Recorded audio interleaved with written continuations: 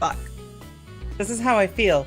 I'm gonna cream or something. I don't know, man. Hold on. Let's fucking go to chat. You're gonna what? Yeah, you heard me. You heard me.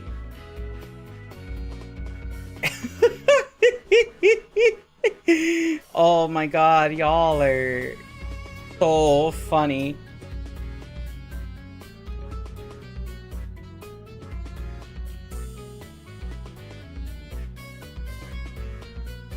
Okay, so like, here's the issue, okay? I have to keep saying that, how do I say? I have to keep, like, whenever I post this, that I'm streaming 999, I have to keep saying we're, like, getting the last ending, you know, we're about to get the 5th ending. Except, obviously, playing through it, it's like, there's obviously a 6th ending, at least. Streaming 999. There could be more than 6 endings, I don't know, but like, there's obviously more than 5, so I feel like I'm just lying to people when I say, 5 endings. I think there's only one, because there's just like that yellow log. Doesn't have a route on it, but, you know, I don't know. Reply. Chat, type 1 in the chat if you would be my reply guy. They, them, she, her, he, him, it, it's, any pronouns are accepted.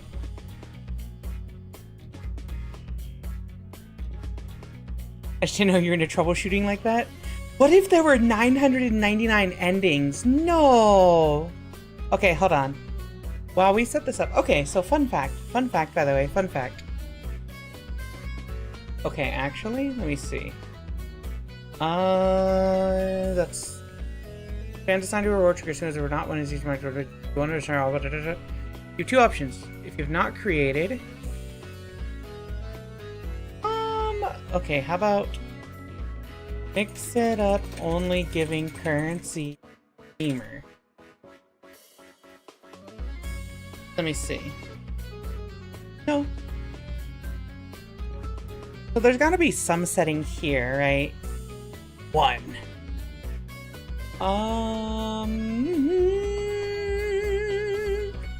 Log country wizard, ignore your bot account for commands, delete check commands and run, mask, gifted subs filter amount, command log system.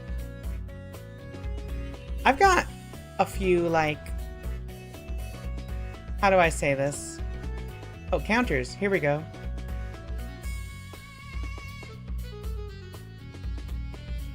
Crash. Advanced? Okay, so what I'm thinking is the reason that this isn't working has to be because the settings are wrong, right? It's only giving me... It is literally only giving me, it's only giving me the points. Currency requirement? No. Let's see... Role, follower, wait.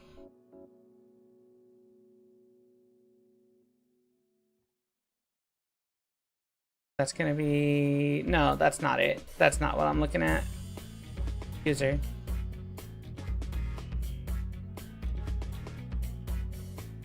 Let me see. So like, currency rank inventory, right? Got this set up. But I'm trying to figure out, how are you supposed to... Acquire rate is over time. Custom? No. Disabled. It's over time, but I'm trying to figure out, like, how do you give it to everybody? User, run the command. Top, all total. So, like, if I do this, first, all, no, books, all total. Oh wait, sorry. Books all total. What the fuck? Alright, whatever.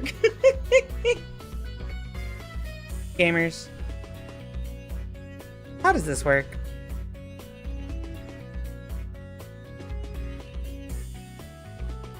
When you create a new one, the amount of time they've been does not get counted. Let's give each user.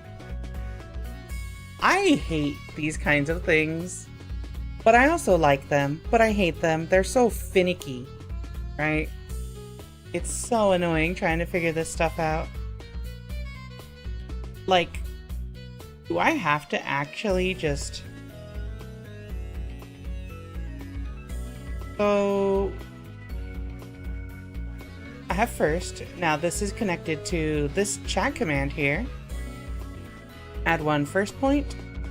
Executable first, add to user. Subtract to add to specific user. Subtract from user and command. Yeah, it should be add to user. And it should be 1. But also, it should be doing this, and for some reason, it's not doing this. Why is it not registering is the real question. Do I have a response for this one? No. Yeah, Twitch bots kind of suck. This one. I don't have a chat message for this, do I? So, you know what? Maybe there's a different one. Counter? Alright, let's see. Update 1. Book. Save to file? Save? No, that's not gonna do it. Alright, sorry gamers. We're gonna disable these for now until I can troubleshoot them. It's annoying. Okay, well, we're back. Hello, hello, hello. It is I, Rika Readman. Calico... God. It took so long doing that. I hope that wasn't just porn that I tabbed away from. I mean, I hope it was, like, not on stream, but, like... I hope it wasn't on porn that was on stream for a few minutes there. Hello. I'm Rika. You know me. The Fighting Fool Knuckles. I'm here on Pumpkin Hill. Ready? I ain't gonna let it get to me. I'm just gonna creep. Down in Pumpkin Hill, I've got to... You know... murder. You're brave for just plopping Twitter open like that? You know how it is. You know how it is. I just do it. I have no regard for human life. Anyway. Sorry, I'm like also suffering like pretty hard here. So today, it's summer. Here in the States, it's summer. Here in North America, it's summer. Well, I guess anywhere in the northern half of the world is summer. But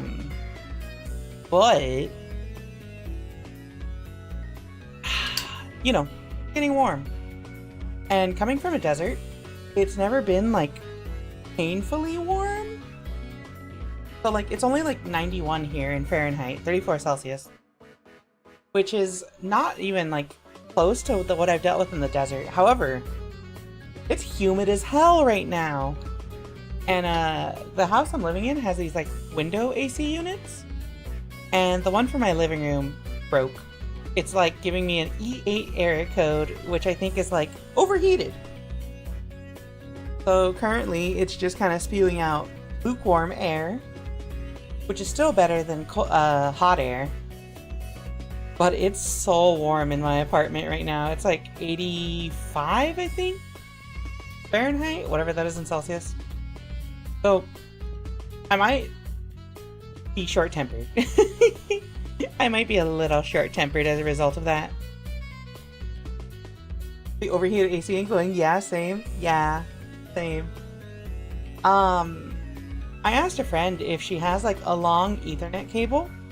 Because if I can get a long Ethernet cable, I will just move my computer setup to my bedroom because the AC in the bedroom works.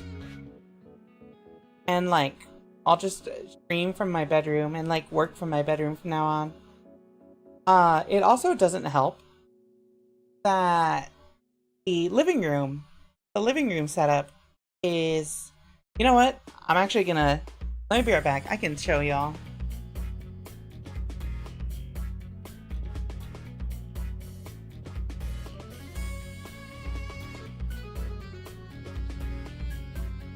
So, you're set up. Oh.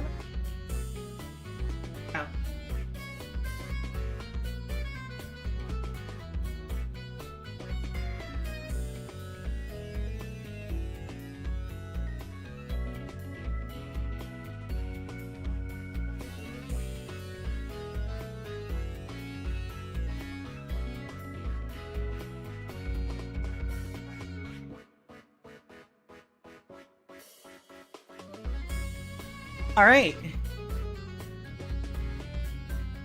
Another 80 to 110 Fahrenheit summer. I do not have an AC the desk fan will carry. Honestly, I really want to buy a fan. I need to buy a fan, I think. I am a fan. Okay. Hold up. Save messages? Telegram, please load! Okay. This is my janky way. This is my jank way of recording a video, of showing y'all my setup. Let me just wait for this video to upload to my messaging app. Yuri Gamer, listen. Don't make fun of the manga that I save. Look, it's cute. It's cute. Look at them. They're cute. The basis of this is this girl is like, oh, I like this really cute guy in my class. And this guy is like, I'm a chick. However, this girl's annoying. And I want to mess with her. So, like, what if I just hit on her a little bit? And she's like, oh my god, you like me too? Let's go out. And she's like, wait. I can't tell her I'm not a dude now. It's pretty funny. So, oh, here you go, here you go, here you go. You're looking at my stream setup. Hello. Oh, my VTuber model's freaking out. So, you look over here, here's the AC unit that's busted. And then, you go over here. This is like the doorway. And this is the AC unit. Now, this box just heats up like crazy. It really sucks, and there's no way to avoid it, and I think that's why it overheats. Yeah. I'm dying. I'm literally dying. I am literally dying. I am wearing a camiseta and shorts, like really short shorts. And I'm even starting to think that this is too much clothing to be wearing. But you know. Death. Doom and destruction. Doomy doomy doom. But it's fine because the power of 9 people, 9 hours, 9 persons, 9 doors will save me. Save me, murder mystery. You death game, save me. I almost put a sweater on today and walked out of the bathroom and almost turned to ash. Oh no. Oh, speaking of which, hold on. So I was actually reviewing some of the footage, and I realized that the setup I have for, how do I say? So because you're technically not supposed to show YouTube chat on Twitch, I had a, how do you say? I had turned off the visual chat, right? Because I didn't want YouTube to see it, to see Twitch chat and be like, where's that coming from? However, after reviewing the VODs, I'm just like, it feels wrong. Curry went out of her way to like set up this little box here for chat, and I feel like I gotta use it, right? I have to use it. So I'm using it. It is 28 Celsius here today. It's 15 Celsius tomorrow. See, like 15 Celsius, I think is bearable. If it was like lower 80s, I would think I would be okay. Like, not happy, but like okay. But like 90s and humidity, it sucks. Yeah, here it's 34 Celsius. So, you know. This is like, I can survive in this. I just am not happy about it. I'm not happy about the fact that I have to stream in this. And if it wasn't like humid, I would feel better. Yeah, super swingy is the worst too. Alright, gamers. So, as a reminder of where we left off.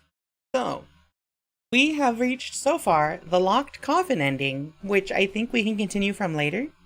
The axe ending, where Clover murders everybody in grief. The knife ending, where probably Ace murders a lot of people. And then the submarine ending, where a mysterious person kills everybody, including Ace and Clover. So, like, we're on our way to the fifth ending, which is supposed to be the quote-unquote last one, allegedly. But I don't buy it. There's definitely another ending.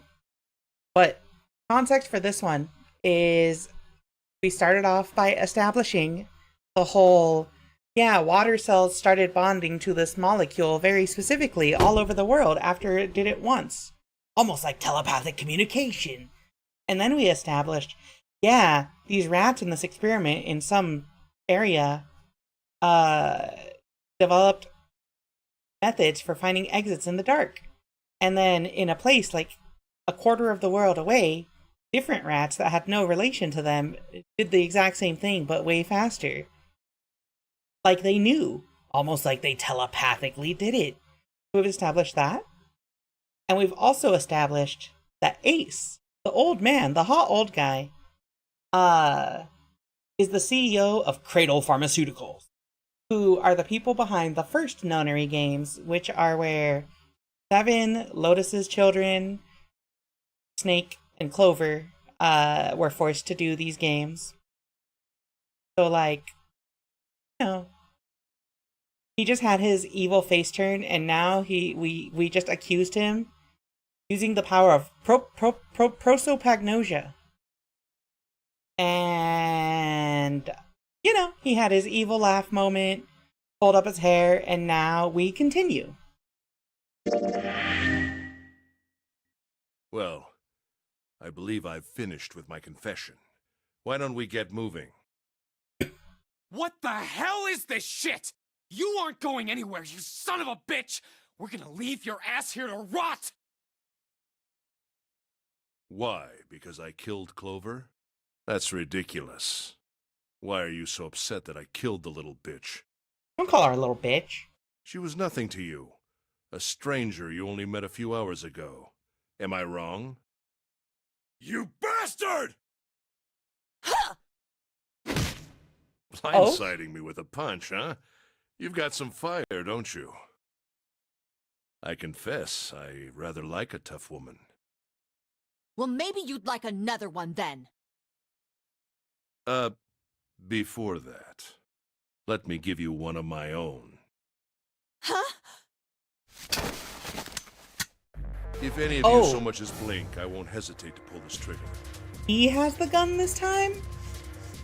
This is actually super interesting. I guess because we kept Santa preoccupied during that room, he didn't feel a need to grab the gun. But now because Ace was feeling kind of spicy, he felt the need to grab the gun. I've already killed 3 people. Don't think I'm not ready to make it 4. 3 people? What do you mean? Very well. Let me take this opportunity to illuminate you. The person who killed the 9th man was me. Although I suppose to be more accurate, I encouraged him to get himself killed. While we were examining the main staircase, he came to me and told me his name.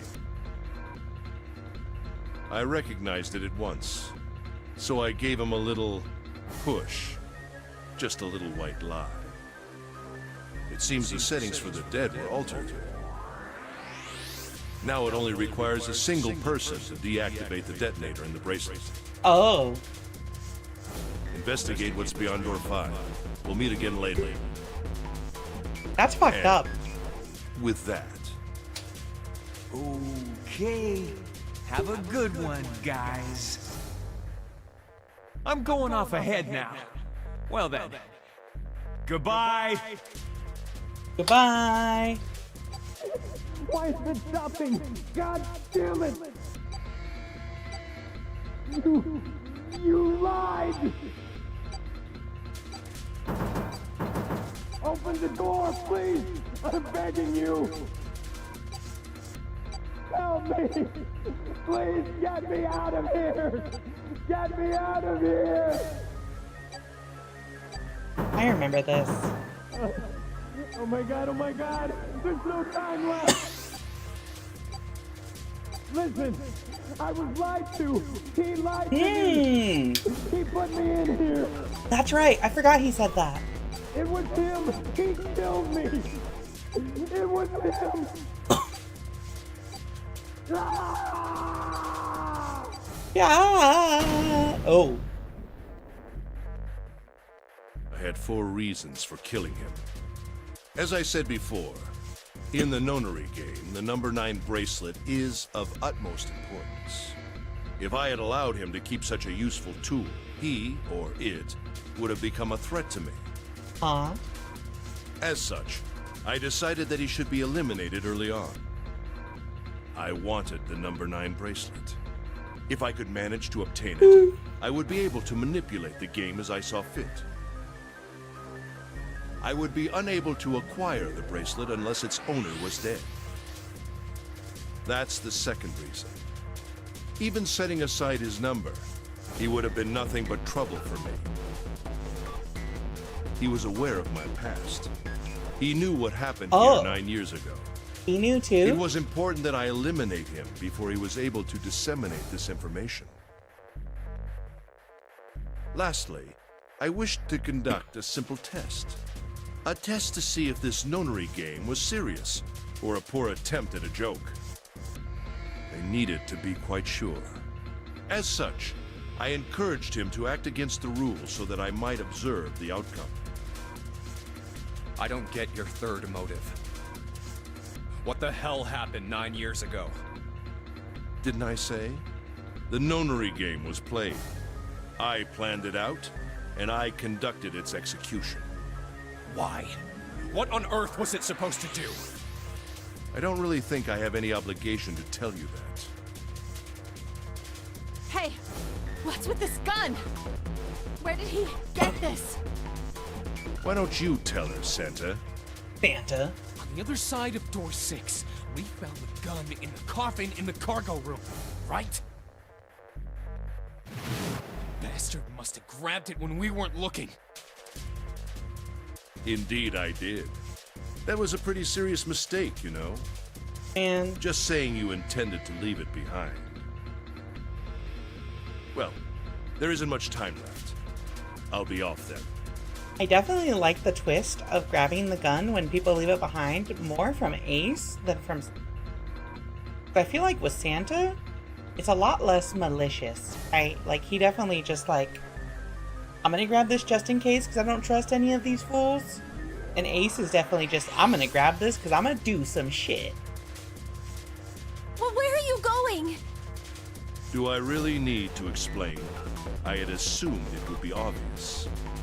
I have the number 9 bracelet, and now I have Lotus. Wasn't there a door with a 9 on it in the room that looked like a church? That's where you're going, isn't it? And how do you know that? Santa told me about it while we were looking for Clover. I see. Well, you are correct. That is my destination. But now I must say goodbye to all of you. Ah, and please, don't forget my warning. Move and I'll pull the trigger. I don't need her alive to open the door, you know. Shit! He's getting away! But we can't risk it. Now, Lotus, open the door for me if you would.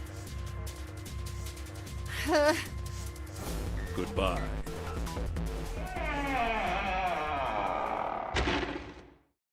Fuck. Damn it! Hey, June, what happened? Are you alright? Giant hands. Jesus, you're burning up. Your fever's back. Are you okay? I'm okay. Really, I'm fine. You should be worrying about Lotus. But... Jumpy, don't worry about me. I just need a little rest. I'll be fine. Don't you Are you remember? though?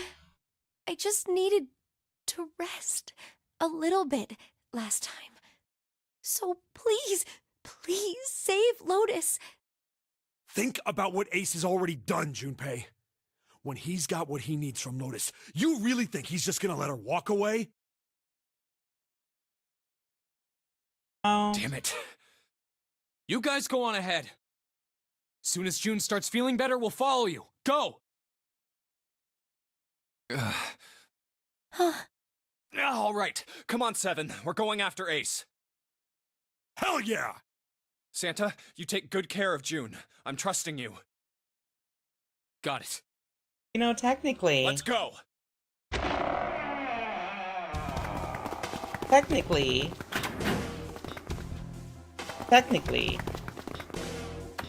Santa and June could escape if they have the Zero bracelet. I'm just saying.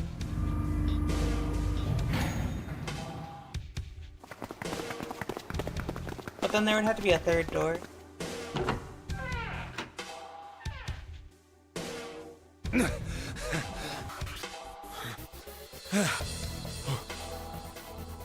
Where are they?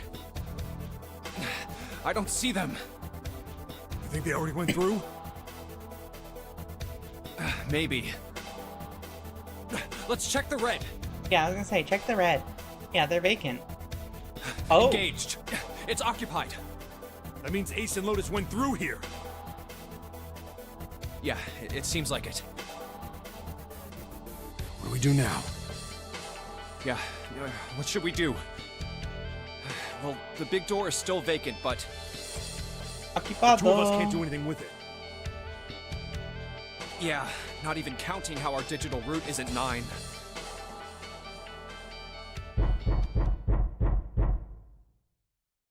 What's that sound? Oh, right. Coffin. Still in this route. It's coming from over there.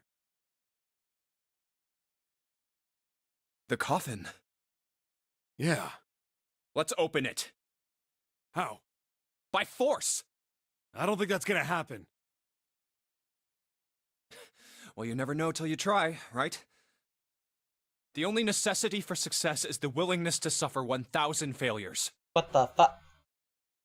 Who said that? Me. I forget. Now. Anyway, we've got to try.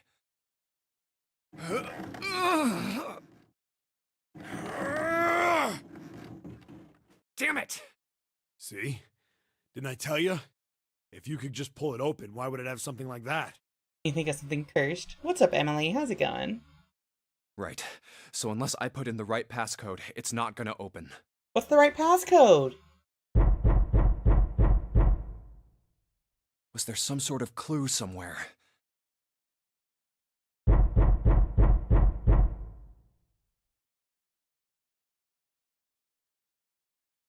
Hey, Junpei. I remember you mumbling about some weird numbers over by the bathroom in the first-class cabin.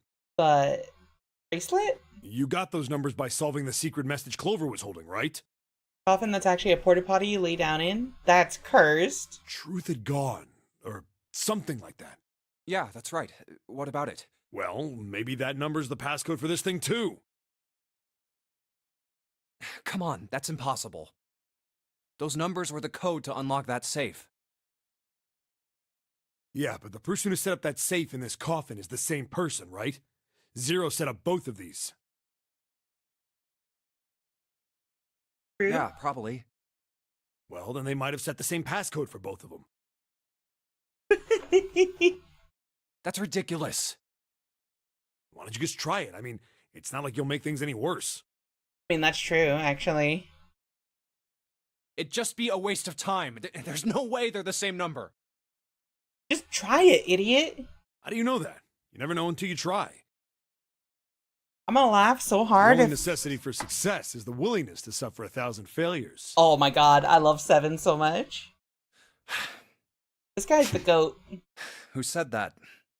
You. Fine. 1438 3421.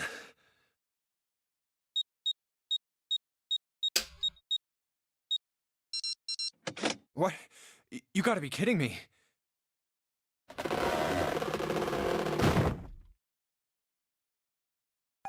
Snake! Yes! You. Why? Why is he dressed like this? Those voices. Junpei and Seven, unless I'm mistaken. Where are the others? Are they elsewhere? Why are you dressed like this? Loud audience applause. I see. I believe I got the gist of everything. Have I been sufficiently caught up? Yeah. But that still doesn't explain why you were trapped in here. We've still got no clue about Zero's true identity, let alone why the hell he's doing all this. Why did he put Guy X in Snake's clothes? Good question. Is all this stuff somehow related to that notary game that was played 9 years ago? Hey, Snake, do you know anything? What are you talking about? I apologize, but I have no idea what you're saying. Oh, come on, just tell us if you know. I don't know what to tell you. How can I know something I don't? How do I know something I don't? People die when they're killed. We're running out of time. People know We need things to go that they were after told. Ace. What do we do now? The three of us can't make a digital route of 9. Yeah, we just get 5. We're stuck here then.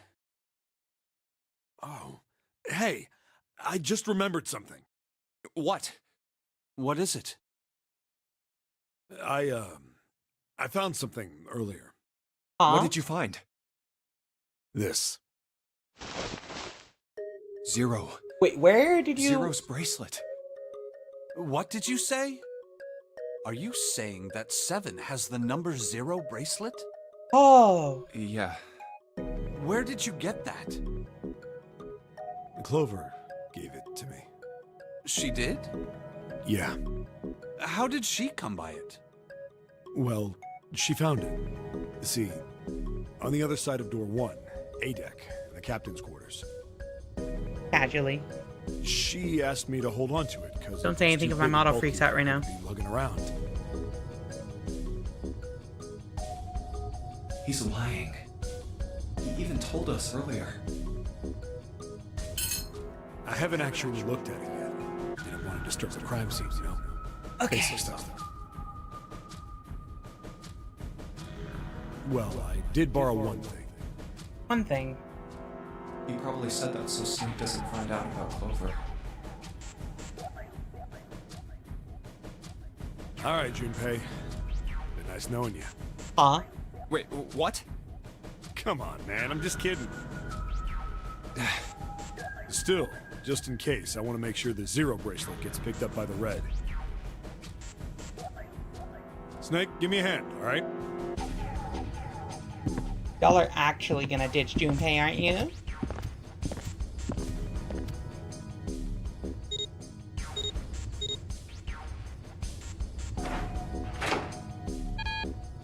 Huh?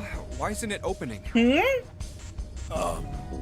Well, the third asterisk lit up, so it must have registered the 0 bracelet. Maybe it isn't actually 0. Huh? What? That bracelet may not actually produce the number 0 when scanned. Wait, what would it That produce? is what I'm saying. Why don't we try a few different combinations? Perhaps we can determine what number that bracelet actually contains. Oh, got it! Why would it? They decided to use the following combination. Let's see. So if it's not 0... Let's see. So Snake, Junpei, and 7 would make 14. So then 0 would have to be 4 to get anywhere, which doesn't make sense because Clover had it though. Clover had it though. Because if Junpei and 7 did it, that'd be 12, and they would need 6. And 6 corresponds to June, but there's already a 6. I think it might be 4 in this case. Let's try all 3 of us and the bracelet. If this combination works, then the number for this bracelet is 4.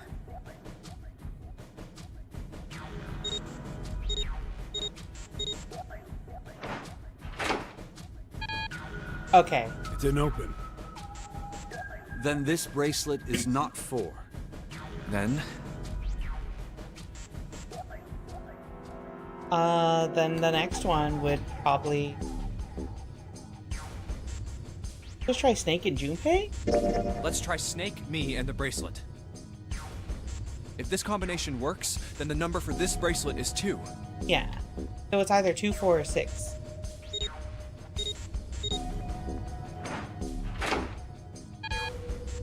Okay. Didn't open.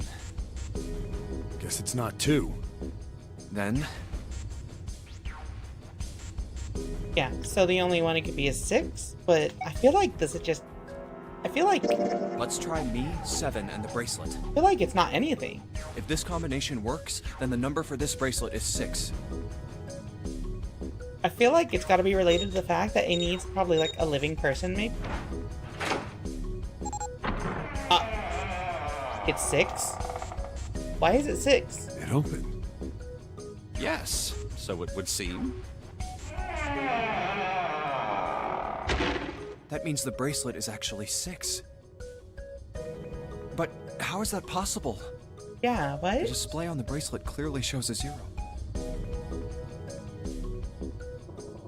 It's 6 because it isn't 0? Oh man, that's not good. I guess our time's just about up, huh? At any rate, we know now that the door can be opened. Let's go! But, Snake, are you sure?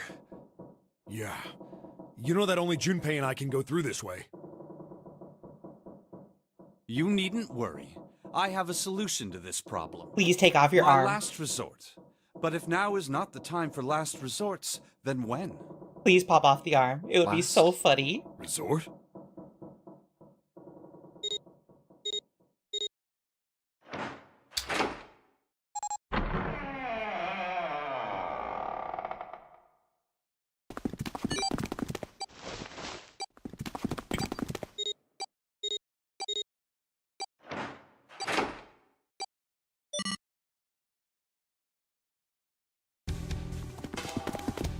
Gotta admit, you really surprised me there, kid. I couldn't figure out how the hell you were gonna get out of that one. How come you didn't do that right off the bat? As I told you, it was a last resort. Had I used it at the beginning of the game, I would have come under a great deal of suspicion. I imagine that most people would have taken it to mean that I was 0. Is? Once they'd convinced themselves of that, I wasn't optimistic about my chances of making it out of here alive, let alone unscathed. Please tell me he's missing an arm now. I felt it best to play my cards close to the chest, as it were. That way, if I were in a situation where there was nothing else I could do, I'd have a little trick up my sleeve. I'd just take my bracelet off. My brother's left arm is, it's not like a normal person's arm. I love the sleeve joke. It's fake. It's not a real arm. I know this is kind of a weird thing to say, but I'm glad that's a fake arm. You don't have to be afraid of the door if you don't got a bracelet. You are correct. think these stairs connect to the bottom deck.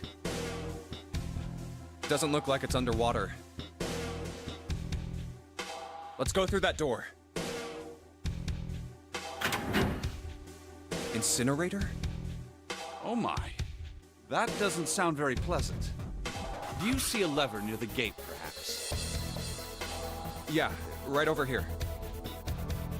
How did you know that? Well, I'd be happy to regale you with the story. I imagine it should only take half a day or so. I mean, both these dudes have experience here, right? If you pull it, the door ought to open. Got it.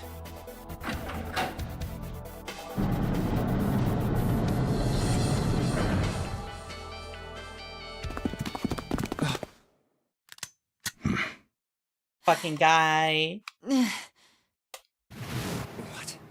Why? Another 9 door? Why is there another one? Warning.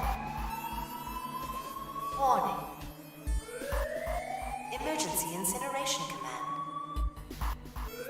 has been acknowledged.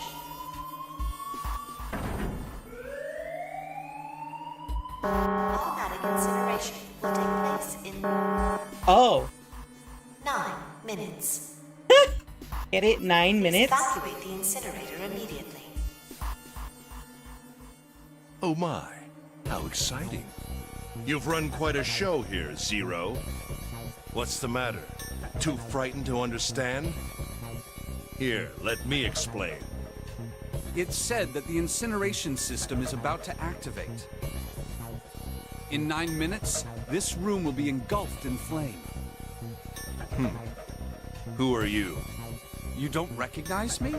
I'm hurt. It's me, Snake. Oh, yeah. Snake? Oh, yes. You are alive. I'm afraid your bizarre style had me confused. I'm quite glad to see that you're alive. If you don't mind my asking, how did you get here? Snake, Junpei 7. The three of you couldn't have opened a door with a 9. Did you use Clover's bracelet, perhaps? What? Ah, well, your reaction suggests that you did not. Hold on. Why did you think we'd have Clover's bracelet? Oh, they haven't told you? Uh-oh. Told me what? Uh-oh. Clearly not. Uh-oh. Normally I would take some time and enjoy the moment. But I'm afraid my time is at a premium just now. I'll have to make this quick. I killed her. Clover. Don't do it, Ace! Keep your goddamn mouth shut! Clover. I said stop it! Don't listen to him, Snake. What happened to Clover? Clover died. No, that's not true. That's impossible. It's a lie. It has to be a lie. Oh, it's quite true. I can assure you of that. I killed her myself, you see. What? I'm sorry, did I He stutter? opened his eyes? I killed her. I would have rather she died with less suffering. A bullet in her brain, perhaps, would have been ideal.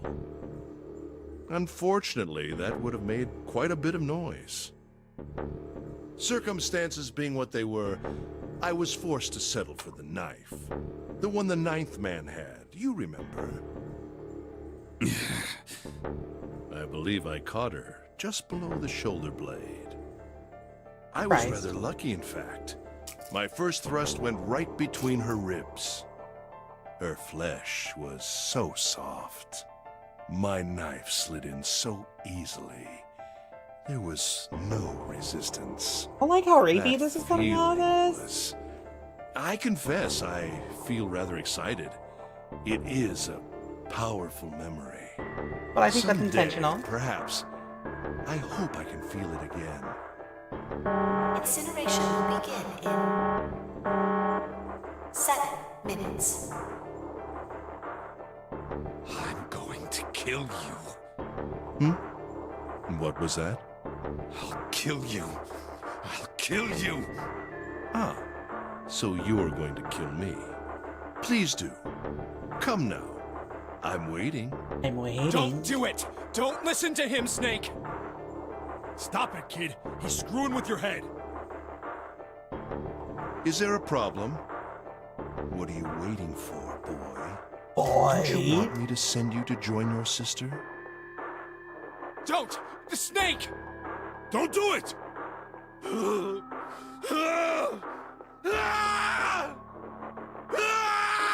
Oh?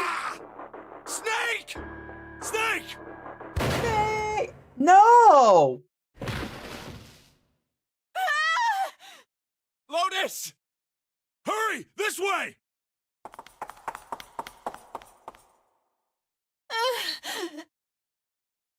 Incineration will begin in 5 minutes. Yeah, that sounds about right. Give me the woman. I need her. Without her bracelet, I will be unable to open this door. Quickly now! I don't have time for your shenanigans. I see.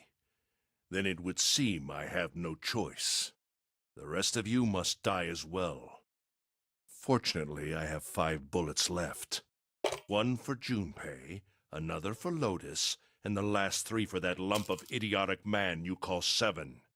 I will take Lotus's body with me and leave this room. Incineration will begin in 4 minutes. Well, it looks as though our time together is at an end. I rather enjoyed playing with you. Damn it! Goodbye. Kill you? Oh? What? No, that's impossible. I'll kill you. I'll kill you. Stay away from me. Get back. Stop. If you come any closer, I'll... Get away from me. Listen to me. I said don't come any closer. Shit. You bastard. Shoot him in the face. Oh my god. Incineration will begin in Only got 1 bullet left. 3 minutes.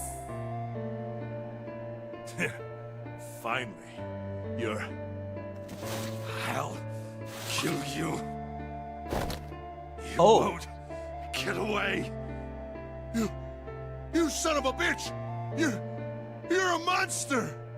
Hey, how many Yaoi fanfics do you think there are between these characters? Wait, Snake is actually gay. So that's actually...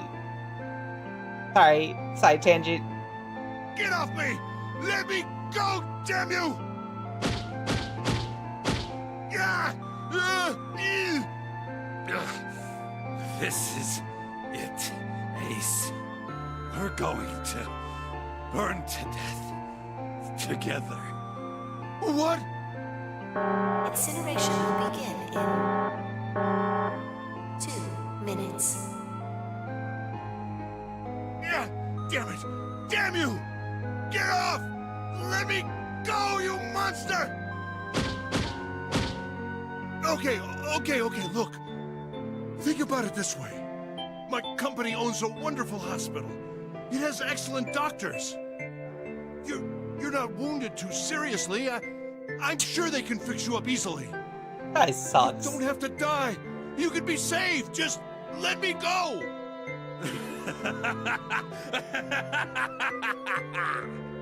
Pathetic. Begging for your life. Snake, that's enough. You can stop now. Yes! He's right, Snake. You've done enough! Come on, Snake, let's go. Let's get out of here. You have to come with us. We have to leave together. I apologize, but I'm afraid I can't do that.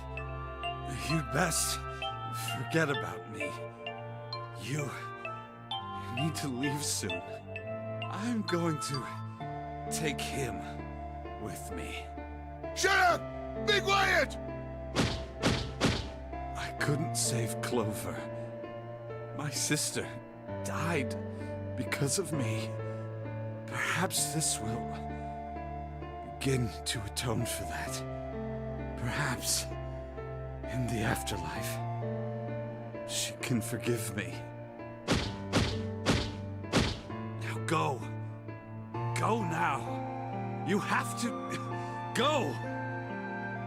Incineration will begin in 1 minute. No. God damn it! Shit! We're out of time! We gotta go! Junpei, what are you doing? You have to get out of here now! Snake!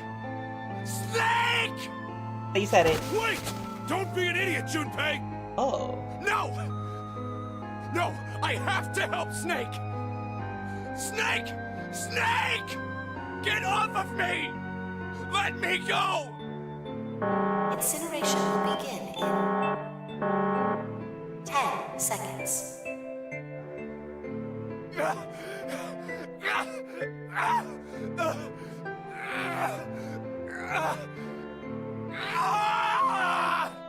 Seven, 6. Damn it, I don't get a choice, kid! Don't blame me for this, alright?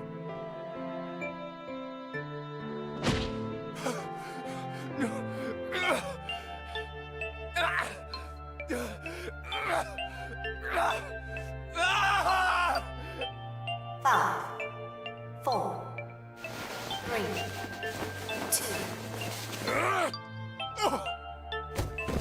1, 0.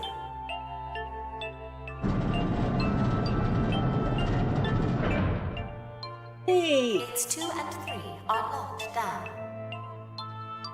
Beginning incineration.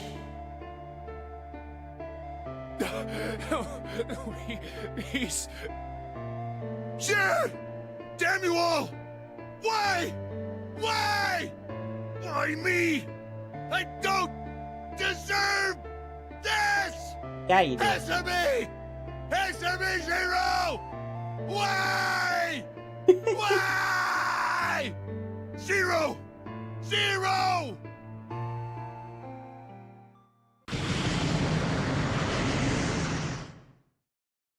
Zero!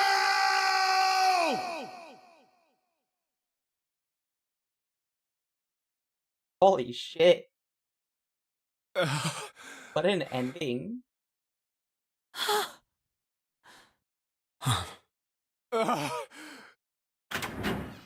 Hey, wait! Junpei! Junpei, where are you going? You stay here.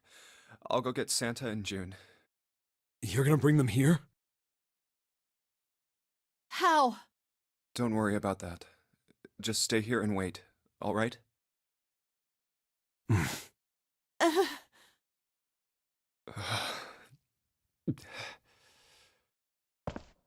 saw an elevator on the way here. If I can get it to work, then maybe... Please work. Sounds so, like, devastated. I mean, Yes. just got reunited with Snake and then lost him, like, immediately. I get it, but... June! Santa! The VA work is so good. Damn it. Where did they go?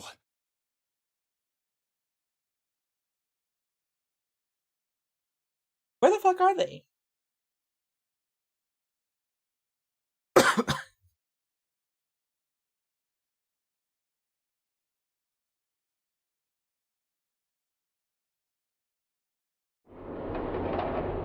So welcome to the stream, Gillial, Curly W.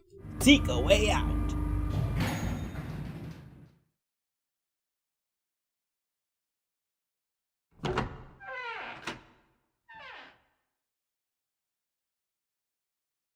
Connie!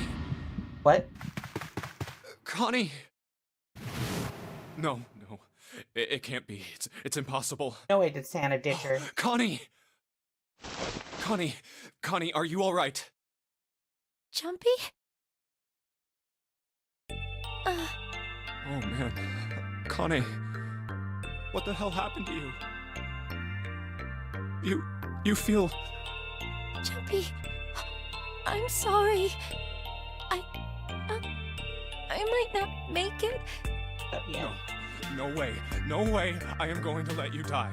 I am gonna save you. I promise. Thank you, Jumpy. Thank you so much for everything. I was really happy to see you again, Jumpy. Really happy. Oh, don't give me that I was crap. You're gonna see me again lots more times. You just gotta hang on. All right, Connie? Jumpy, did you know you meant a lot to me when we were kids? Get this speech again? I liked you for a long time, Junpei. A really long time. 0. You son of a bitch! Where are you hiding?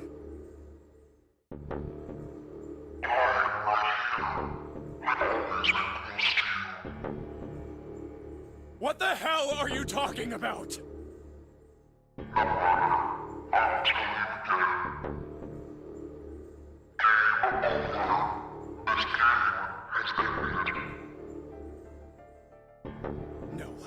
No, it hasn't.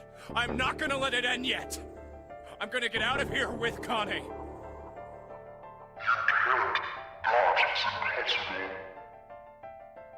Why? The wrong path? Yeah, the wrong ending.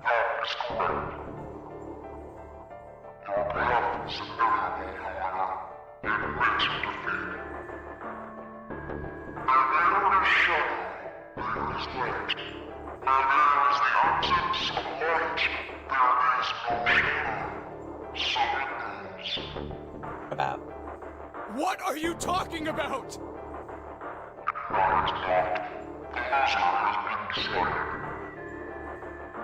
I told you! I am not gonna lose! I've already lost.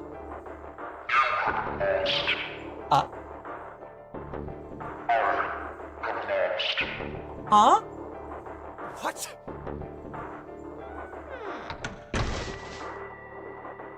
Connie, wait here.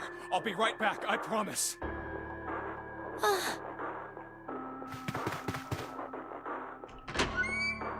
Damn it. Where are you? It doesn't matter. I need to get Connie out first. Connie! Oh God. No. No. Where is she? Connie. Connie! Connie! Connie! Huh? Wait. This is... gas? White smoke. Oh.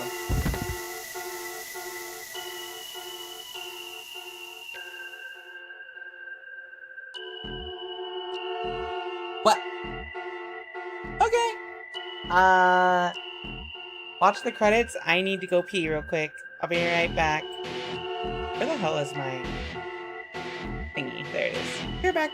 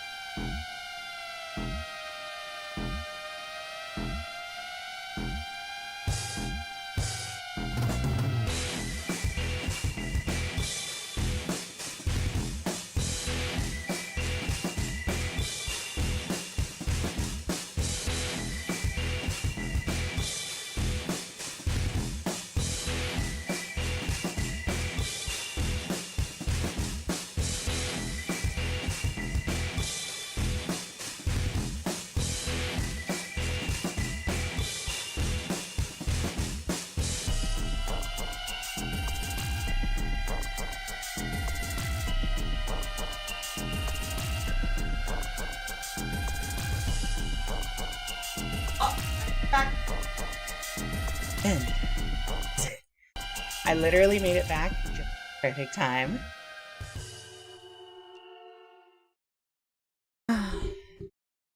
Seek. Stay out. Seek a door that carries a 9.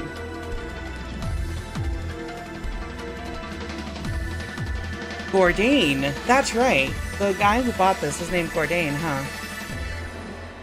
Lord Bourdain. Now it is time. Let our game begin. Yes. Alright. I didn't see the achievement. So, 0 lost. Knife. Submarine. Axe. The 3 left behind. Oh my goodness. So... Okay. Wait, what is this key symbol? Wait. Oh, I see. So because I got this ending, I can now unlock this right here. I'm glad that they're not making me like go all the way back to the ratting. So I hope Junpei remembers the code automatically. Alright, so context for this. In this route, what happened was you go with Santa, June in the first room. We talk about Ice 9. We find out about the mummy that's been frozen forever. And also the Rorschach test where everybody like that the thing was a dog after something out because of molecular magnetic field monodynamic whatever it's called. And then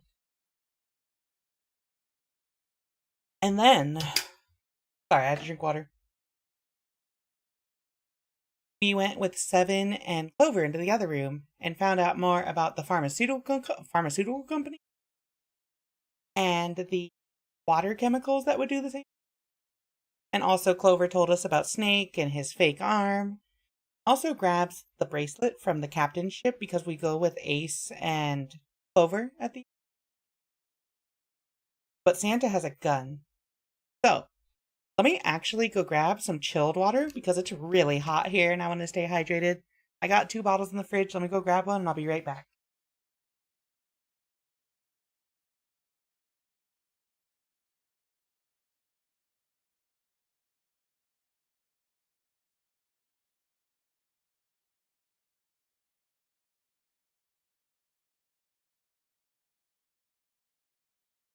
Alright. Do it. Final ending time. 0 escape 999. Ending 6, hopefully.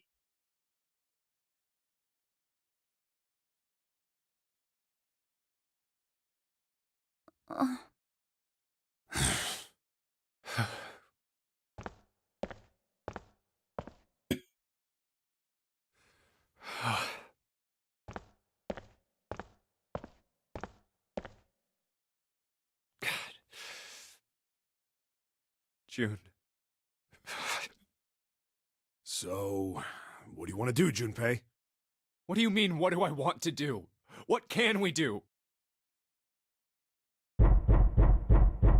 This. What the hell is that? Shh, quiet! Where is it coming from?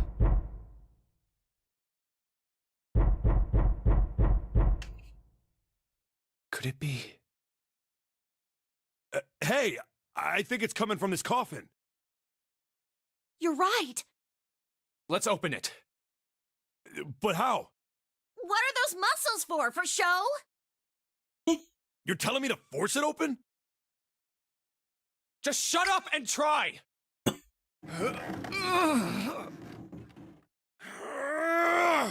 Happy to see Clover again, by the way. Damn it! Man, it won't even budge. Not another one. Yeah, looks like it. Do you think we have to put in the right password or it won't open? I think so. Whoever or whatever's inside this thing wants out, and now. I know that. But how? Without a passcode, I don't think there's much we can do. Isn't there a hint somewhere? Well, let's look for one. Ugh, there's nothing here. Not making this easy, are they?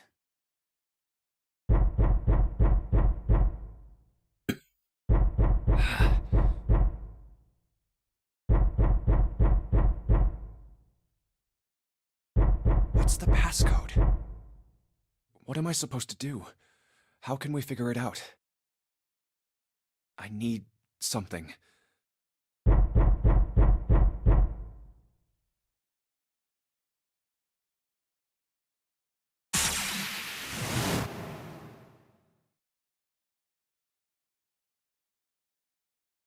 Truth had gone. Truth had gone. Ah, now truth in the darkness of the sinister hand. Wait, what? What the hell was that? That voice? Telepathy from alternate timelines, somehow. Huh? What? What's up? Huh? Oh, nothing. He pressed the buttons.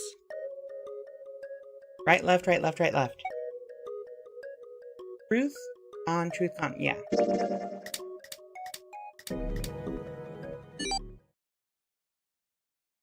4, 3, 3, 4. I already had that memorized too. 1, 4, 3, 8, 3, 4, 2. 1, 4, 3, 8, 3, 4, 2, 1. Huh? Huh? Hey, what the hell were those numbers? Oh my gosh, are those? Huh. 1, 4, 3, 8, 3, 4, 2, 1. 1, 4, 3, 8, 3, 4, 2, 1.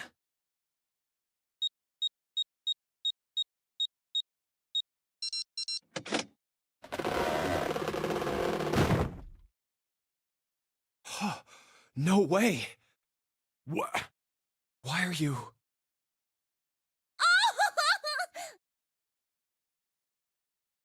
Oh? Is that you, Clover? I apologize for worrying you. Snake! You? Why? Junpei? And Seven? Is that you? Is everyone else there as well? Oh. Jeez.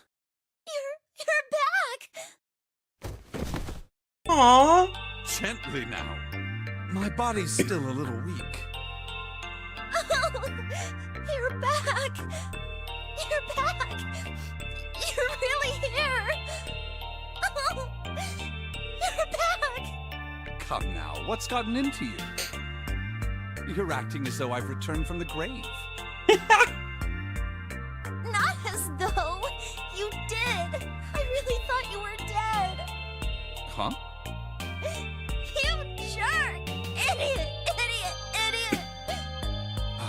They have such a good dynamic.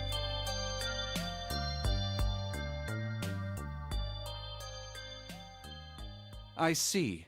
I believe I understand things rather well now, thank you. In the shower room, there is a dead body wearing my clothes. Because of that, you thought that I was dead, correct? Yeah. You also discovered a corpse in the captain's quarters, and Santa turned on you here, in this room. Do I have it straight? Okay. I just need to say, when the character, they find a good reason for the character in the story to recap what has happened as, a roundabout way to remind the audience, what happened. I think he's saying all this to remind us what route we're on. It's so good. I feel like if a writer can do this, believably in story, they're genius.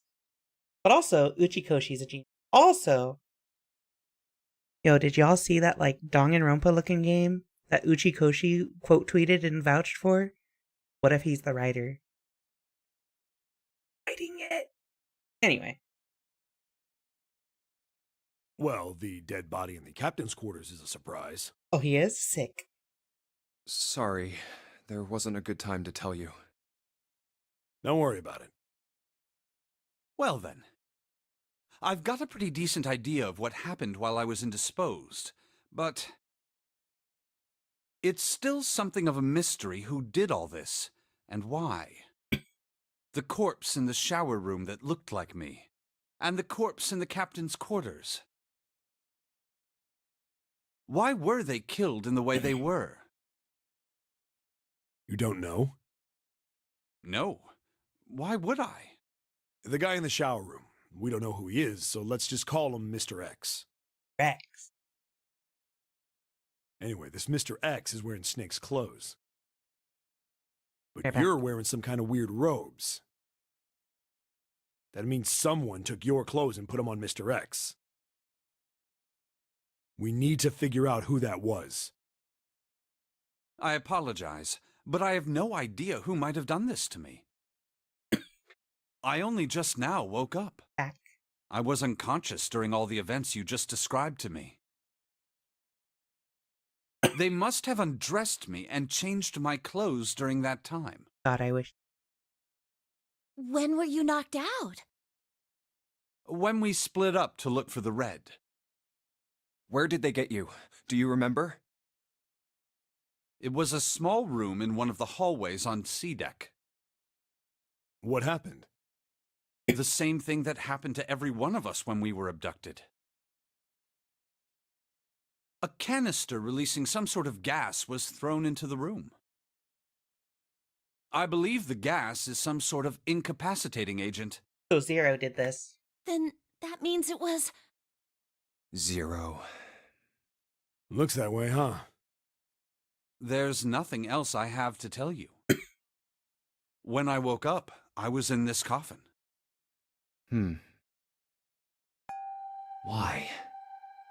Why did Zero make Mr. X wear Snake's clothes? How would that benefit Zero? I don't get it. What the hell does any of it mean?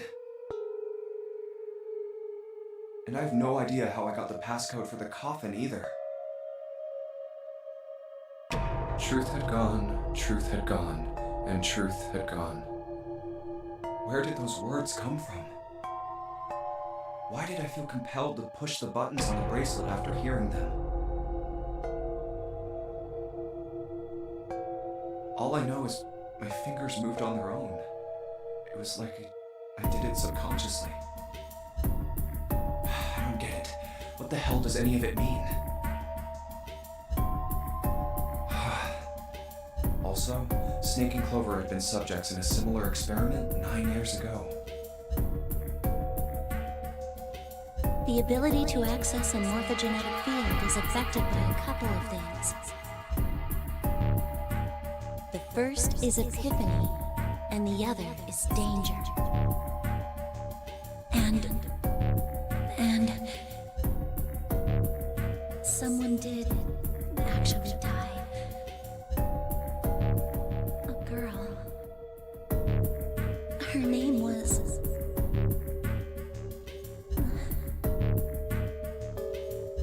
There had been another experiment conducted on this same ship 9 years ago. Okay, hold on. This is just a small tangent. If you have ever seen the anime adaptation of, oh my god, what is it called? What is that one visual novel? With the time loops and the, Furude? There's like an anime adaptation of a visual novel, not Steins Gate, where it's like there's these kids who live in a village, and eventually one of the kids goes crazy and starts murdering people. Except when one of the girls, specific girls, is killed, the time loops back, and then Higurashi, thank you, Higurashi. They could make an adaptation of this very similar to Higurashi. I'm just saying, and it would be a hit. I'm just saying. Anyway, sorry. I had to think about that. It reminded me of like the structure of Higurashi. And a girl had died during it. Morphogenetic field theory. The two murders. Switching clothes. The Nonoi game.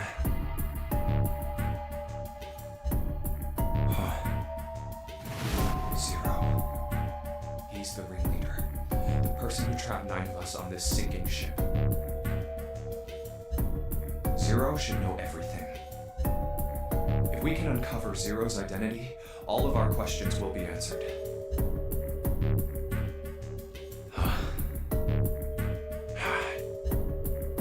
At any rate, we'll have plenty of time to decipher the details later. For now, it is of utmost importance that we escape. Junpei, it was 4:30 the last time you checked the clock, yes? That means we have less than an hour. We must hurry. Hey, how are we gonna get out of here? Isn't that obvious?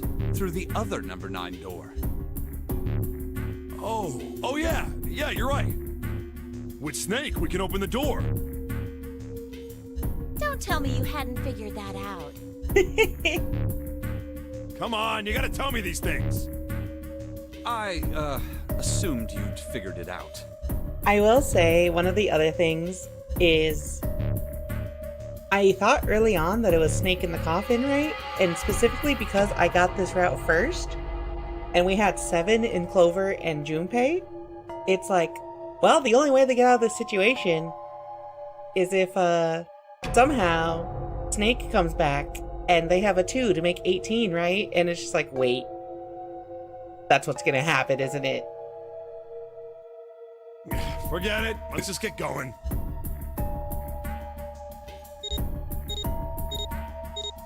All right. You guys ready to go? Yes. Yep. Not yet. Huh? Before we go in, I'd like to check something. You want to check something?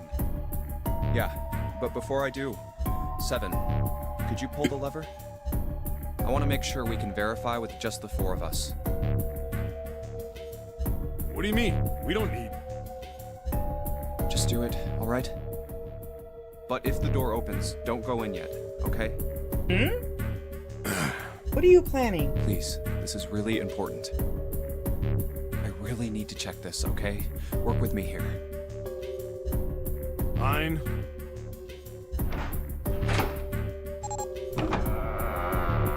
Okay.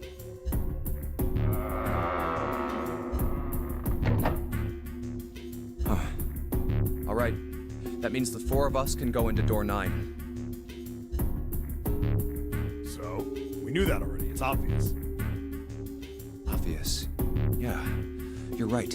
It is. Now, what happens if we add Zero's bracelet? Oh, What? right. Zero's bracelet? Why don't you take it out, Clover? So you did know I had it. Hold on, I'm just gonna sit here and appreciate Clover for a second. Look at her. Look at our girl. She's back. She's got energy. She's happy. This is the ending we deserve. Oh my god. Also gives me a chance to catch up and chat with a happy background. What was I gonna say? Oh yeah, people talking about Spike Chunsoft. I actually didn't know that they merged. Well, I didn't know the developers behind Danganronpa and Zero Escape, and also didn't know that they merged. So it makes sense. I didn't know that it's both Kanda, I think, is the name of the Danganronpa writer. Both Kanda and Uchikoshi working on, what is it, Last School Escape or something, but whatever. If it's both of them working on it, I think I'm really excited for that game next year. I was talking to my girlfriend about it because she likes Danganronpa and likes the art style a lot, and I tend to like that kind of writing, so I was like excited about it. But also, it makes me want to... I think I want to play through Somnium Files after we get through Zero Escape.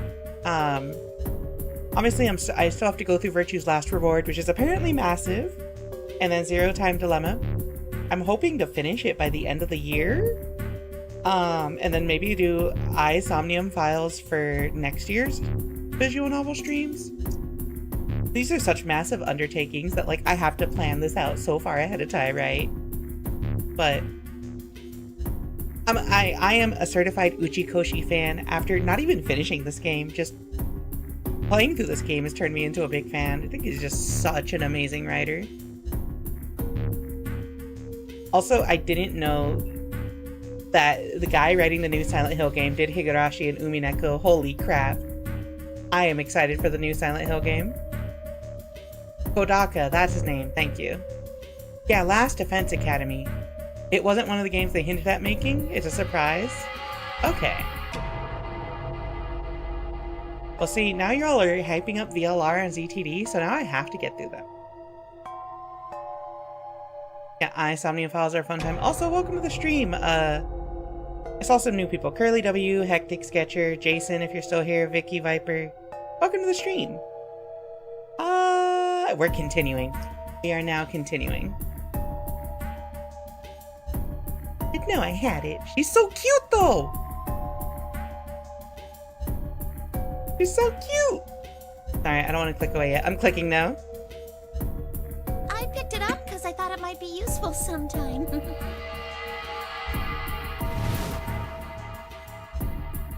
This was on the left hand of the corpse in the captain's quarters.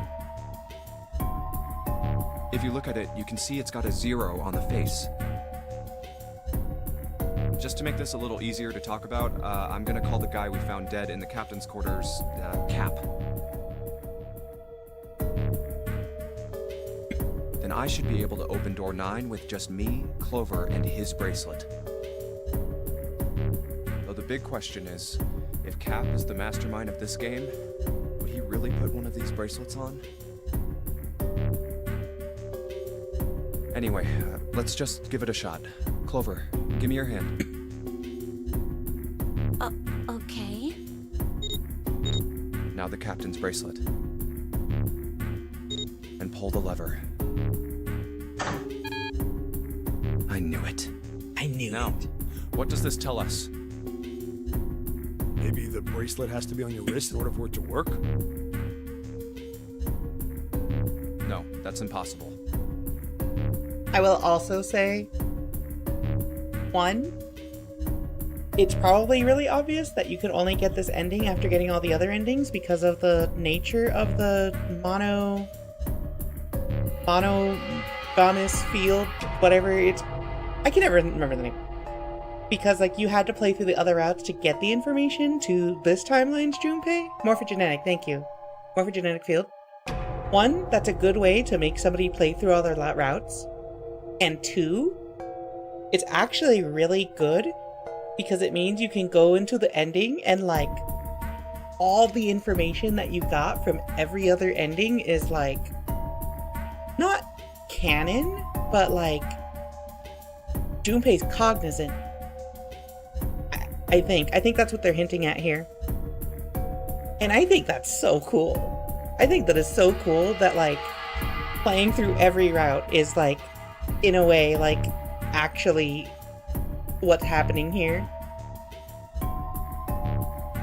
Sorry, I'm just marveling. So, like, I was a literature major in college, and, like, I love fiction. I love reading. I used to do some creative writing. I am marveling at the writing of this story. It is so fantastic. Did you see how the panel showed a 3rd asterisk when I scanned Cap's bracelet? Whether or not it's on your wrist doesn't matter. All you have to do is put the bracelet near the panel for it to register.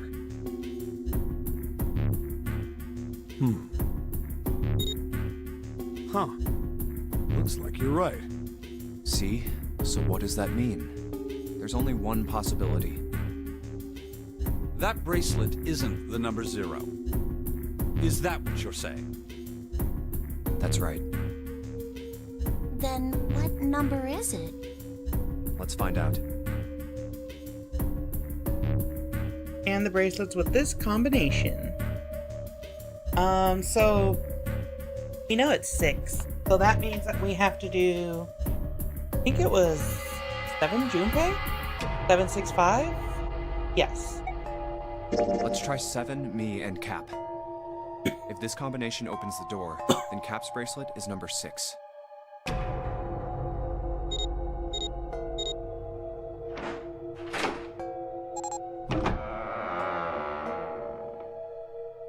Hey, it opened! Have the door opened! What? Why? What does that mean?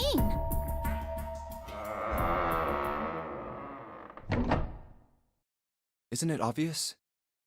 Cap's bracelet is number 6. But doesn't it say 0? This isn't a 0.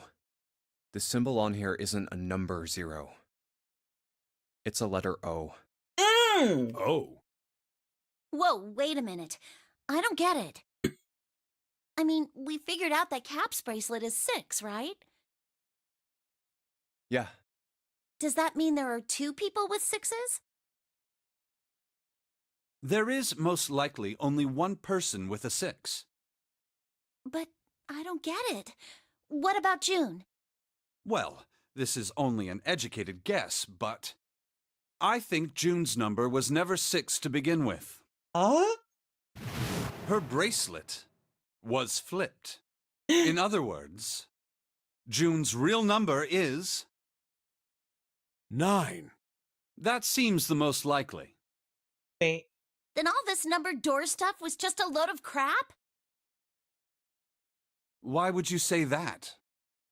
Because if June is 9, then the numbers wouldn't match up. Here, look. List of all the numbered doors June's gone through. I'll let you know what I'm writing, okay, Snake?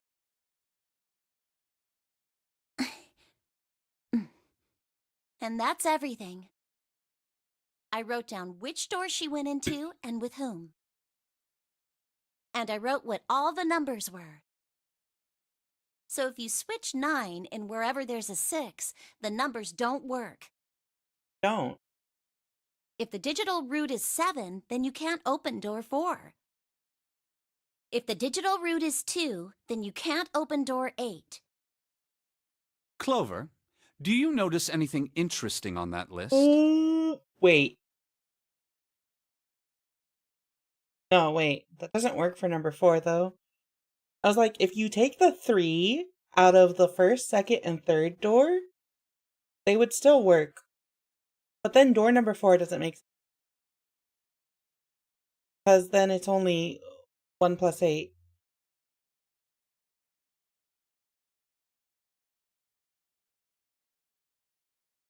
What if Santa is 0? What do you mean? You're talking about 3, right? 3? Santa's always in the room with her. And that's what you're saying, isn't it? That Mr. Top 10 list. Yes, that's right. What about it? That's quite simple, really. You told me that the first time you came to this room, Santa was the first to refuse to leave June behind. Now, doesn't that beg the question why? Why would Santa do such a thing? The answer is easy. Because Santa can't open door 9 with only 7 in Lotus. Of course, there's only one reason for that. His number isn't actually 3. What? Santa's real number, 7? Would you be so kind as to modify my sister's equations? What if it's E? Yeah, sure. This is what you were getting at, right, Snake?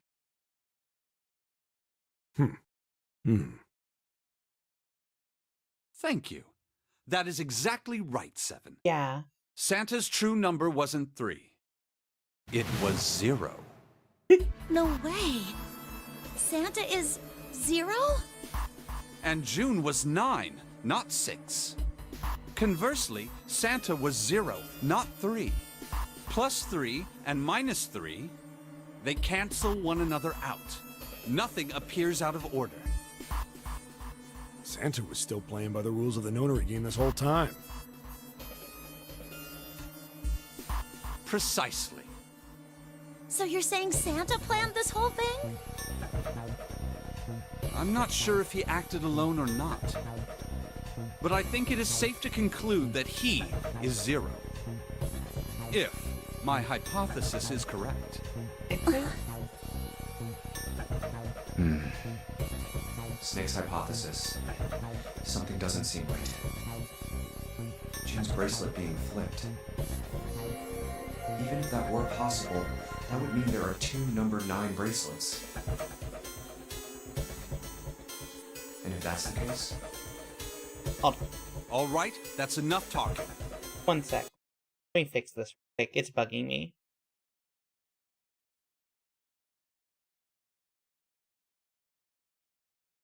Here we go. My mouth tracking was on. Here we go. That's enough talking. Let's go. It's high time we went through that door.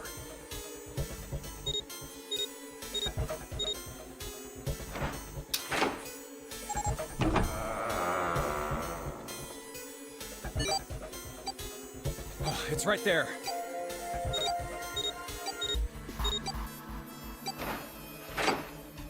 Oh. All right, let's keep going. I think these stairs go to the bottom deck. Looks dry. Let's head down. The number of puzzles are fucked, like, twists are fucked. Because, like, you so specifically, like, get used to, like, oh, this is how the math works. And you're so preoccupied with, like, figuring out the right calculations that you stop thinking about, like, the fact that they have 6 and 3 work together and secretly be 9 and 0 is genius, actually. This is the Neptune symbol. There must be a key around here somewhere.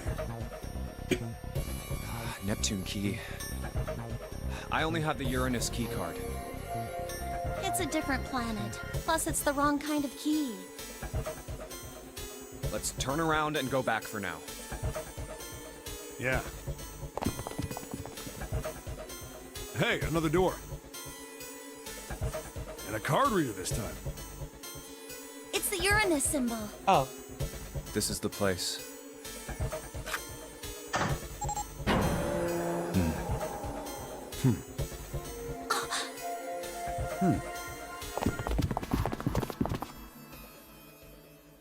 Wow! Oh. It's totally full of books! This is... There's so many. I don't know where to look. a library. All right, if we want to get through that door out there, we need the Neptune key. Okay, but chat. Can I get the, you think I can get the PNG for the background here and cop it for my stream? I say we split up and look for it. Hi, June. Okay. Very well. Sure thing. Good. Let's get started then. We don't have a lot of time. Hurry. All right, kids. You ready? Oh. Alice sleeps in a small chamber past the forest of knowledge. As he began his search for reasons he didn't fully understand, Junpei felt those particular words float through his mind.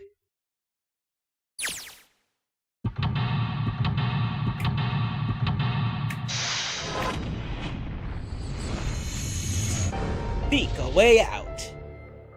Alright. The final puzzle. I have drank a ton of water. So let me pee real quick and then we will figure out this puzzle immediately. It's so hot, but I think it's gonna rain, so we are back.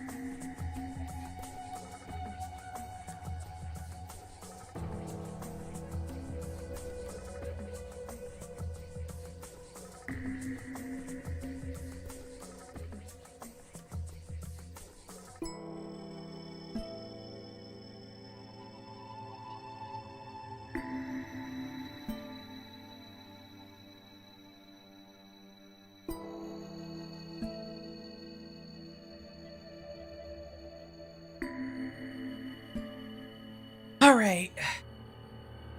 We're back. We're back. I'm ready. Do this. Currently, well, let me save real quick.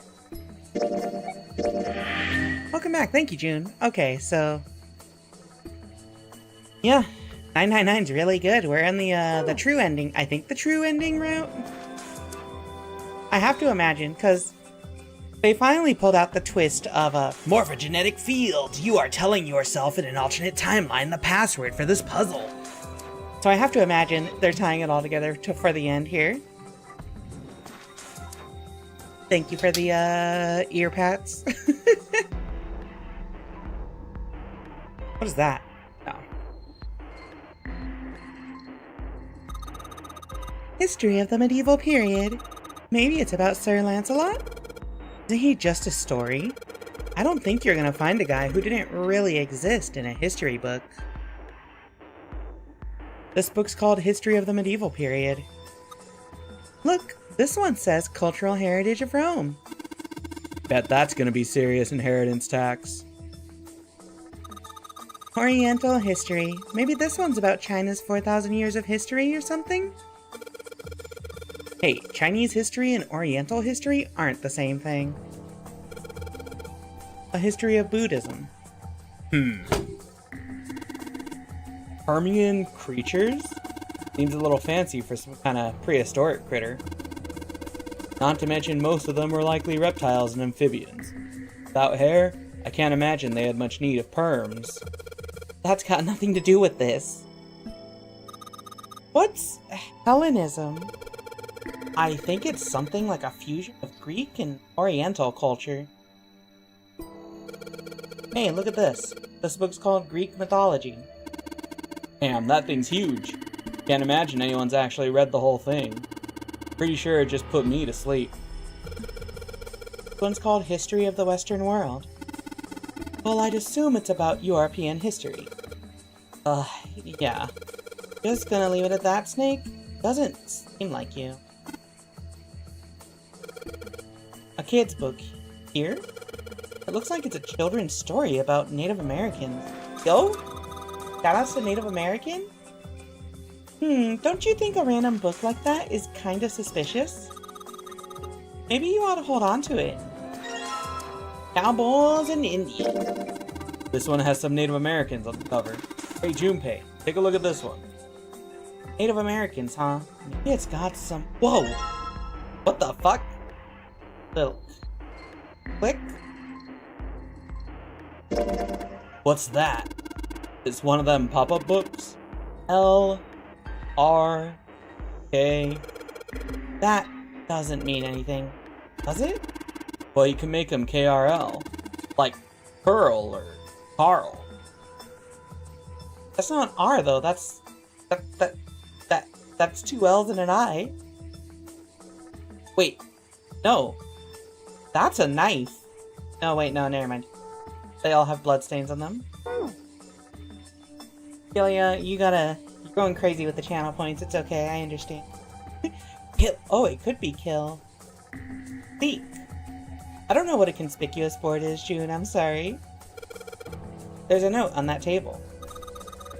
Steve Harvey voice. Kill! Lights to the books. Huh, what does that mean? Interesting. Well, intelligence often hides itself in darkness. Have you ever thought about the pages of a book? Page only sees, what, 2 or of light before the reader is on to the next? They spend the rest of their lives locked in darkness. Rather like myself. That's horrible. Oh, don't get me wrong. I'm not complaining, not at all. I live in the darkness, yes. But that has gifted me with the ability to catch the truths others might miss. I can hear the voices hidden in the darkness, say. Handrail is made of metal. Coat rack, like a place where you can hang coats and hats and stuff. Well, this one's not too big, so maybe just hats. Oh my god, there's so many fucking books. Hold on, let's look for the exit first. Let me see what exactly we're trying to find here. Oh. It's a small enclosure with 9 sides. There are 3 of those things that look kind of like music stands. Hey Junpei, you think maybe you're supposed to put those pop-up books on this? Then you can open them up. Oh yeah. If we do that, then they make a shadow in the bottom there. True. There are 3 stands, right? We don't have enough picture books. In other words, we need 3 picture books. If we put the picture books on top of these stands, maybe. But we still don't have enough picture. Okay. Astronomy? This bookshelf has sort of a glass inlay. It's pretty big, but there are only 6 books on it. That seems kinda weird. Hey, it looks like there's something on the bottom. I can't really see it though. The glass is all foggy. Ah, okay. So we have to open this up. Oh, they're numbered. No, 682415? In the middle of the glass door is a cylinder lock. You know, kind of lock where you rotate the numbers around until you've got the right ones to open it. What the hell is this? It's like they just gave us the answer. I might as well give it a shot. Was 6, 2, 4, 5, right? Oh, 632415. This is my domain, yeah. Domain expansion. Huge library. You did it, Junpei. Yay! I don't know why, but I don't really feel particularly happy about being praised for that. Whatever. At least the lock's open now.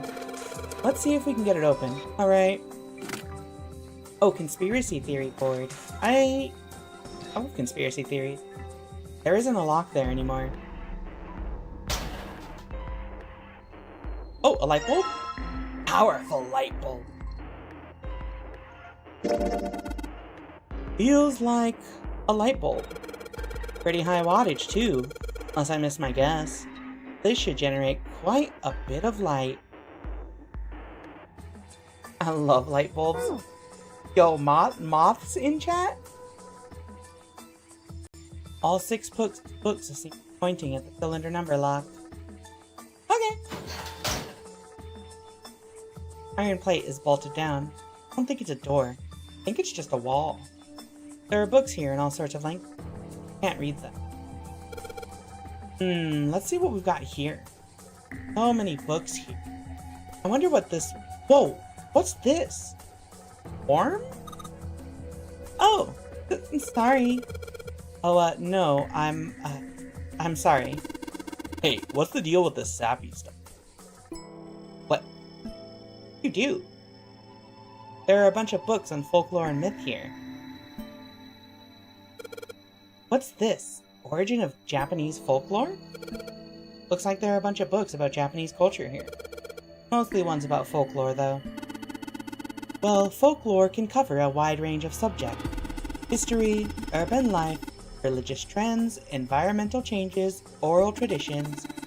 Folklore can cover all those things if you know where to look. This looks pretty deep. Can't believe Junpei would be touchy with Clover instead of June, right? But also, after going through 5 different routes, it's a better pairing. I'm gonna be real, it's a better pairing than June. Good taste, I mean. Hey, there's another one of those picture books here. Something about these things feels kinda nice, you know? Brings back good memories. I guess even people like 7 were kids once. No shit, you little brat. Hey guys, cool it. Alright, I think I'm gonna take this picture book with me. Tales of Old Japan. It's got a magic wand on it. Okay. So, what's inside? Well, aren't you going to open it? Pretty sure it's just gonna have pages inside, smart out. Whoa! Sex? Sorry. SEI 5. Looks like another pop-up book. This book has an S, an E, a dash, and a number 5 sticking out of it. I might be impressed if I was 5. So we've got SE5 and LILK. Can I pair with June instead? You can take her. She's all yours. There isn't a picture book on the shelf anymore. Agriculture and historical organizations and folklore. Modern Japanese literature, huh? That's a weird book, Junpei. Indian mathematics. That's funny. But why is that funny? Why is that funny? This one's Gold Box Conjecture. Conjecture? What's it about? Like magic or psychic stuff or something? Right, I bet it's about jewelry, isn't it? It may have an odd title, but it's actually a very respectable mathematics book. It deals with one of the unsolved problems of additive number theory. Sorry I said anything. Look, let's not get into this right now, okay? It says Readman hypothesis. What is there to hypothesize about with a Readman? Isn't it pretty straightforward?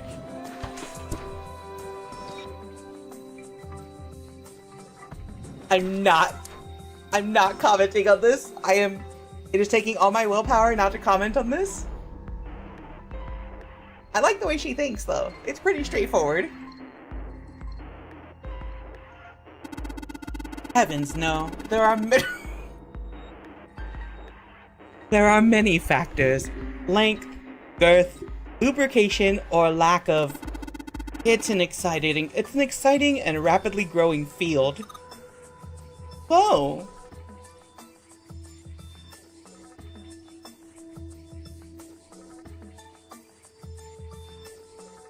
What is up with these siblings? Hello? There are a number of other theory books along with the Riemann hypothesis. I love how, like, the one, like, science major in chat is just, I hate Riemann, that guy made some bad maths. Oh my god, they're really into math. You know what? Yeah. Riemann is pretty straightforward when you gotta think about the lubrication, the girth, the length. Algebraic number theory. Math, huh? There's another one like that over here. You mean something like primary number theory or analytical number theory or geometry? Oh my gosh, how did you know? Nobody said anything about those. Well, number theory is usually split into 4 chief disciplines. If there was a book named Algebraic Number Theory, I took a wild guess that the other 3 would be there as well. Looks like I was right. The Pythagorean Theorem. This is a famous one.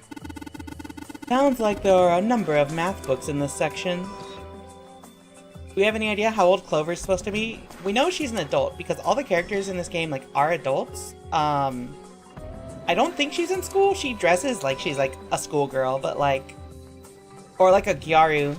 Probably is more accurate, because if it's Japanese, then it's probably a Gyaru. She's probably, like, college age. She's probably, like, 19 or 20 or something. Oh, she's 18? Okay. The Readman hypothesis ace is kind of bad, though. I'm saying! It's not a hypothesis. It's a proven fact at this point. Dad kind? That's me before I transitioned. Owen Sheldrake Libernes. Yeah, some of the characters were just like this when they woke up. Libernes? This book is in German. It looks like it's the complete works of something. I've never heard of it. Well, if Snake doesn't know what it is, I don't think we'll ever know. Oh, wait, it's not their normal clothes? Oh, wait. I completely missed that detail. Huh. Interesting. Now mommy kind. Oh my god. I don't know how many times I've been called that by different strangers the past few weeks. So funny. In a way that it's still pretty funny. Lotus says it at some point. Ah, okay. Actually, yeah, Lotus being a hacker mom, dressing like that, Kinda doesn't make sense. Ophelia, that person is not in the chat today. Sheldrake? Sheldrake. Isn't Sheldrake... What do you mean, isn't Sheldrake? It says Sheldrake on the spine of this book. It's got the volume number written on the lower part of the spine. Dad Kind? What the hell is this? Wasn't that a German mathematician? Maybe it's a compilation of his work. Owen, huh? Owen isn't enough to go on. Perhaps it's about the English Revolutionary. Okay, whatever. So, this floor is explored.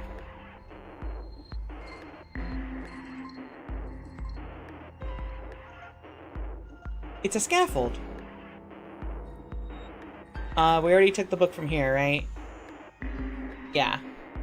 So we've already looked at this wall. Let's just go clockwise here. Ladder? Energy theory, development of nanotechnology materials, interactions between shortwave energy and matter. What else have we got? Just listening to you read those titles is giving me a headache. Can't say fancy technology stuff and I get along real well. Keep on talking about that stuff and you're gonna put me to sleep. Same. Oh, what is this? Ernal PU Nedibut OFB. What's the deal with these titles? They're all just gibberish. Hey, what if we, like, switch them around? Switch them around? Yeah. If we move them around, maybe they'll spell something. Oh, I get it. Yeah, heck, it's worth a shot. Open here, find bulb. Okay. How about this? It's like putting those books in the right order. Open this thing right up. That was a piece of cake. Hooray! You did it, Junpei. I guess that turned out well enough. So the letters from the titles spell out, open here, find bulb. Powerful light bulb. The light bulb looks like it's brand new. And it's really big, so it'll make a lot of light. Okay. Interesting. Are property values going up in space? Wait, what? Are property values going up out in space too these days? Man, guess times are tough for aliens too. This one says cosmic inflation. Supersymmetric string theory and 10-dimensional space-time. They're just talking about superstring theory. It's a theory of reality where... how to explain? It says that all elements of the universe are governed by the vibrations or harmonics of tiny supersymmetric strings. Cosmic inflation, oh whoa, we are not talking about inflation in here. What's this? An overview of conformal field theory?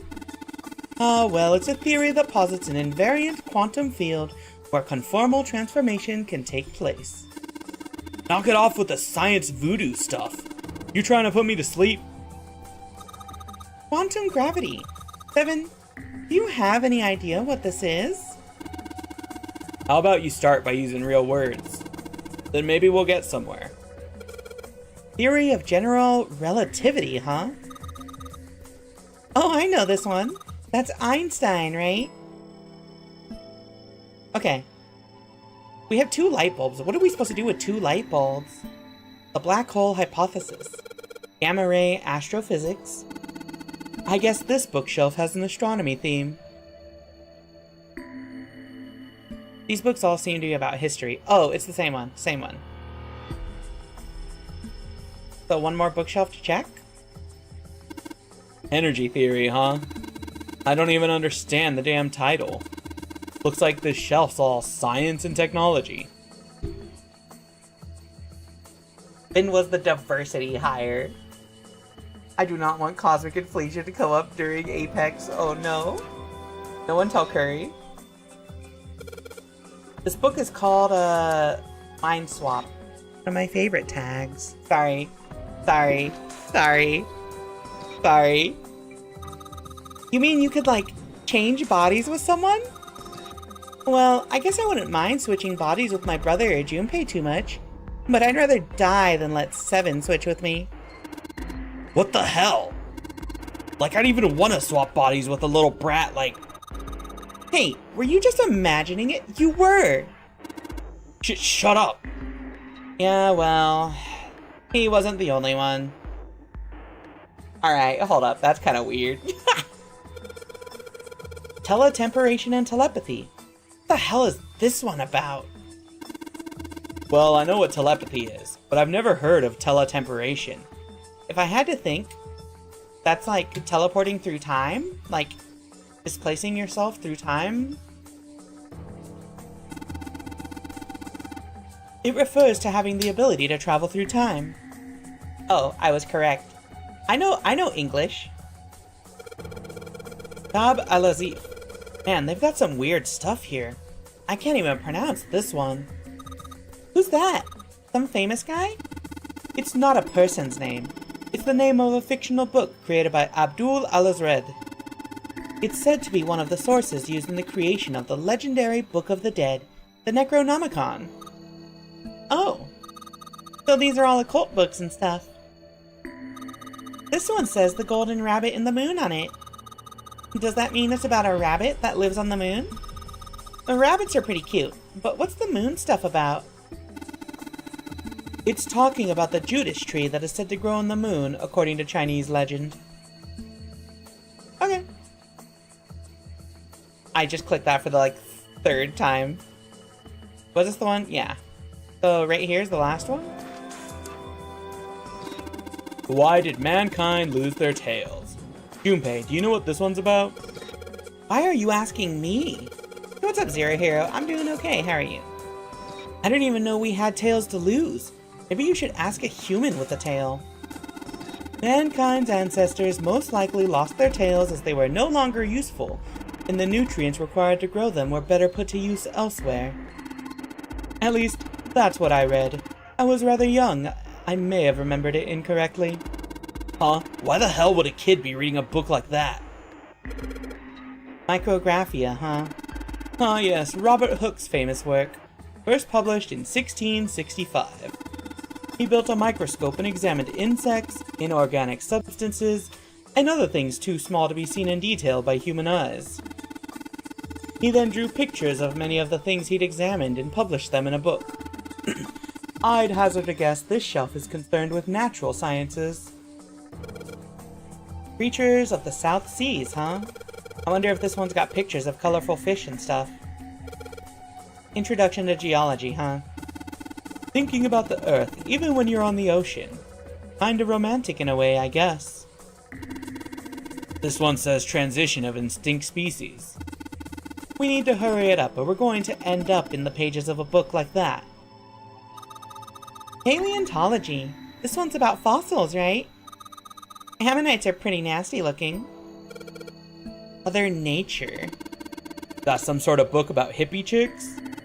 Probably not. Except perhaps tangentially. It's most likely about environmental protection. I was just trying to make a joke. Dude, hippie chicks? Really? The Theory of Evolution. Heck, even I know this one. That's that Darwin guy, right? Well, yes and no. Charles Darwin wrote a book called On the Origin of the Species. In it, he put forth his theory of evolution. Yeah, I remember that part. He called it natural selection. Exactly. Theories of the Cambrian explosion? Did a bomb go off near somewhere called Cambria? Wrong kind of explosion. Roughly 500 million years ago, during what is known as the Cambrian period. Research suggests that the variety of living organisms increased by an order of magnitude. Why that happened is, however, still something of a mystery. There are a number of theories. This book is most likely a collection of them. Freaking... I need the last picture book. The book is called Mother Nature.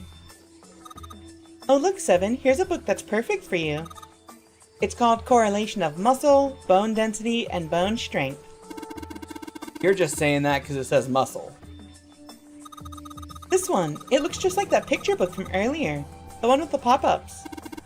You think they're part of a series or something? They do have the same binding. Yo! Fundamentals of baseball? Just like Kizumonogatari? There's a baseball cover on this one. Come on, Junpei, let's see what's in it. I'm gonna go out on a limb here and say it's probably baseball stuff. Don't say it. Don't say it. Don't say it. Don't say it. This is a pop-up book. It's got the letters H-E-A-D popping out of it. Functions of the human brain. Huh. I guess this is a book about the nervous system. I'd love to ask you to read it to me, but I don't think we have the time. I'm kinda curious about it too. And there's gotta be a reason why people connect with each other, you know? Wait, why is that not working? Hold on. Freaking, let me see.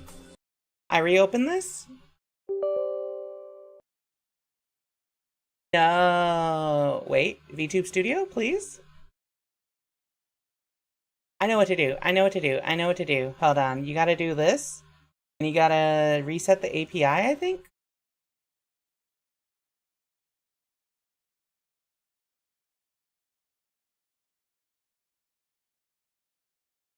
There we go. And then we do this.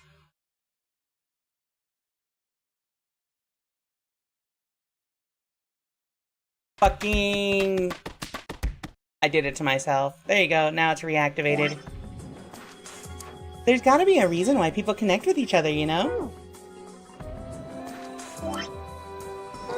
Wait, my thing froze?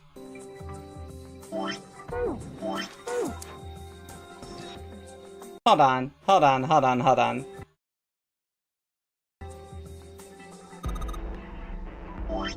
My thing froze.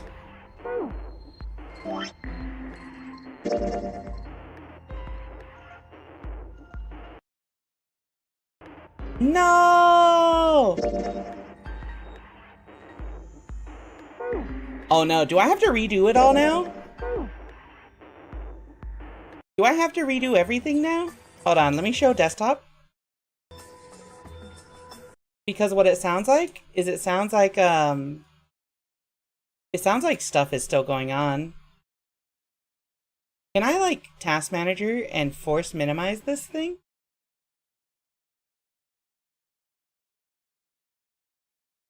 How do I collapse? No. Visual bug. What happens if I alt enter?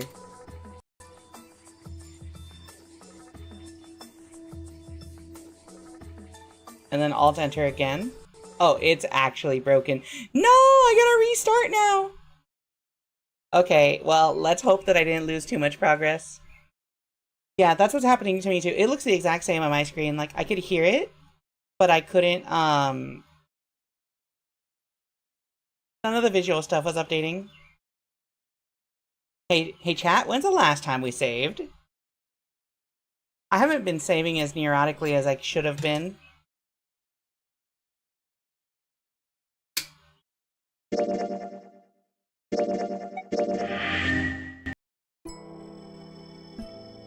Oh, I think I saved right at the beginning. Okay, so we've already read everything. I hope I don't miss, like, extra things because we skipped conversation technically now. That would be ass. How about this? Open here, find bulb. Okay. Alright. So, next up was... No.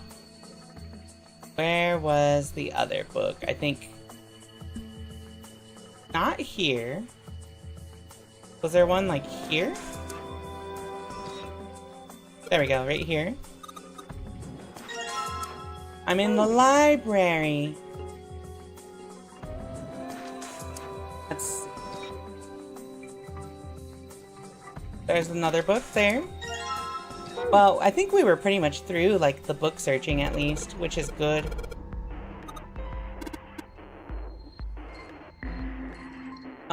What was the other book? The other book was down on the bottom floor, right? Oh yeah, this said, lights to the books! Huh, what does that mean? Interesting. So, I probably have to combine the lights with the books? Yeah, not too much was lost. Oh yeah, these are all the math books. Whee! Actually, this begs another question, like... 62415. This begs another question, which is, so if I have to shine lights on the books, where do I find the third light, right? 632415. No, I messed up! I clicked away! 415. You did it, Junpei! Yay! Praise me.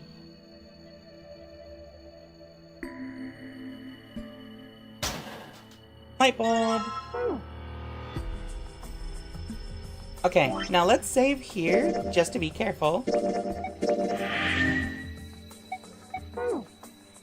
Okay, so... Oh wait, there's already light bulbs here. It's a small enclosure with 9 sides. There are 3 of these things that look like music stands. Am I supposed to put something on these stands? Yes, put the books on the stands. Do I have to... Oh, you know why? Because I didn't pop them up.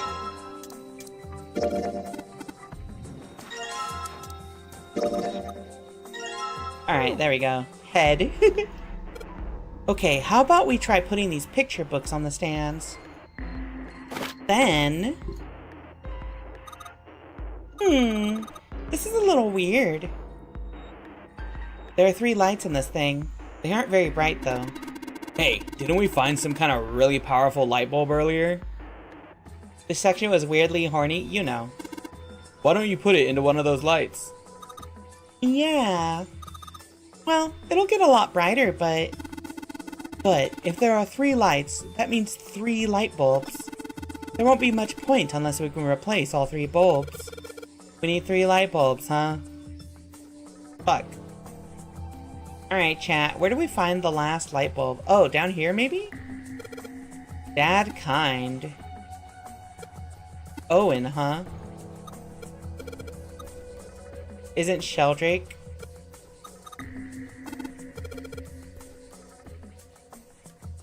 It's light blue, red, yellow, purple? Or pink? Let's see, where are we supposed to find the last light? It's a coat rack. Powerful light bulb. Powerful light bulb. Where have I not looked so far?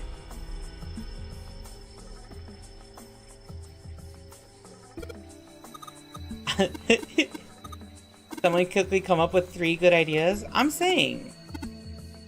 I've already got 3 light bulbs though, so I feel like it has to be related to the,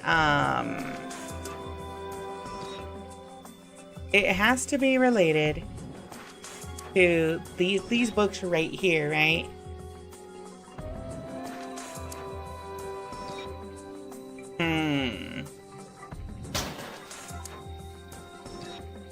I can't do anything with these. What am I supposed to do here? Sheldrake, volume number, 1, 2, 3, 4. Wait. Why are there only 8 of these? Or 7 of those, rather. So, let's see. E5, KLL, head.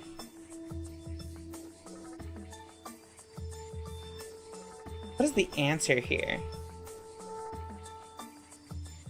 What's the use wishing I don't have any more light bulbs?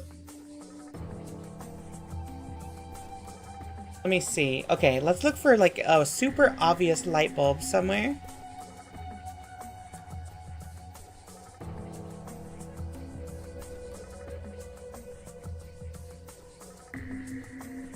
Open. Alright, I think I've got these set up right, and they say open here, find bulb.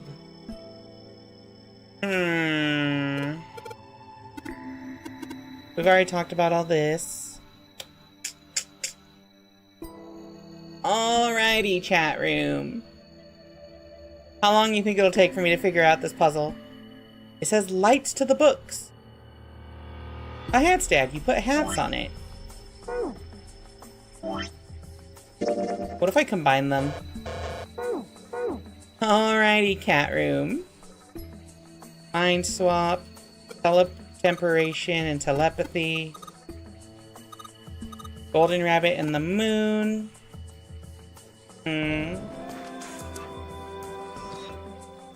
Or you're a genius, you got this.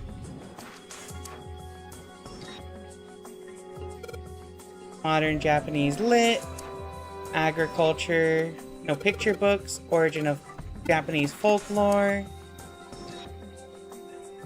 What if? What if? I can't read them.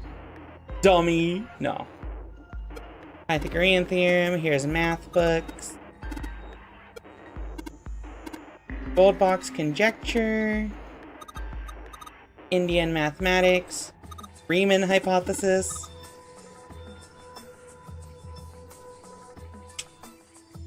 Let me see. So the light is obviously coming from above, right? If there's a way to climb up, I think we will be fine.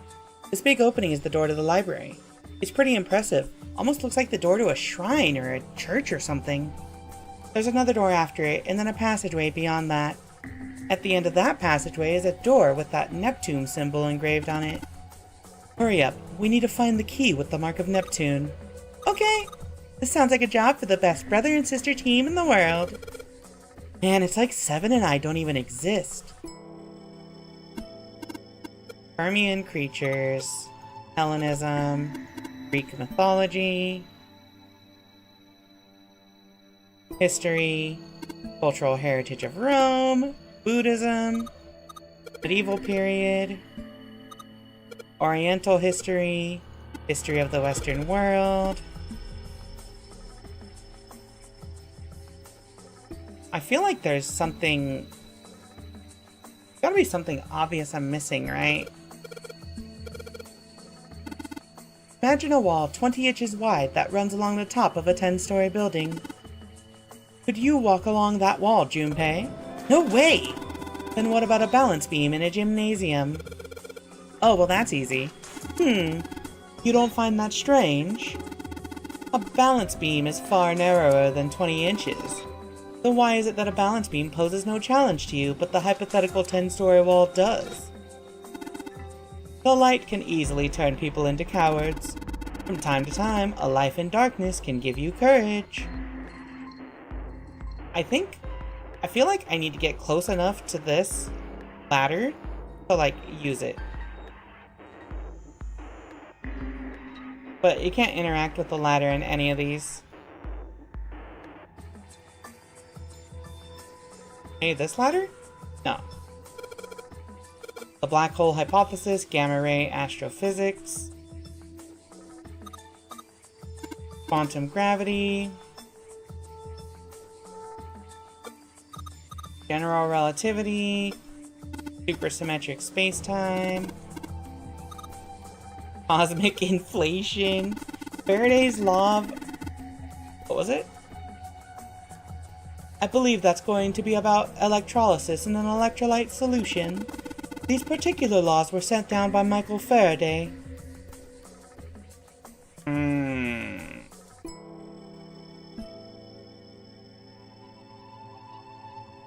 Faraday was kind of cool. You're kind of cool. This bookshelf is on the bottom floor. Stairs go down to the bottom floor.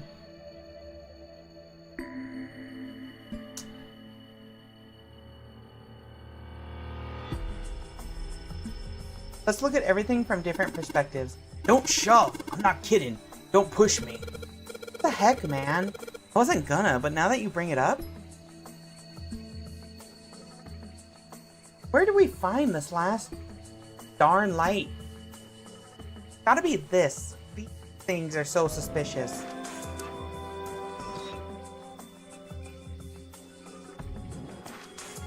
The iron plate is bolted down. I don't think it's a door. I think it's just a wall.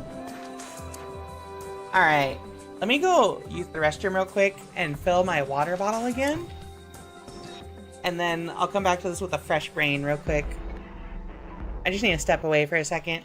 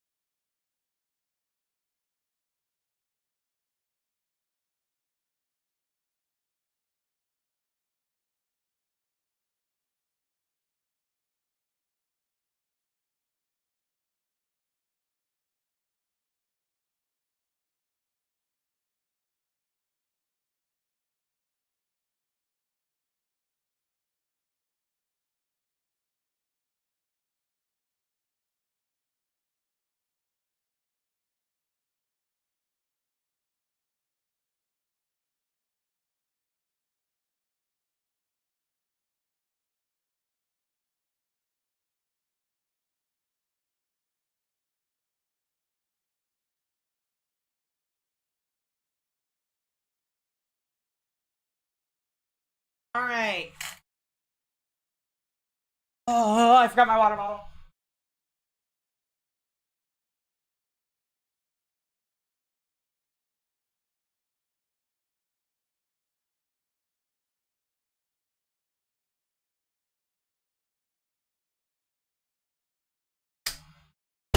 Okay.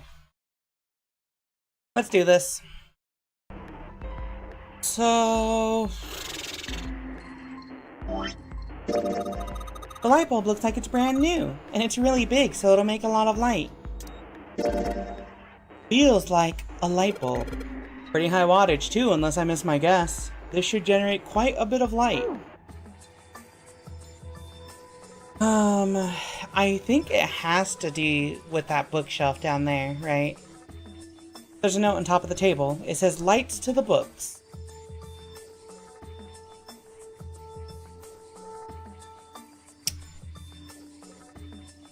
It says Sheldrake. Got the volume number written on the lower part of the spine. Sheldrake, Liebernies, Dadkind, Owen. This red book says Dadkind on it. This book says Owen on it. Yellow book with the word Liebernies. Let me see. Can I, like, pick these up? So, KLR E5-HEAD. Is that possibly an anagram? Wait. Hey, am I crazy? Or do you see words there? Are there words there? So wait, so what can you make with head? KLR E-5? Oh my god, it is so much easier to see on my OBS preview when you zoom out. So that says shelled for 5?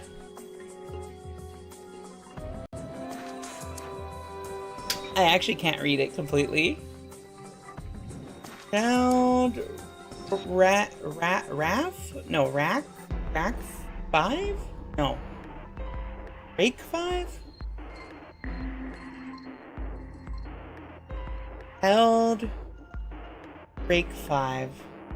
Oh. Sheldrake 5. However, because we haven't finished that puzzle, I don't know to grab it yet. Where is this freaking light bulb? So that's about numbers. This shelf is about literature? Yeah. That's folklore and myth. Languages. Paleontology. This is about extinct things, dead things.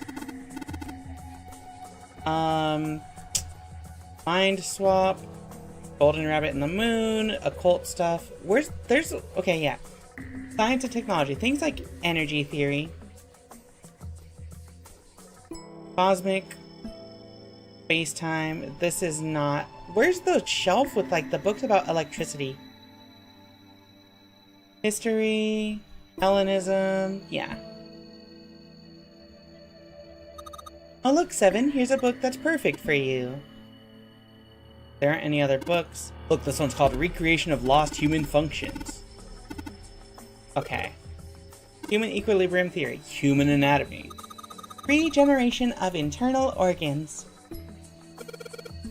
Ancient gladiators. What's this book doing here? Maybe they were researching human physical limits across history. This book is just called Dissection. Bookshelf must be all medical books. From what I can tell, it sounds as though these books have been organized by genre. The library must be massive. I'm rather impressed by how well organized it is. Principles of monkey behavior, huh? I'd imagine that's a book describing praxeology studies on monkeys. Monkeys are very similar to humans evolutionarily, so I imagine the research was fruitful. Functions of the human brain, huh? I guess this is a book about the nervous system. I'd love to ask you to read it to me, but I don't think we have the time. I'm kind of curious about it too. Gotta be a reason why people connect with each other, you know? Sorry, I just had PTSD from the game freezing on that exact screen. Dissection Atlas, huh? Whole shelf is full of medical books. There's an electricity book somewhere around here. Mind swap. I thought there was a book about, like, energy. That's evolution. Paleontology. Cambria. Yeah, that's like historical, like, science.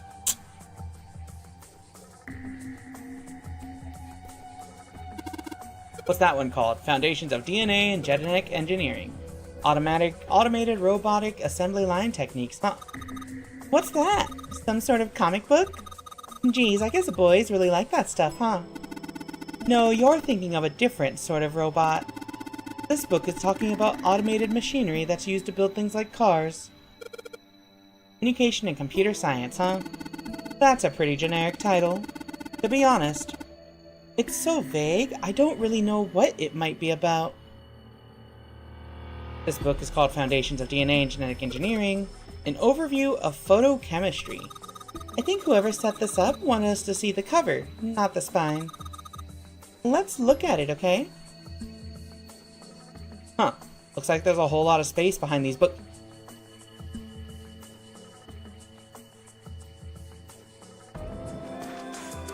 Why was I supposed to know to just click that one? Look, Junpei. I think there's something hidden behind the books. This is a brand new light bulb. Looks like a pretty high wattage one, too.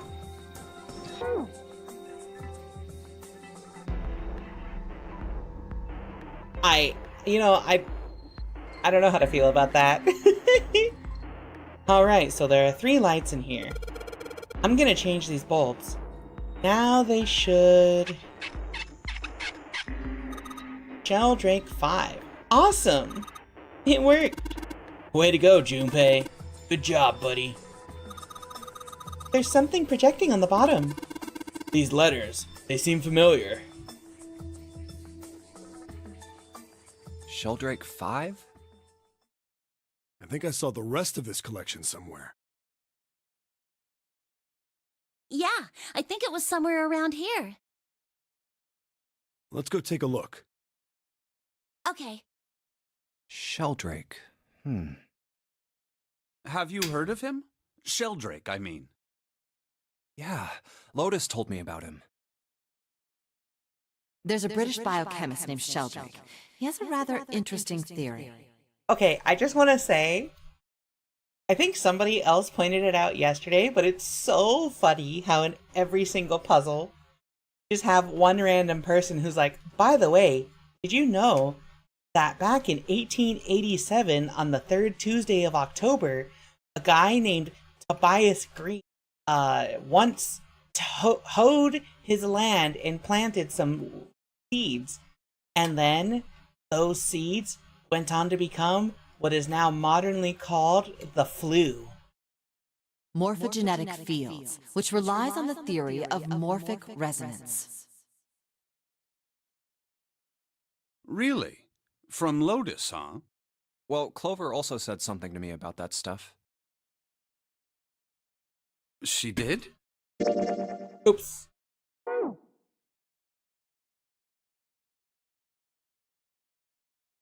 Yeah, what was it? Why is that coming up? No, hold on. The ability to access a morphogenetic field is affected by a couple of things. The first is epiphany, and the other is danger. That girl. I told her not to tell anyone. You did? Why? Well... Look, man, I didn't push it because we're in a hurry, but I'm kind of sick of this. How about you just tell me, okay? Tell you what? Don't give me that. About the experiment. Ugh. Very well, fine. I'll tell you everything. But not here. Let's move to the top floor.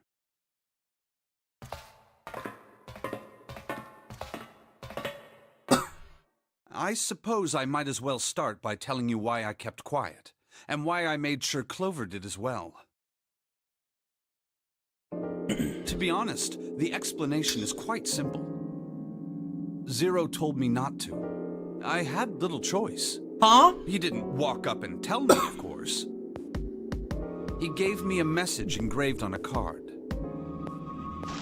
That's a Braille card. It looks just like the one you showed us earlier. So you had 2 cards? No, only one. Oh, he just withheld information. What do you mean? I thought that card just had some rules for the nonary game on it. I lied. Yes, it did. And those were the rules I read you. However, they were not the only thing on the card. There was something I didn't read. Well, perhaps I should say there was something I couldn't read. And that was? Tell no one of the events that took place 9 years ago. Tell, and I activate your sister's detonator. It's a threat on our lives. Oh. Well, well, what about Clover? Did she get a message from Zero too? I don't believe she did. But doesn't it strike you as strange that Zero would shut my mouth, but not hers? Yeah. To be on the safe side, however, I told her it was best not to tell anyone. Still, apparently she told you. That girl. What's wrong with her telling me? I figured some stuff out with the things she told me. I mean, it looks like the whole activate her detonator thing was just a bluff. She's prancing around downstairs happy as a clam now that you're back. That's very true. I've decided I can trust you. I've decided to tell you the truth. The truth? The chance that Santa is Zero is very high. I feel I can assume Santa doesn't have the time to observe us at the moment. And at any rate, even if he were, I very much doubt he would kill us. Why? Clover told me about the four-leaf clover, about the words. If he knew about that, then he was in my group during the first experiment. I'm sure of it. He wouldn't kill us. No matter what the situation was. Hey, Snake? Yes, I know. You want to know what happened during the experiment? Yeah. How much do you know? Clover told me about... I see. The morphogenetic field in the experiments 9 years prior. How the experiments had taken place simultaneously at 2 locations, one being the ship and the other being a building in Nevada.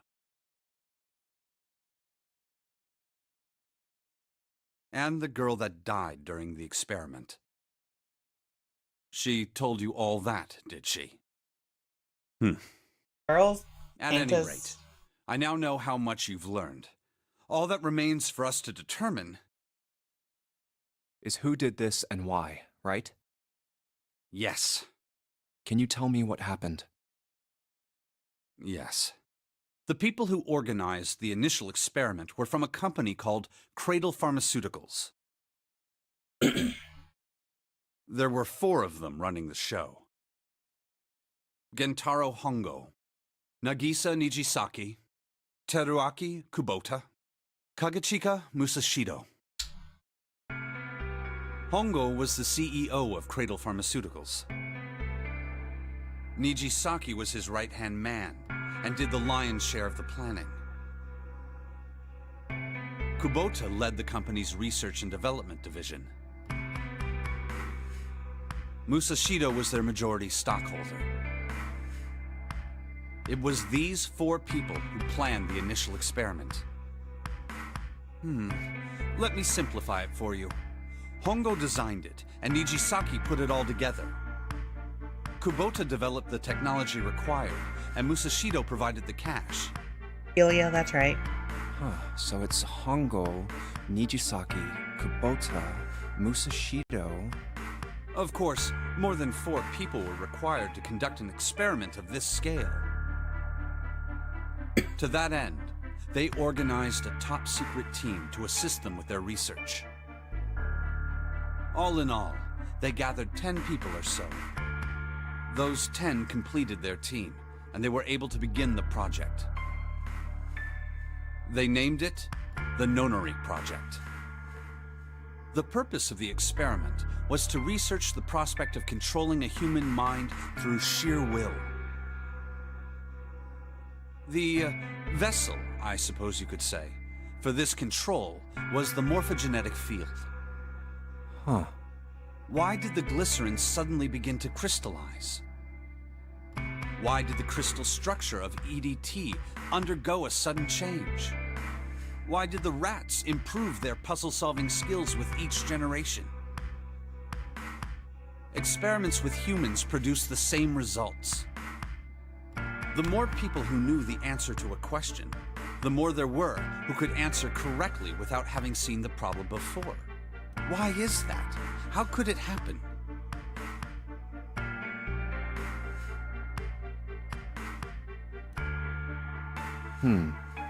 The answer is that the shape of the answer has been stored in a field invisible to the naked eye. And through that field, the resonant event transmits information related to that answer. That's essentially the idea behind morphogenetic fields. But that's just a theory. Can't bring yourself to believe it? Yeah, Let's say someone killed another person because the devil told them to do it.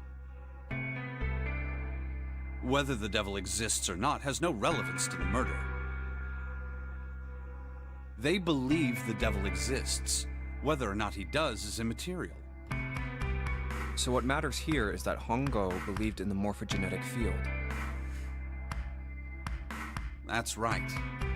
But I still don't get it. You said they wanted to figure out how to control people. I didn't mute. I'm just whispering stupid shit to myself. It's not meant to be heard. Right? That is what you were saying. Yes. So how are they going to do that with a morphogenetic field? I'll keep it simple. Let's suppose 10,000 people have solved a certain problem. The chance of you knowing that answer, even if no one has told you, will go up. Let's have another example, shall we? Say 1 million people were to do a handstand right now. Tomorrow, the chances of you doing a handstand would be higher, even if you had heard nothing of this hypothetical mass handstanding. Reminds me of, what's they called? Mankind's thought process and actions are all part of a resonant event. Lemmings. All of the resonant events encoded in the fields are projected onto you. Of course, this assumes you believe in this theory. Do you follow so far? Yeah. Now, if there was a person who had the same effect as those millions of people, what would happen? If that one person were to do a handstand, other people would find themselves wanting to do handstands as well. Uh-huh. Can you imagine what a person with powers like that would be able to do? Oh. Come on, there's no way. I'm not done. Imagine another scenario. Imagine another person. This is an ordinary person. Let's say he does a handstand. What if there was someone who could grab the resonant event he created by doing that and use it to make other people do handstands? Uh-huh. What would happen then? A person who has the power to write to the field, and someone who can read from the same. You could think of them as the writer and the reader, or the transmitter and the receiver. You can also think of them as the top and the... What would the world be like if there were people with abilities like these? So the transmitter's resonant event can be transmitted through the field and sent to the receiver. And then the transmitter can control the receiver however they wish. Be right back, just vaguely referring to transmitting and receiving things to the morphogenetic field to refer to relationship dynamics. Oh, sorry, yeah. Ook and Semi. Uki and Semi? That's what you're saying, right? Ow, I deserve that. Yes. Close enough, at least. Come on, that's just crazy. Well, if you want to prove that, then you'll have to test it first. At least, that was how they thought. That was why they decided to do their experiment. That was how the Nonary project began. Mm-hmm. By the way, Junpei, have you ever heard of the Gansfeld experiment? Yeah, that was an experiment in telepathy, right? You place a pair of subjects in separate rooms. Then you show one a picture and ask the other what they see. Interesting. I'm impressed. Yes, that is exactly correct. So, why did you bring up the Gansfeld experiment? It was used to screen subjects for the Nonary project. The hospital in a remote town was affiliated with Cradle Pharmaceuticals. Hongo used it to conduct experiments on visiting children in secret. Some of them, he found, had potential. He began to gather children that showed promise. Children that seemed as though they might be able to access the field. Of course, none of them volunteered. They were kidnapped. Of course. There were 9 pairs of siblings taken, for 18 children total. For reasons that were not fully understood at the time, each pair had 1 transmitter and 1 receiver. They were split perfectly. As such, the 18 children were split into 2 groups of 9. Okay, hold on. I don't like the top and bottom analogy joke anymore because if it's through siblings, then it gets really weird. The children who were put into Group Q were the ones who excelled at transmitting. They were transferred to the mock experiment building known as Building Q in the Nevada desert. The children who excelled at receiving were put in Group A. Group A was then placed on the former hospital ship Gigantic. From the experiments he had conducted so far, Hongo had learned the following. There are two things that can increase one's resonance with the fields. The first is epiphany. The other is danger. Have you ever been faced with an especially difficult problem and thought about it very long and very hard until finally an answer suddenly appeared in your mind? Yeah, all the time. It may seem obvious to say so, but that is what is meant by epiphany. The information obtained through that epiphany can be easily transmitted through the fields, where it can be easily interpreted. Adding danger to that equation allows for even easier field access. That's where Hongo came in. They set up a number of puzzles across the Gigantic. The participants had to solve each one before they could move to the next room. Of course, he hadn't forgotten to include danger. He had detonated a bomb on the hull of the Gigantic. The children in Group A were forced to play the nonary game as the ship sunk. By forcing the children into a life-or-death situation, Hongo hoped to increase the likelihood of their tapping into the fields. The children from Group Q, on the other hand, were confined to the mock experiment building, Building Q. Building Q duplicated the interior and puzzles of the Gigantic exactly. Every detail was exactly the same. Hongo explained the situation to the children in Group Q. Solve the puzzles you find throughout the rooms. When you have the answers, transmit that information to the children in Group A. If you succeed, they will be able to solve the puzzles and escape. But if you fail, then the Gigantic will sink, and your brothers and sisters will drown. Those were his orders.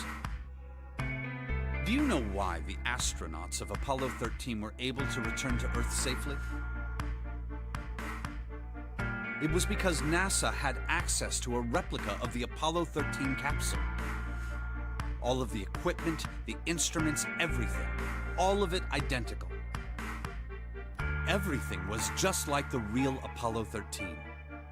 NASA was able to replicate the situation the astronauts found themselves in. By putting themselves in the same situation, they attempted to solve the problems the astronauts were dealing with. Once they found solutions, they reported their findings to the men aboard the actual capsule. That was how they were able to return safely. It was the same with the Gigantic in Building Q. The children from Group Q had to use the power of epiphany to solve the puzzles they found and transmit what they learned through the fields. The children in Group A, however, they had to access the fields to learn how they might advance to the next stage. That is the simplest explanation I can manage. Huh. Hey, Junpei, Snake! How much longer are you two gonna sit around on those bony asses? Get down here already! He's right. Let's go, shall we? We don't have much time. We need to get out of here, and soon. Hold it. There's one more thing I want to ask you. Are you sure that there were 18 kids? Why? Well, I thought it was only 16. Oh, yes. That was what they said on the news, wasn't it? Yes, I have no doubt that 18 children were abducted and used in Hongo's experiment. After all, you couldn't exactly play a nonary game with any less, could you? Yeah, because you need... Well, yeah, but are you saying that the news got it wrong? Yes, I am. There were 2 more children. However, they had no relatives that I'm aware of. I imagine no one filed a police report when they went missing. Wait. They were brother and sister, like Clover and I. Santa and his little sister? The brother's name was Aoi. The sister's name was... Her name was... something with an N. Her name was Akane. Oh. That was the girl who died. Akane Kurashiki died 9 years ago? What? Who is June? Huh? No. That's impossible. Huh? It can't be true. Akane isn't that uncommon of a name. If Snake had known her last name, that's a different matter entirely. So they share a name. A lot of other people do too. It doesn't mean anything. It was someone else. Of course it was. It has to be. Is something wrong, Junpei? Your breathing sounds strange. Oh, no, it's nothing. Fine. Let's get back down there, all right? Tell him. I couldn't do it. Why didn't I ask? Pendejo. What's her last name? I just couldn't get the words to come out. That'd be a pretty funny plot twist, actually. Aoi and Akane, blue and red? Oh, wait, is Akane red? It is red, that's right. Okay, that was a pretty big reveal. Holy crap. Holy.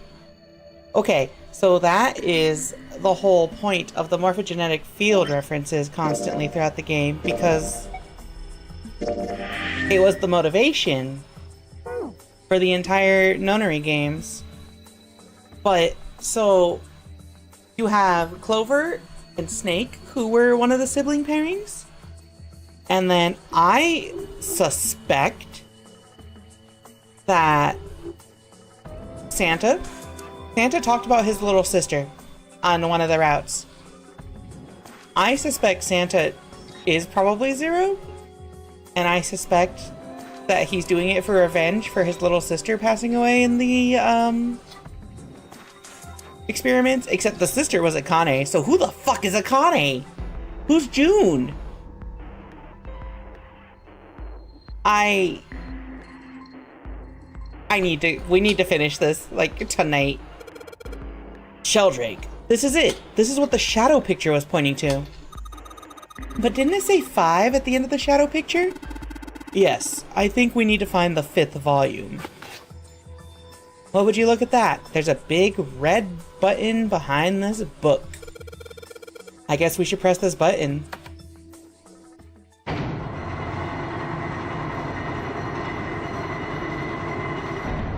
Why are there 2 doors?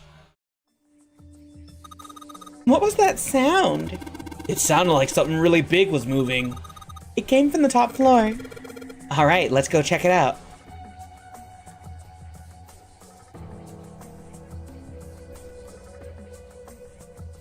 Oh, wait. 13, 14, 10, 13? Well, I bet you've got to type something on that keyboard. Yeah, but you can only enter letters. And it looks like you only enter 4 letters. Let's see how it works. I guess you need to hit enter once you type in the letters. And you can erase what you type with clear. Okay, I get the basic operations. Let's give it a shot. 13, 14, 10, 13. A, B, C, D, E, F, G, H, I, J, K, L, M. So, M, N, A, B, C, D, E, F, G, H, I, J. J, M. Oh, M, N, J, M.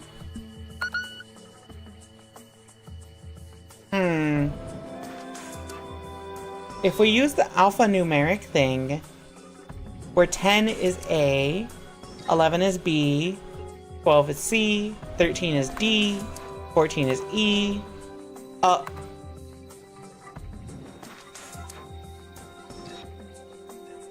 O.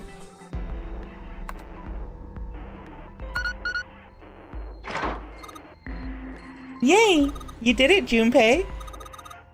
It's unlocked now. Good job, Junpei. Whoa there, don't get too excited. The password was dead, remember? Just makes me think whatever's waiting for us isn't good. So what? Geez, you're such an old lady. Let me save real quick. We can't be worrying about stuff like that. I mean, come on, we got it to unlock, didn't we? Let's go, hurry up. Okay, but which door? Alright, Handle, it's time we got this over with. Damn it, I can't get it open. This thing won't even budge. What? Why not? We put in the password, what else do we have to do? Then that means it's the other door. Alright, let's get this thing open. So what's with the first door then? You found it! Alright, this is the next. You found T. Me. The door! When I forget. Did that just close on its own? My Spyro. Don't tell me we can't go back. I don't know. Let's see. Damn it. It looks like it locks automatically. Is there any other way out? Well, there's another door over on the right. There's a card reader next to it. It's got a red light on it, though, so I'm pretty sure it's locked, too. But there is a card reader, right? Yeah. Then perhaps if we find a key card, we could open the door and leave? Well, yeah, that might work, but... Hey! Wait a minute! Are you saying we're gonna have to search through this room for one little card? Oh, man. Jesus. What are the mannequins for? Looks that way. No way! For real? Well, we can sit down and wait to die, if that's what you prefer. I rather doubt that, however, so it would be wise to start looking. We haven't much time. Let's find that key card. Oh, and the Neptune key as well. We won't be able to get through the hallway without it.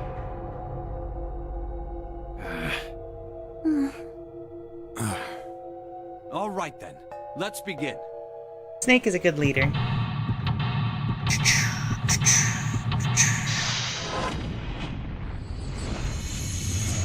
Seek a way out. Someone should hire a maid for this area. Yeah. This, like, I cannot stand, like, hoarders. It drives me up a wall. Study. Oh, it's this map. Hey, Junpei, isn't this a nautical table? Yeah, I feel like I've seen this before. Snake does have pro tag energy. New material has been added to the file screen. There are piles of crap everywhere. Man, this place is a mess. It's so messy. I don't know where to start. Some of this crap looks familiar.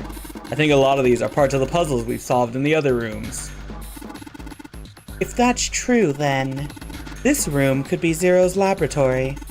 Perhaps Zero would shut himself in this room to devise the machines and puzzles he'd need to see his plan come to fruition. Look, Junpei, the rest in here looks like Elvis's face. Yeah. How exciting. A drafting table. Looks like it's been used quite a bit. Okay. Gosh, this desk is really big and it feels really sturdy. Yeah, it does seem pretty heavy duty. I suppose it belongs to whoever uses this room, wouldn't you say? There are some old computer monitors on this desk. You don't see CRT monitors that much anymore. I think these fans are for ventilation. They're probably there to circulate air. A pipe. Great. Just a pile of junk. I can see some sort of big machine on the other side of this crap. Oh.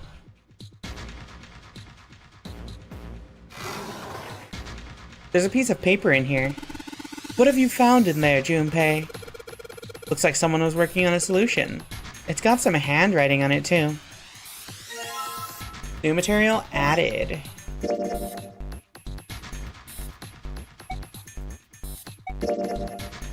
Okay. Document says 9-panel cross puzzle, first draft on it. It was found in the filing cabinet in the small cluttered room. Since it says first draft, presumably it was improved upon in a second draft, then a third, and so on. Do not calculate the areas that are colored in. Oh, okay. Base plus A plus 9? This dude needs better handwriting. Okay. Oh, what is this? There's some kind of panel on the right edge of the control panel. There's a control panel in front of the big screen here. Wonder if any of these buttons do anything. There's something on the screen now. What's this? There are 15 cells here with numbers and letters in them. Let me see that. Ah, I see. So whenever you touch a cell, the ones next to it turn on or off.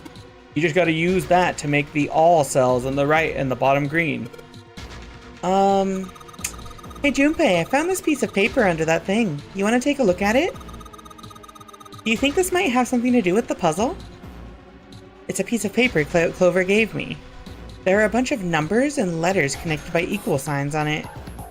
Just like she said, this is probably related to the puzzle on the screen somehow. Thanks, Clover. This really helps. Alright, let's go back and try again. Anyway, it looks like I just need to make all of the cells all green. Okay, so this is a cheat sheet? Is this just... It's just the base 10 alphanumeric again? Okay. So A equals 10, L equals 21, and D equals 13. So, I see.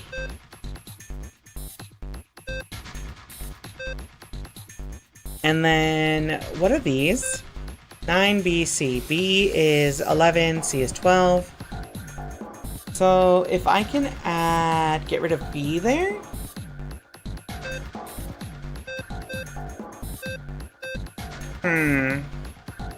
If I want to get 21, I can do F is 15. Okay, so I need to get rid of B here. Yeah. I need to figure out how to get these two separated. Yeah.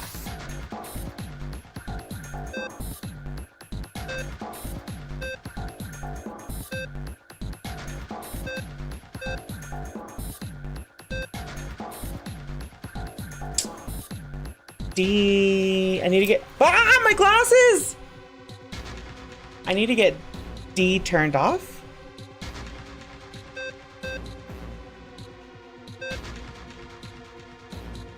I'm pretty close. I'm pretty close. I'm close. I'm close. I'm close.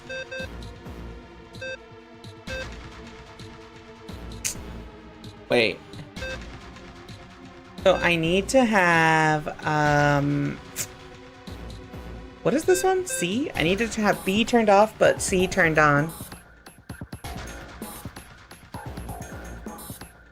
I like how you both fucking turned on the glasses at the same time. I hate you all. Hold on. I'll just do it myself. You both lose your points, though. There you go. I should put on a count. I should put a cooldown on that. So honestly, all I need to do is get B and C desynced right here.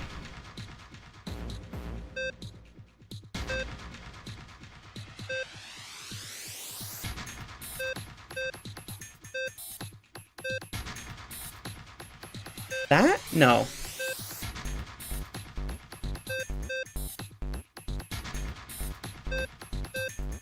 Okay, okay, so now I just need to get this turned on and this turned off, but while keeping these other ones on.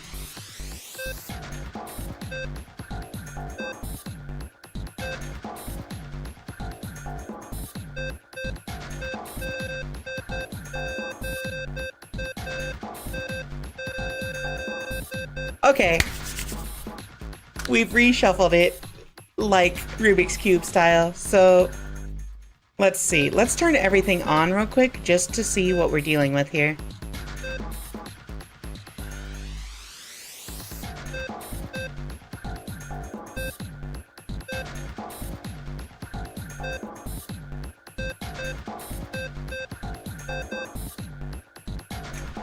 So L is 21. F was 15. So if I can have B turned off there, then we're good. So that means and then I need to do from here is turn F plus 5, F was 15. Was this 1? So I need to turn that on. And A was 10, this was 4. So I need to cop a way to get these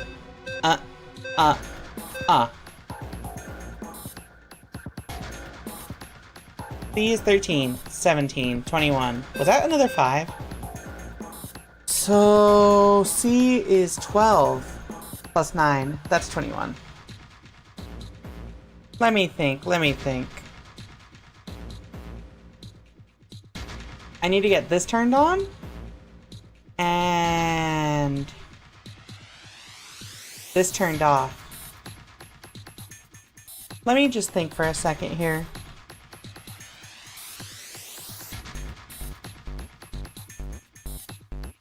If I do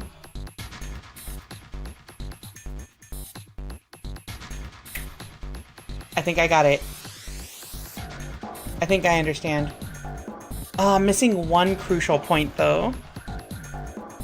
So if I do this, and then I do this, and then we do... No. Well, if we do this, and then this, and then this...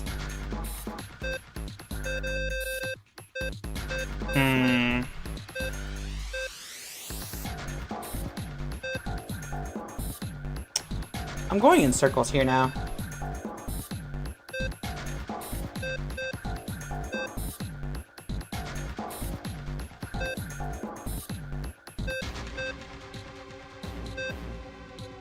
Yeah. And then I need, what was F again? 15. So I need to get B turned off here, and I need to get this 5 turned on here. Let me think. Turn off B, but turn on 5? If I do this, and then this, I'm so cringe.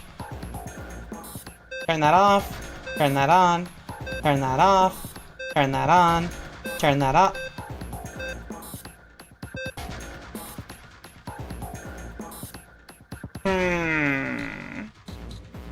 A is 21, D is 13. D is 13. A is 21. No, A is 10. I keep forgetting. What? Okay. So, alrighty, chat room.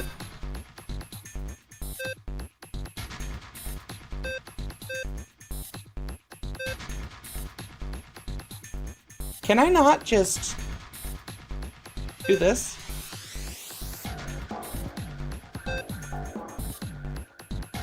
If I do this, and then this, and then this again, no, and then this again, and then this, and then freaking...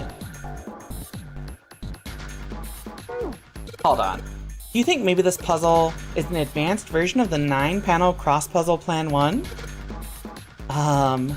Okay, so what was this hint again? File. Base plus 9. So find the sum of the numbers aligned horizontally and vertically. Not calculate the areas that are colored in. Hold on, I gotta use the restroom. Sorry, I'm drinking so much water to make up for it being hot. I'll be right back. Let me think on this puzzle for a minute.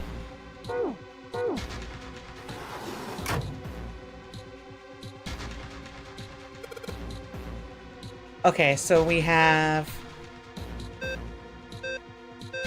Hold on, let me see if I can get everything lit up here. So F is in the middle. Yeah, okay, F is in the middle. Alright, let's think about that. Let me be right back.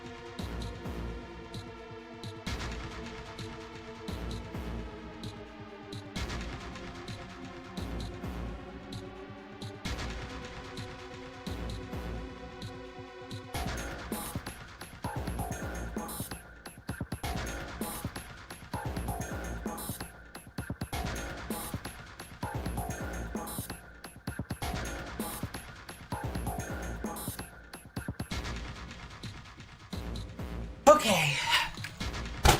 Alright, I think I have a strategy here. I am back. Okay, so...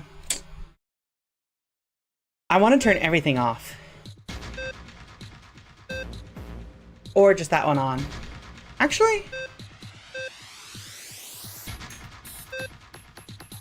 So, what we need is we need the top left and the bottom middle to be turned off.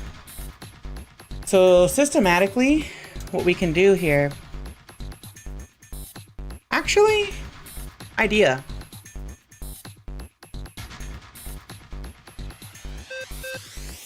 That takes care of that. And then... But... What? And then we need to get F back on somehow.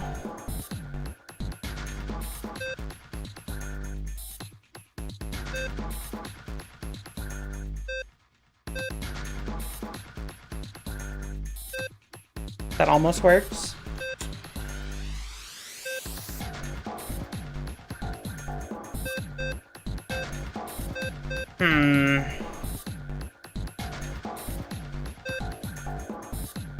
So let me think. I think what we want to do is we start here, and then we go here, and then potentially we go here? No. Then we go here, and then if I turn this off, turn that on, turn this on. No, I just did nothing. I accomplished nothing. I did not mean to do all that. Oh my goodness. Okay, let's think for a second. I do this. So now we have these activated. Now, if I do this, it activates all the ones I need there, but I don't want to do that. I want to have these turned on. And then from here, I can activate this. Now I'm just short with the F. How do I activate the F without activating other stuff I don't want? Wait a minute.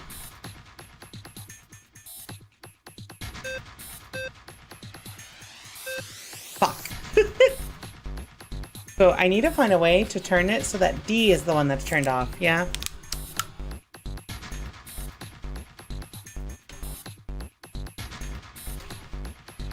Okay. Okay, there we go. We got them all turned off. We got them all turned off.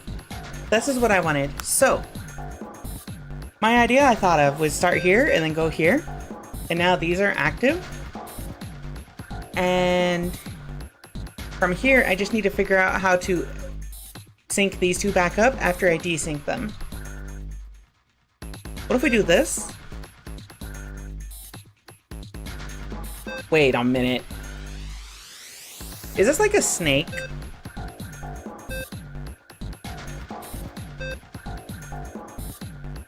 No way.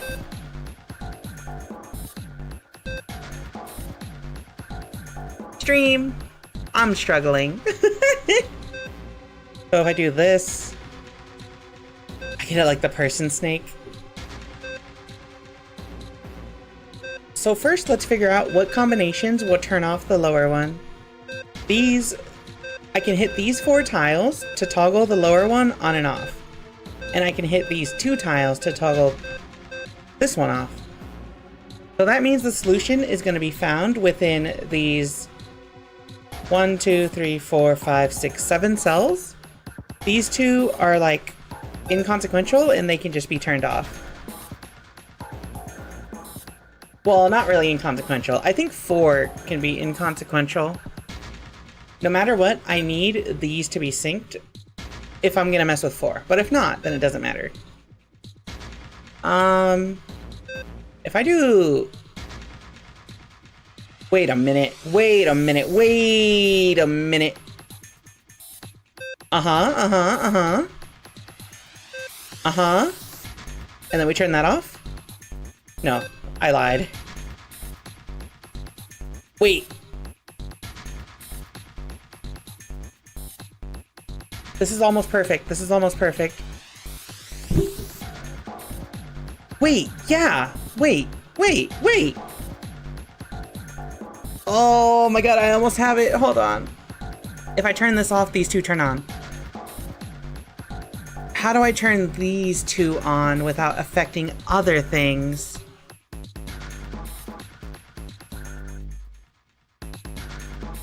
So we want to do that. And then, ideally we want to do this, but then we're stuck with this here being the odd man out.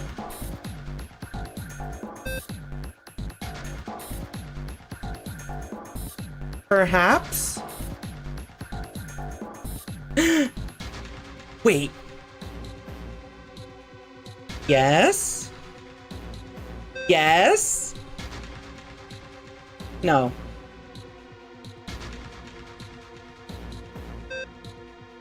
I feel like I'm really close to the solution here.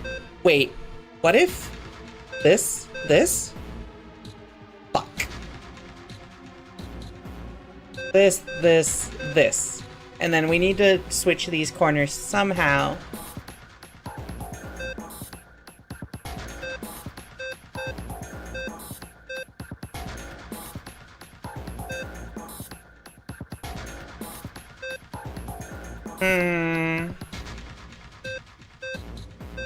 So we've got those correlating.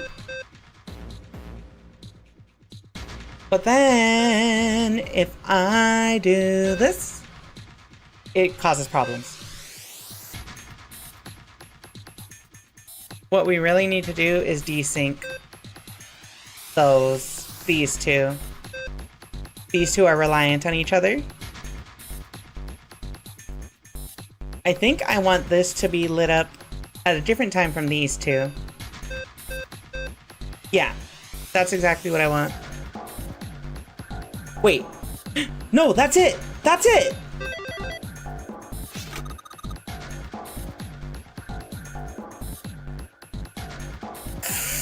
Fuck!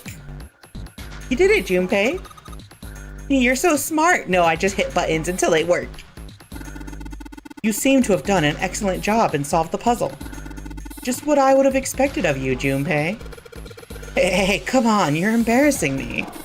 Whoa, don't get cocky, kid. We don't got time for that. Look at this. Check out the right edge of the control panel.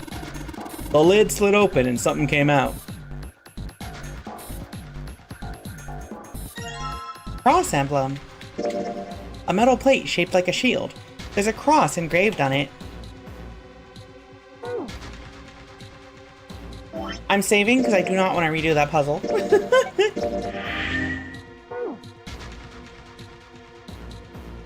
Okay. Hey, isn't that one game? Which one?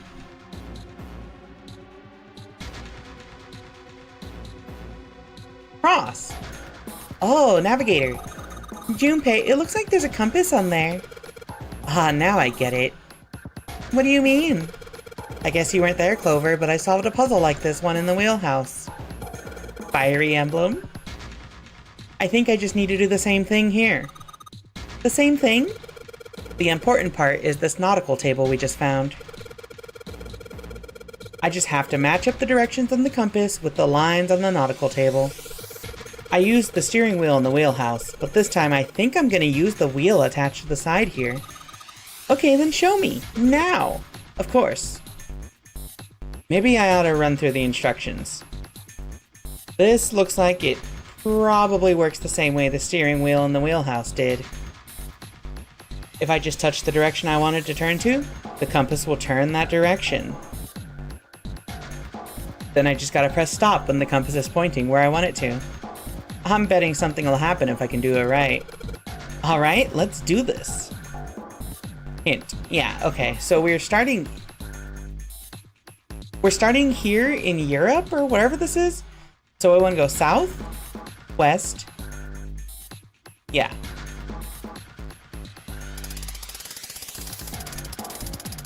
So we're gonna go south, west, no, yeah, west.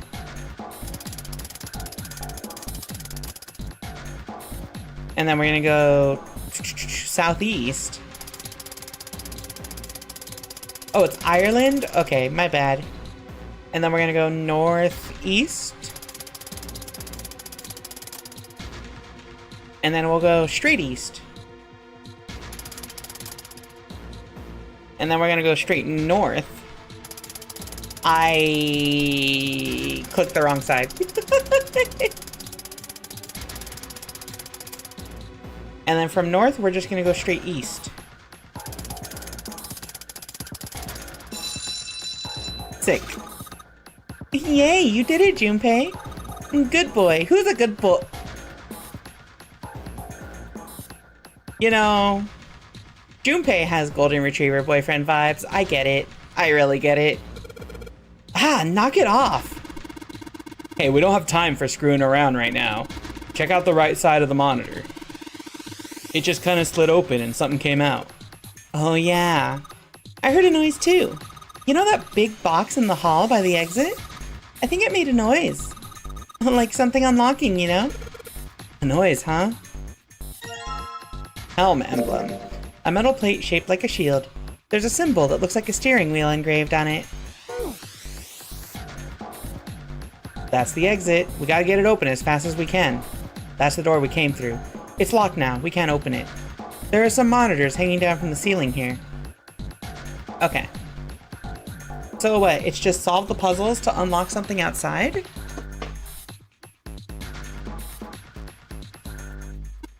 A pipe. It's running into this box over here. The metal shutter looks pretty sturdy. It's framed with black and yellow warning stripes. Alright, let's open it.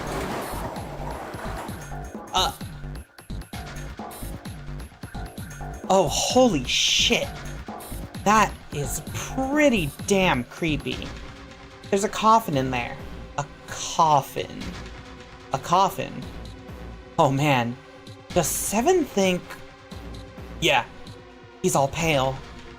He's thinking the same thing I am. No way. Could this be... I'm sorry, but what's going on? It's a coffin.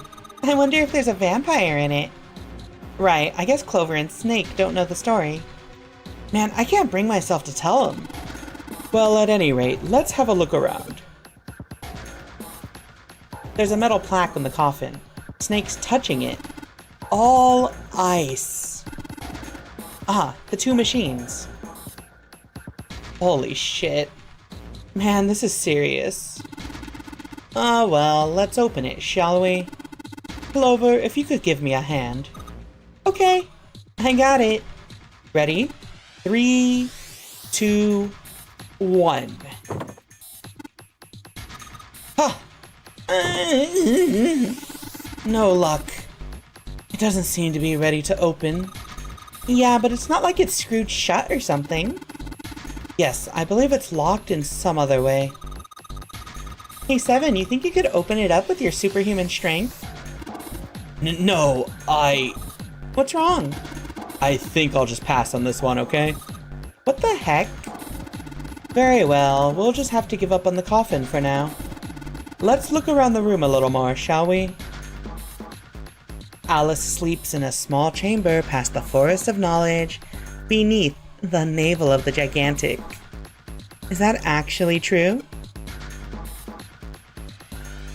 Snake is definitely a vampire. He's got the vibes. He's immortal.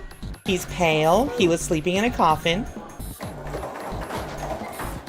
Ladies, if your man is pale, doesn't kill when doesn't die when he's shot, and sleeps in a coffin, that's not your man.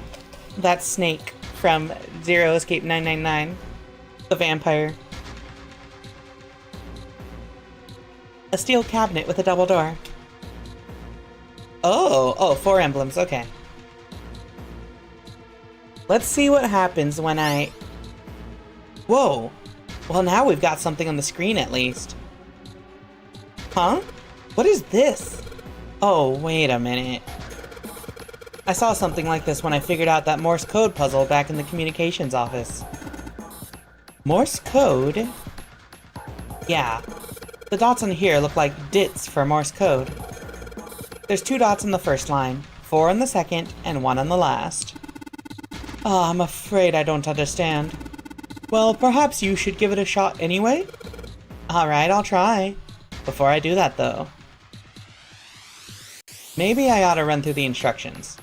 If I just tap the button, it'll enter a dit. If I hold the button down, it'll enter a da. Once we enter our answer, it'll automatically determine if it was the correct answer or not. Alright, let's do this.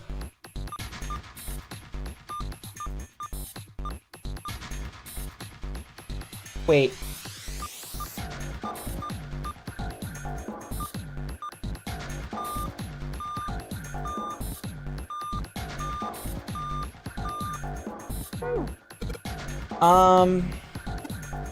Have you figured out what you're supposed to enter here, Junpei?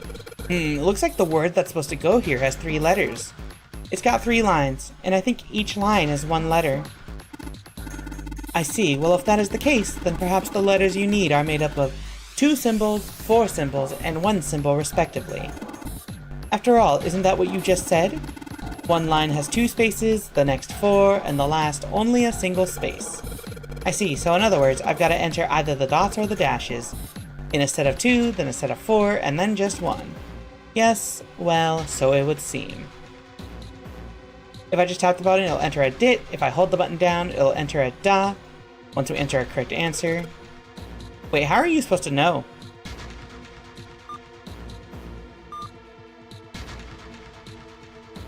I think I do have a Morse code guide in my items. Puzzle was a lot easier though, this one's pretty tough. The answer for that puzzle was, I heard A, L, and L. That would be all, correct? Yeah, it said all, and I had to make those letters green. What about it? Well, I thought perhaps that might be a hint. The solution to that puzzle was all. If that's so, what is the answer for this one? Hold on. I need to read the documentation again. So, Morse code?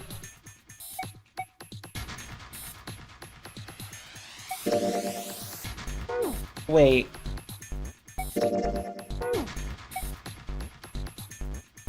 Do I have a Morse code guide? I don't think I do.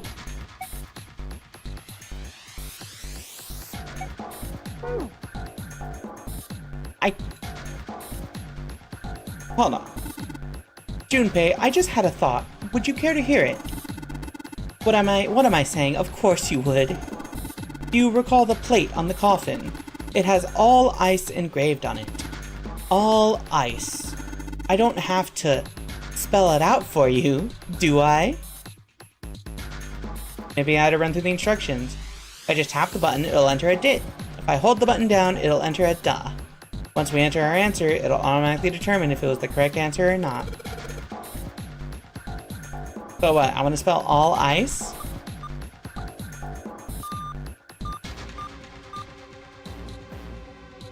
I don't understand how Morse code works. Oh wait, you know what? There's probably a hint somewhere here. Good lord, I accidentally clicked wrong. Good lord, Junpei, you're killing me here. You still don't get it? The other device was very similar to this one. The answer to that puzzle was all, and we found the words all ice on the coffin. All ice. 2 devices. If the solution for one device was all, then what might the solution to the second device be? I get it. So that's how it works.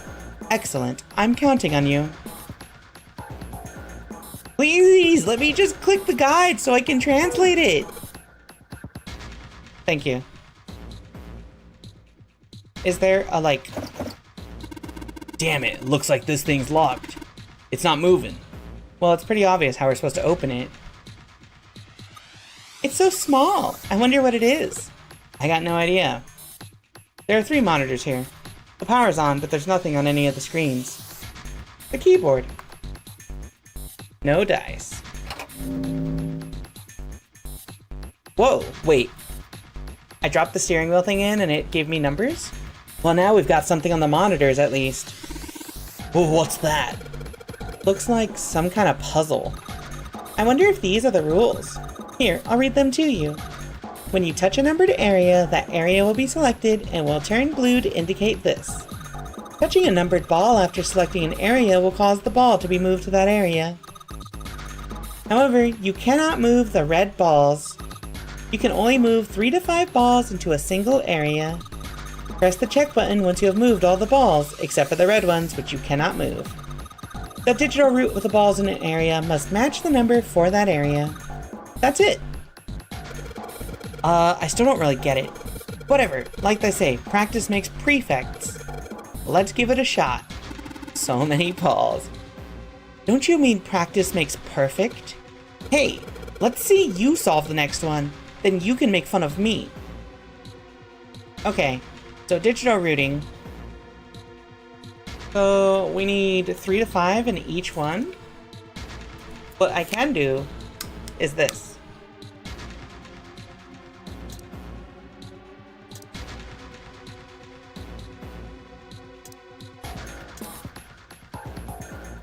This is 18. So then if I just get 24, and now this one needs to be 12. That's 11. Actually, wait. Let's get 12 into the 3 section. So let's do 5, 4, 3. This one, 1, 2, 6, 7, 8. That is 3, 9, 16, 24. Yeah. Okay, this is it, right? But nothing's happening. There are still 3 more indentations left empty. I imagine something will happen when they are all filled. Doesn't that seem likely? Okay, but where's my freaking Morse code cheat sheet, please? Oh, there's an angle. Here we go. There's something written on these pieces of paper. It looks like we've got 3 sheets of the stuff. No. Morse code chart. The Morse code chart, it was found on the steel shelf. Okay, whatever. So this is the letters. So if we want to get ice, we're gonna need ... And then we're gonna need dash ... dot ... dash ... dot ... dot ... dash ... dot ... dash ... dot ... dot ... dash ... dot ... dash ... dot ... dot ... dash ... dot ... dash ... dot ... dot ... dash ... dot ... dash ... dot ... dot ... dash ... dot ... dash ... dot ... dot ...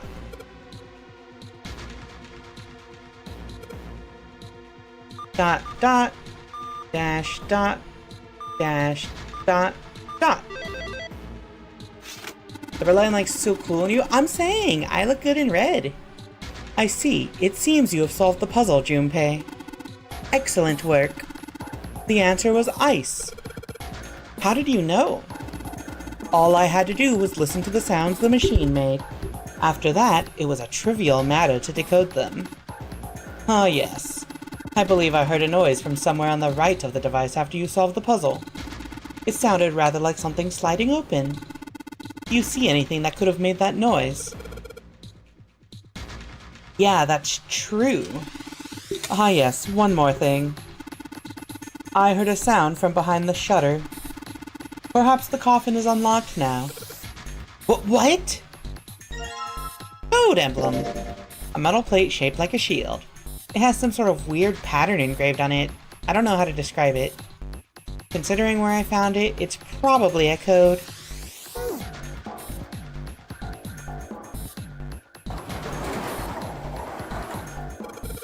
Alright, fine. I'll open it. Okay, Junpei, you can do this. It's just a box. It's just a box. Oh, holy shit, this is a coffin. There is going to be something horrible in there. I just know it. Okay. Okay. Deep breaths. Here we go. That's lame.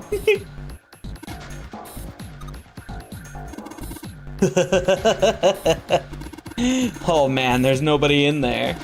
Shit. Can't believe I was scared of something like that. What do you mean nobody? Were you expecting someone to be in there? It's a long story. Ask Junpei about it sometime. Well, just like Seven said, there's nobody in there. There is something in there, though. Well, two somethings, actually. What is that? There are two things on the bottom of the coffin. Looks like we've got a plate with an emblem on it, and... the Neptune key! Yes, we finally found it! Now we can get through the hallway. That's correct, Clover, but we do need to get out of this room first, you know? Yeah, I know. Okay, well, let's get the hell out of here as quickly as possible. I don't have any objections to that. I don't think we'll use the Neptune key in this room. It's really important though, so I'll keep it in my pocket for now. As far as this other thing goes... yeah, they definitely have seen bodies by now. A metal plate shaped like a shield. It has a sort of crosshatch pattern on it. Like a waffle! The waffle pattern looks just like the lid of the coffin. Alright. Let's see... let me explore a little bit. There are piles of crap everywhere. This is a pretty impressive mess. If we try and search every one of these, we're gonna be at it till the cows come home. Well, that doesn't seem too bad. We won't have to go bring them in ourselves then. Don't you get smart with me, kid. How about we deal with this area later, okay, guys? Maybe we should try something more promising.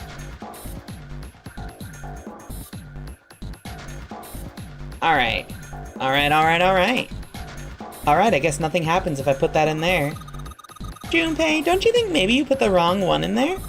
There are symbols in each of those indentations, right? There are numbers, too. 1 steering wheel, 2 cross, 3 mysterious circle, and 4 waffle patterns. You already put in the steering wheel and the cross. What comes after that? Well, I put the emblem into the indentation, but nothing's happening. The indentations are numbered 1 through 4. There are symbols for steering wheel, a cross, a weird circle, and some kind of waffle pattern. Okay, so cross. Hey Junpei, something just showed up on the screen. This puzzle sure looks a lot like the last one. Yeah, but there's more of those red balls you can't move. The numbers for each area are different too. It looks like it's got the same rules as the last one though. You sure you don't want to double check that? No, I'll be fine. If I get confused, I can just look at the screen over there, right? Anyway, like they say, a picture is worth 1,000 words. Let's give it a shot. Isn't that a picture is worth 1,000 words? Hey, shut it. At least I'm trying, alright? Okay. So now we have to make 11 and 17 or 21 and 17? Let's see. So if I wanted to make 21 here, I could do this. And this adds up to 14? 5, 9, 14. Okay. So I want to get 17, so let's do 4, 5. No, 16. 16. This is 5, 11, 19? Yes. 19, that equals 10, then that equals 1.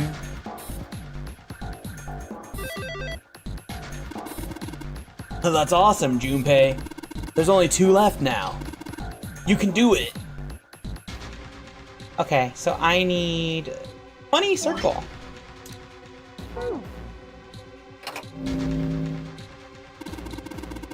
Damn, this puzzle looks a lot like the last one. Looks like the rules are the same, though.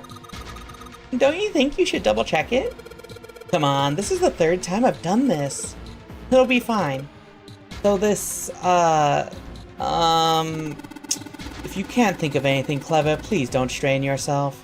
You might hurt something. Ah, shut up! Just give me a break, alright? I'll think of something. Okay. So we need to make 7 and 7? I mean, let's see, 8, 15, 21, 26, 30. So we have a total of 32, so we just need to make 16 twice. Which should be easy enough, right? Like, once we get 16 once, we should be able to get 16 another time? So... Actually, wait. This is kind of hard. If we take, that's 16. 9, no, shit. Yeah. Excellent work, Junpei. You've only got 1 left. I can see the light at the end of the tunnel. Kinda transphobic of them to make me go to the item menu every time to put a new one in. Let's see what happens when I put the emblem of the coffin into this indentation. This is the 4th one. This puzzle looks a lot like that last couple. I think this is probably the last one. Once we solve this puzzle, I'm sure something will happen. Alright, I'll solve it in no time. 8 and 9, you say? So, ideally, what we do here is... we have to digital root with a 2-digit number this time. Wait. 8, 13, 17... Wait, no, this is impossible. Damn it, I just don't get this at all. The rules are displayed on the screen. Maybe I should read it again. The screen showing me the ball puzzle and the instructions for it. When you touch a numbered area, that area will be selected and it will turn blue to indicate this. Touching a numbered ball after selecting an area will cause that ball to be moved to that area. However, you cannot move the red balls. You can only move 3 to 5 balls into a single area. Press the check button once you have moved all the balls, except for the red ones, which you cannot move. The digital root of the balls in an area must match the number for that area. Well, I guess those are the rules. Okay. How are you supposed to do this? 4 of them are gone. 6, 11, 18, 25. They don't add up.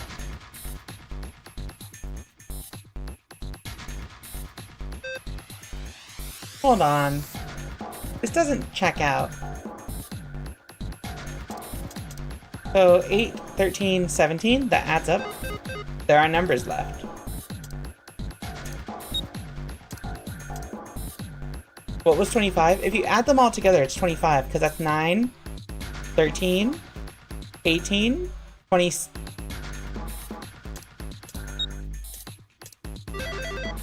Shut up. Huh? Where did that noise come from? Underneath the keyboard? Oh, way to go, Junpei. You answered all the questions. Damn, Junpei, good job. Hey, did you hear something just now? Yes, I heard that as well. From the bottom left corner of the desk, I believe. A picture? What the? Ninth Man? What the hell is this? This man with a mustache on the right. He's the same guy we found murdered in the captain's quarters. He had the zero bracelet on his left arm. And this second man with the glasses and a doctor's coat. He's the ninth man, the one with bracelet number 9. He died after he went into door 5. But this guy, the one in the striped suit. Oh man, that's Ace. Yeah, I guess it is. No doubt about it. But what does it mean? What is Ace doing in this picture? Not only Ace, the ninth man and Cap too. And they look happy, like they knew each other well. Why? How? How in the world are these 4 men connected? You say Ace is in that picture? Yeah, it doesn't look like it was taken recently though. Ace, the ninth man, and Cap all look about 10 years younger. Ah, so the ninth man and the man you found murdered in the captain's quarters are also in the picture? Yeah. Is there anyone else? Or are there only 3 people in the picture? I'm afraid I can't see it. No, there's one more guy. He's the snake clone, I'm just saying. He's got kinda long hair. He looks smart, but a little cold. He's the only one I don't recognize. What's the date of the photograph? It doesn't have one. Did you look on the back? The back? Yes, the reverse. The other side. Huh. Praying for the success of the Nonary project. With Nijisaki, Kubota, and Musashido. Huh. Then the 4 men in this picture were the organizers of the Nonary game 9 years ago. That means Ace, the ninth man, and Cap were all responsible for making it happen. But I feel like I should be more shocked about this. It's almost as if that's just how things were always supposed to be. Why? Why am I not surprised? Ace was the one in charge of the Nonary project. Morphogenetic knowledge! Why? Why am I so calm? Teletemportal! Ah, of course. I understand now. Ace was the CEO of Cradle Pharmaceuticals. He was the one who invented the game 9 years ago. He was Gentaro Hongo. Ace is Hongo? I had my suspicions from the beginning. Their voices were similar. Too similar to be a coincidence. I could never forget his voice. It was the voice of the devil. The devil? I couldn't be sure, though. After all, I had no way to check. I certainly couldn't ask you. Even if I had known, however, I would never have told you. Zero made it quite clear what would have happened if I did. Oh my gosh, I had no idea. Huh? I didn't know that Ace was Hongo. Oh, yes. I suppose you wouldn't have. 9 years ago, you were in Building Q in Nevada. But Hongo was in the Gigantic with us. I know. That's why I didn't know what Hongo looked like. But why? Why didn't you tell me? I mean, I'm your sister, right? You could have told me. I'm sorry. I apologize for keeping this from you. But if I'd told you, Clover, you would have told everyone else. And if you did, Yeah, then she's I a would have been blabbermouth. forced to tell them about what happened 9 years ago. I had to prevent that. Hey, Junpei. You think I could borrow that picture for a sec? Sure. Hongo Kubota Nijisaki Musashiro. Hongo Kubota Nijisaki Musashiro. Hongo Kubota Nijisaki Musashiro.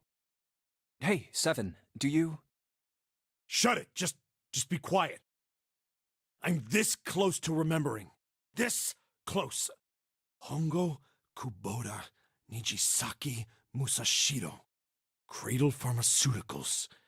Nonary Project. Shit. Kid? What's wrong? Holy shit, this is nuts. What's nuts? I remember Remember what? everything. Everything? Yeah, I remember all of it. My memory's back. Oh? I remember what happened before I got snatched. What? Let me tell you what happened. Like Snake said, Ace is Hongo. From the right, the other three are Musashido, Nijisaki, and Kubota. Musashido was the man with the cash. Nijisaki was Hongo's right-hand man, and Kubota developed the actual technical details of the experiments. How do you know all this? Come on, man, I told you, I finally got my memory back. No, that's not what I mean. I'm trying to ask you why you knew all this stuff in the first place, before you forgot it. You really want to know? Of course. Me too. This is gonna take a while. Hell, it'll probably take me a good 3 days to tell you everything. Well, we don't have 3 days. Just give us the short version, all right? Short version, huh? All right, fine. I'll give it a shot. No promises, though. I'm a detective. It's a little awkward to say this about myself, but you could probably consider me a lone wolf type. I hold to my own code, because I think doing what's right is more important than doing what you're told. That's why I followed my gut that night. A slim lead brought me to the wharf. It was 9 years ago. The wharf had been cold as fuck, and I could barely see squat. I was investigating a mess of kidnappings, all of them children. It all had one thing in common: a history of visits to one particular hospital. A hospital under the management of Cradle Pharmaceuticals. My investigation had turned up evidence that Cradle had been involved in the kidnappings. After a little sweet talking, I managed to finally get a real lead from someone inside Cradle. My source told me this. Tonight, a ship is set to take the children to a large passenger liner docked offshore. We've heard this, yeah. So I headed to the wharf. In the shadows, I searched the harbor until I found the ship I was talking about. There was a bunch of movement there. black suits, many of them carrying large bags. Bags. There was something about the way they moved as they were carried. No doubt about it. There were human beings in those bags. I moved before I realized it. I came out of hiding with my gun already in my hand. Yeah, not in this route. Don't move. I felt metal touch the back of my head. Drop the gun. I could kill you right now. It'd be easy to get away with it, too. Just tie an anchor to your feet, and no one would find you for a week. That what you want? The fish here would love a meal. He kept digging the cold metal thing into my skull. There was nothing I could do. I did what he said and laid my gun on the ground. Then suddenly, there was a sharp pain in my neck. A needle. A drug? That was my last thought. My face hit cold concrete. I was out like a light after that.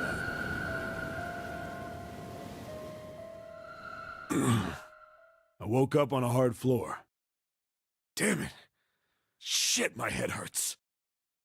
I did a quick once-over of the room. Where am I? A small, shabby bed, a dirty sink, a toilet with no privacy.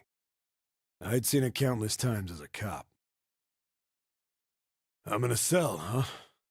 Facing the toilet was a door set into the wall. I was still pretty woozy, but I made my way over to it. I pushed and pulled on it, but...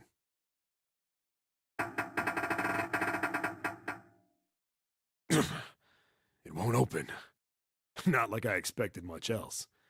It would be dumb enough to put me in a cell and leave it unlocked. Threw myself against the door a few times, but it wouldn't budge. I knew it. I gave up and made my way back to the bed, and sat down. Huh. I sat there for a very, very long time. Who knows how long. Then, I heard a faint voice. The voice was far away. I couldn't understand what it was saying. But I could hear one. It was pretty high, probably a little kid. Huh? No, it was several. I hear 5, or 6, maybe more. Where? Where are they coming from? I pressed my ear to the wall and tried to listen through it. No, that's not it.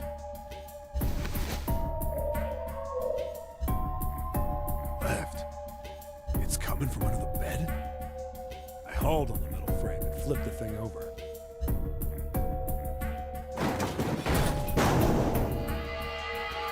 There it was. The bed had hidden an air vent under it. The hole in the wall was covered by a metal grate.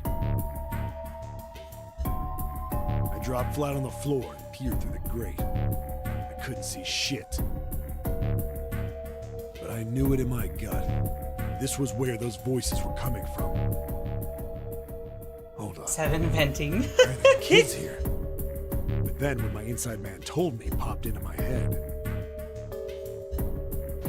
Tonight, a ship is set to take the children to a large passenger liner docked offshore.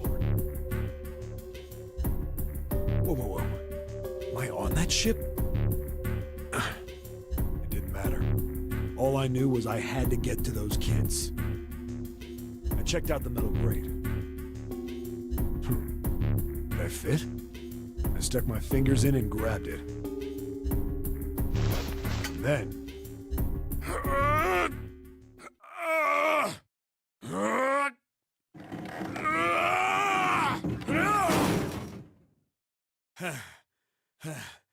Yeah! How do you like that, you son of a bitch? I finally got the damn thing off. Sweat was dripping down my face, so I wiped it off and crawled inside. The first bit or so was tight. I had a wriggle on my belly. It wind up eventually, and there was space for me to crawl along on my hands and knees. I went from crawling like a worm in dirt to skittering like a bug. Couldn't say it was much better, but I'd take what I could get. I feel like this is slightly different. And when I'd been in the thing long enough to start wondering where it'd take me,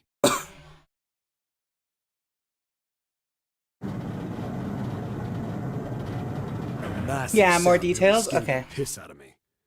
It was like a heavy metal door had just been slammed shut. Then there was a voice.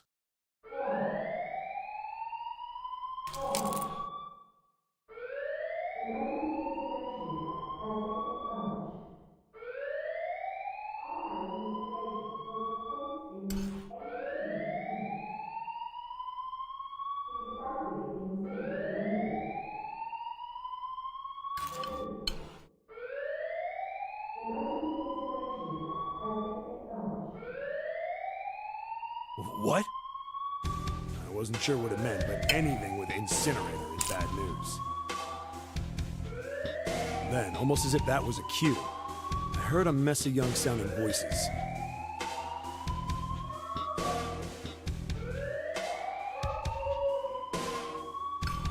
A bunch of them were straight up screaming in terror, and all the sounds together made a howl. Oh shit, can you hear that? Stand straight up. I took this opportunity to go grab the leftover rice I had. My bad. What the hell This is my going on dinner. here? I scrambled through the duct as fast as I could. I made a giant racket, but I didn't care at that point. I soon found a metal door on the left side of the duct.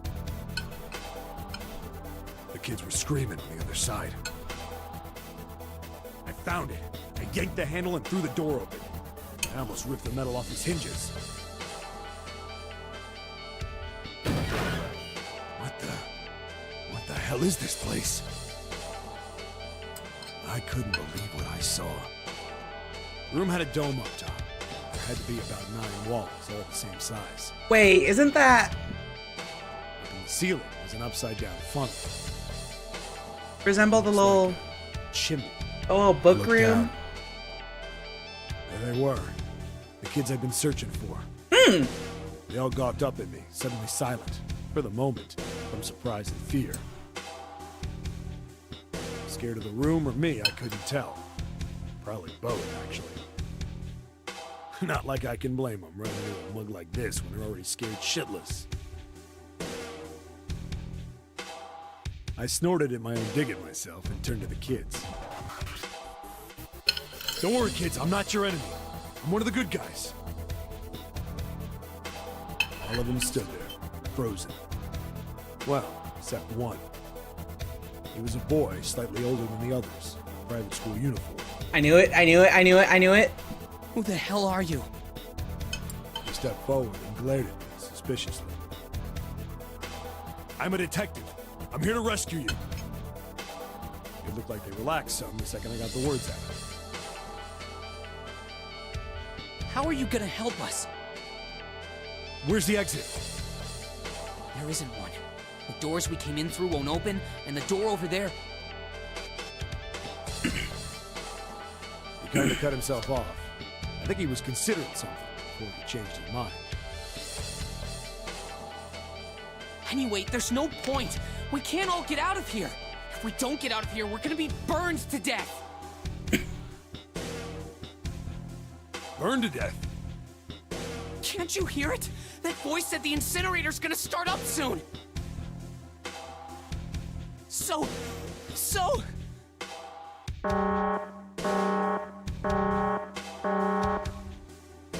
The voice spoke again. Incineration will begin in 15 minutes. They only had 15 minutes. I looked back down at the kids.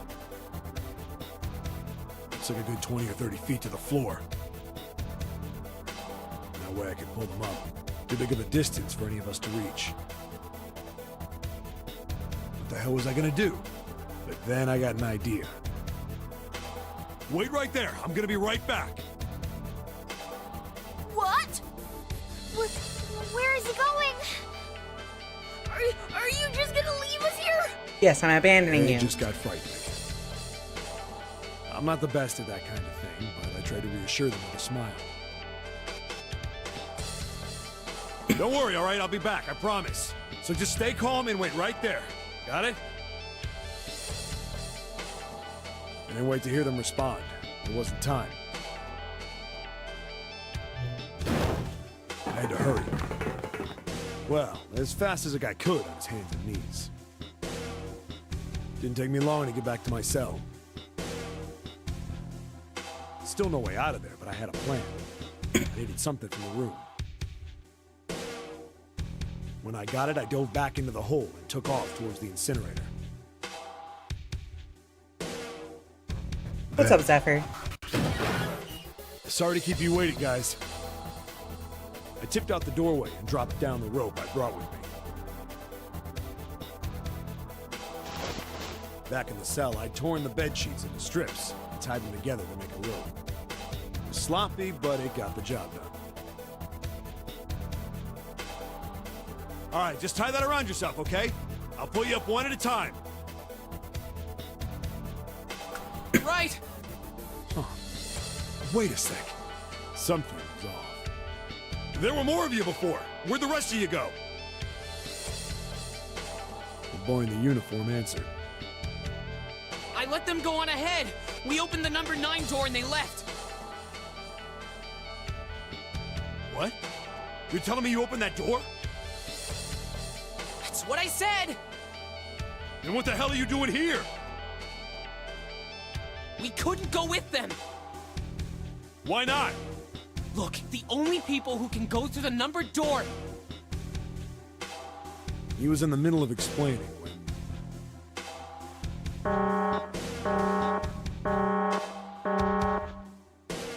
Incineration will begin in 5 minutes. You can pull them up in 5 minutes. The wall shook a bit from the voice bouncing around. Look, that can wait, all right? Just get us out of here. Right! I grabbed onto the rope. First one I pulled up was a girl with a ponytail. Next was a girl with a red necktie. A boy in a jacket came after. He said he'd climb up on his own. The boy in the uniform got the last up. Like the other kid, he climbed up the rope himself. He looked pretty scrawny, but I guess he was stronger than he looked. He moved fast, but when it was almost to me, we heard some knocking. Everyone looked at the door. It had a thick, square window set into it. What the fuck? On the other side, an angry face was staring in. God damn it! What's going on here? Why is the room empty? Where the hell are those fucking kids? That Ace?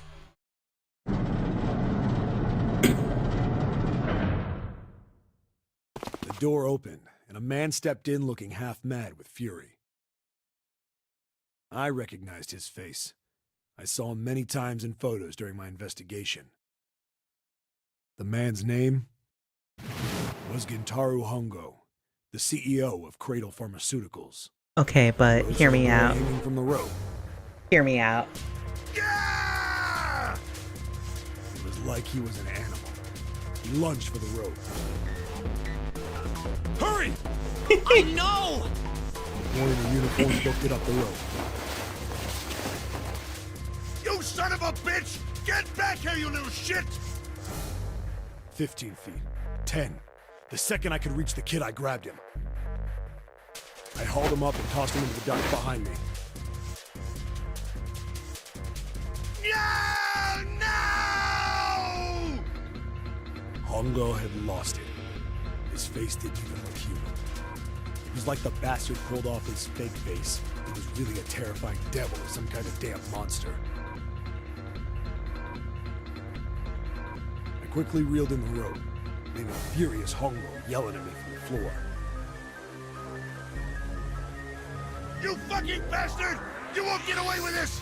How dare you compromise this experiment! Experiment? What experiment?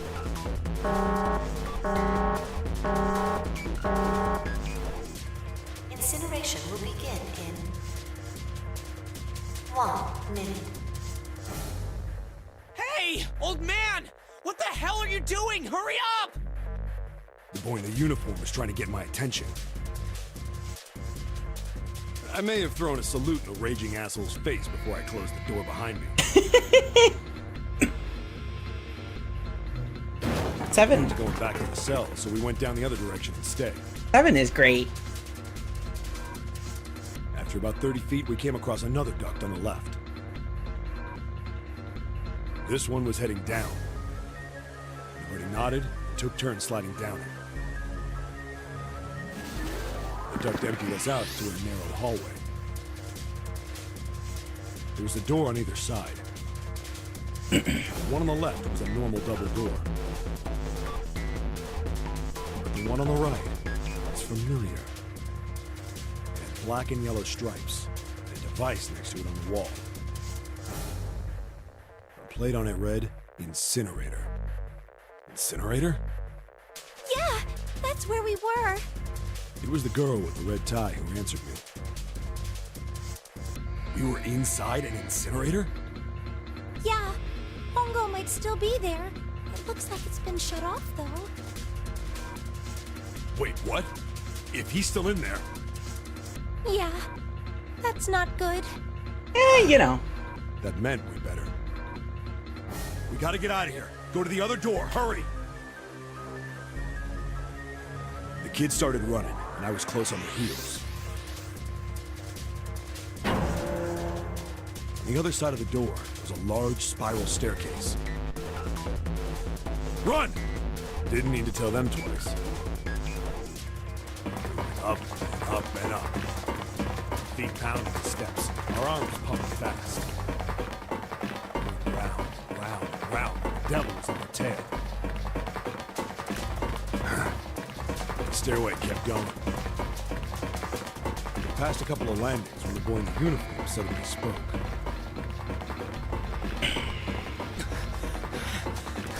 Something's up. Akane's not catching up to us. Akane? My kid's sister. The girl with the red necktie. Akane. That's strange. Okay, wait, hold on. There's an issue with this. Because they said that they put the pairs of siblings, split them up between Nevada and the ship. So how are both Aoi and Akane on the ship then, if they're supposed to be split up, if they're siblings, right?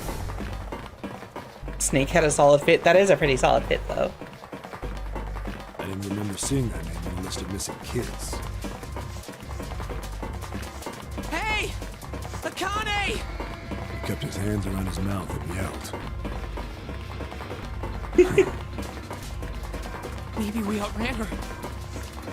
Wearing the uniform skidded to a stop.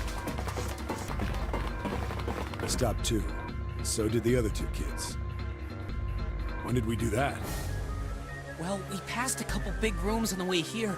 Maybe she took a rest in one of them? No, that's impossible. Sorry, Grandpa. You keep going. I gotta go look for her downstairs. He turned to go. Hey, kid, wait! God damn it, I said wait! I don't think the kid even heard me. Fuck! I spun around to the boy in the jacket and the girl with the ponytail. I'm going after him. You two keep going, all right? You got it? The girl nodded and ran up the stairs. With the boy. I'm going with you. I didn't have time to argue.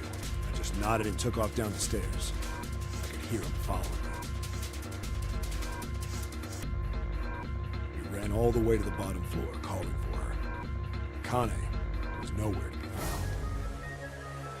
God damn it, where the hell did she go? I could tell the kid was frustrated. And then suddenly... Help me! Somebody help me! What? We heard a girl's voice. Akane! threw open the door and leapt into the hallway by the incinerator. We rushed in after him. I couldn't for the life of me believe what we were seeing. That bastard Hongo had Akane by the arm and was forcing her into the incinerator. Come on, goddammit, move! No, I don't want to!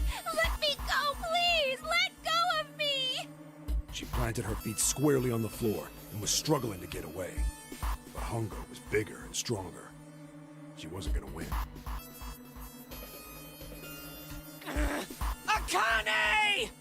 My brother roared with anger and charged toward Hongo. Help me! Ah! You're too late, idiot! Idiot! Hongo lifted Akane bodily into the air and threw her, still fighting him, into the incinerator. What the fuck? Before we could even blink, Hongo had leapt through the door after her. We saw him land inside. And then, the door slammed shut. We ran to the door. We did everything we could think of to get the thing open. But Ah! Fuck! It's no use! The goddamn thing won't move an inch! he started slamming his fist against the door. He was close to shattering his knuckles with how hard he pounded on it.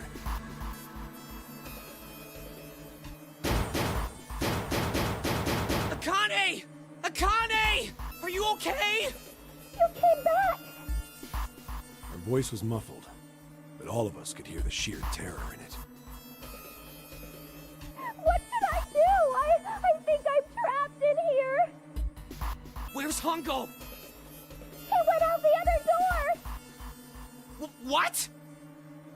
Warning. Warning. Emergency incineration command has been acknowledged. Oh. Automatic incineration will take place in 18 minutes. Please evacuate the incinerator immediately. Repeat. Emergency incineration command has been acknowledged. Are you fucking kidding me? It's the same damn thing! Are you there? Yeah, we're here. Just hang on, alright? We're gonna figure out a way to save you. His words would have seemed like a sick joke to her if she'd been able to see how white and bloodless his face was right then.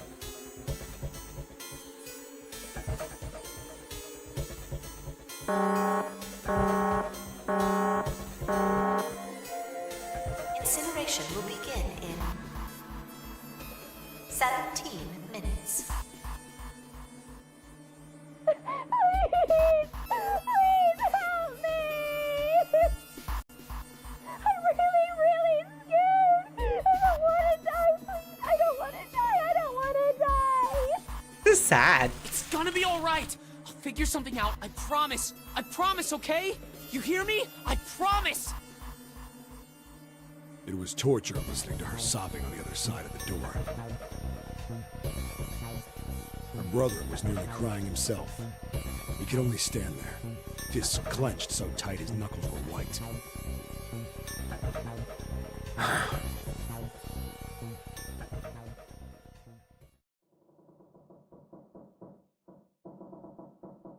What happened then?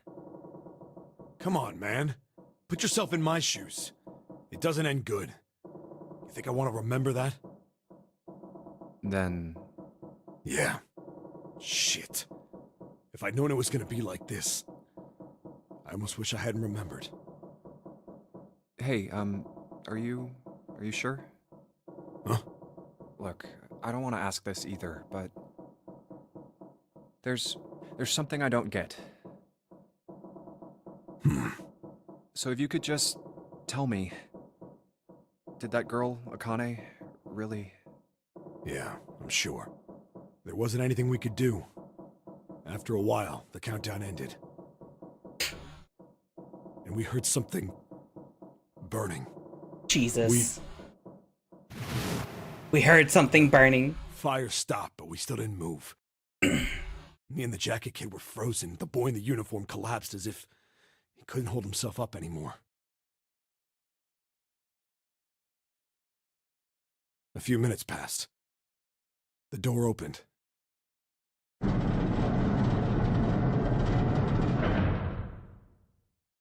The boy in the uniform tripped over his own feet running in.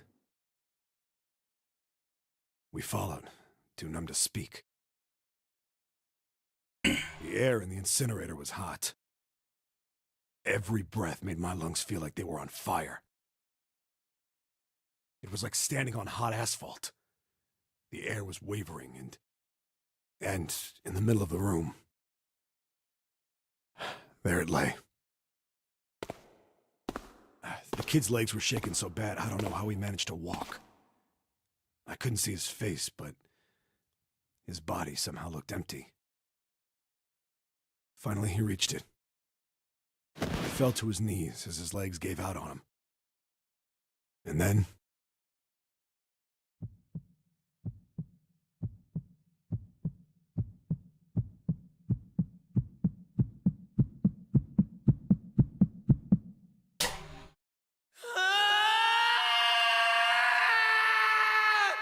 Me when I stub my toe. Can I ask you one more thing? What's that? The girl, Akane. What was her last name? What does it matter to you? Just tell me, okay? Please? Kurashiki. Her name was Akane Kurashiki.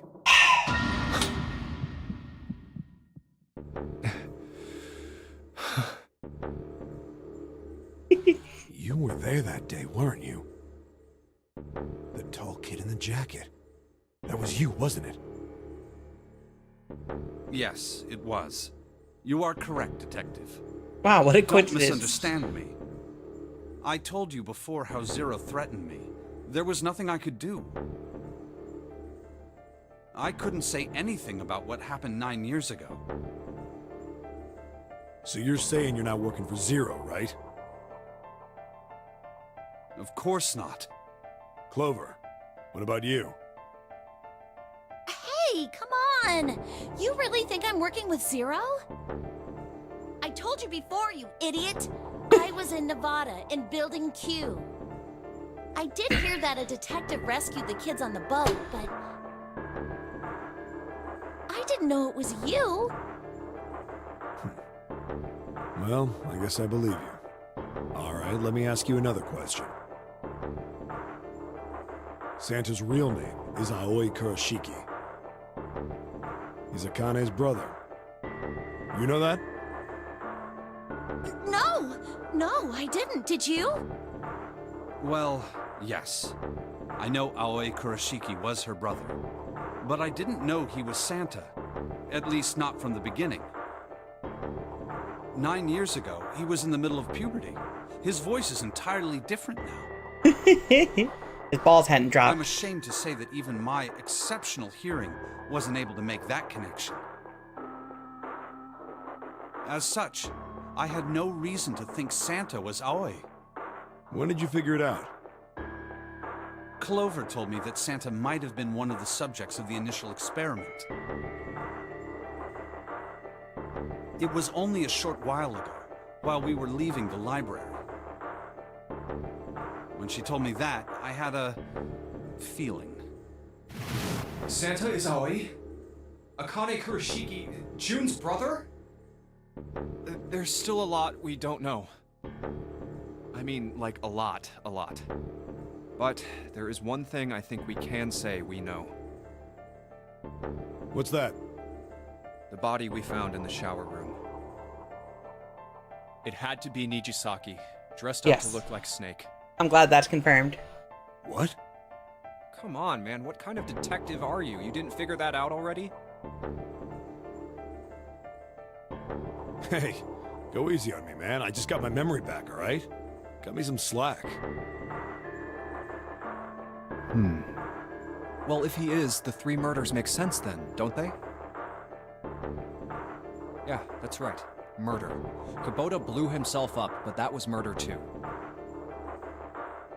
So why did these murders take place?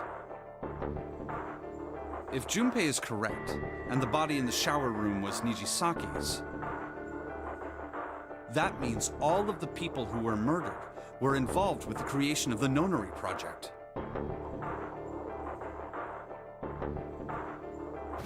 Kubota, the person who conducted the actual experiments.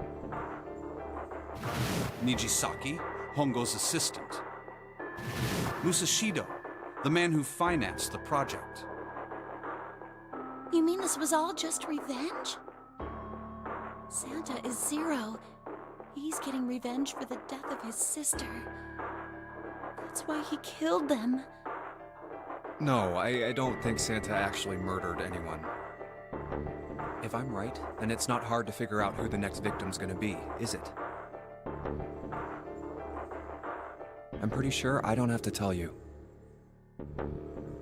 Yes. Yep. Right. The next target will be Gentaro Hongo.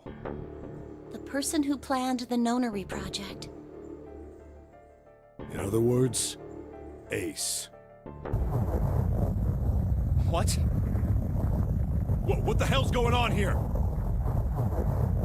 It must be 6 a.m. Our time is up. Shit! Come on, we need to get out of here. How? I'm betting this sucker opens the exit. Come on, let's go.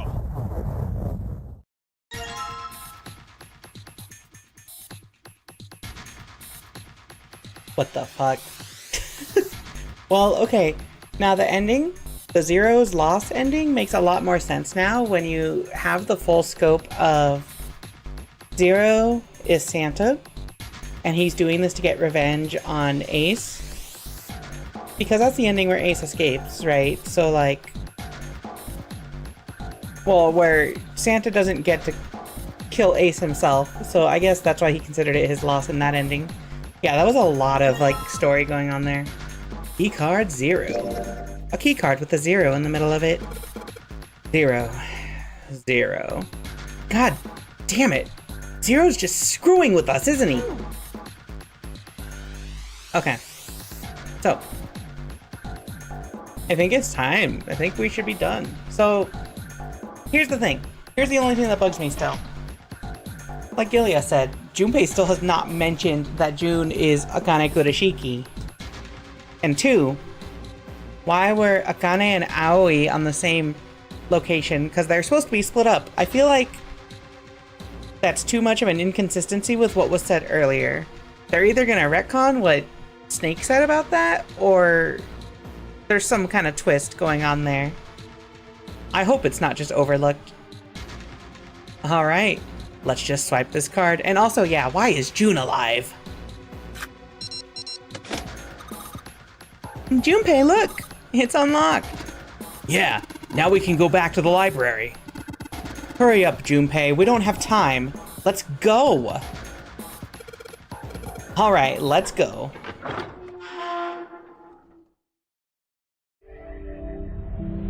So, you found it! My theory... Huh. I think the shaking stopped. Gained all memories of escape in 199. Okay, that was the last puzzle, so we're just here for pure plot now. I suspect, because the room, the Zero's room, had a bunch of mannequins in it, I suspect, tomfoolery afoot. You know.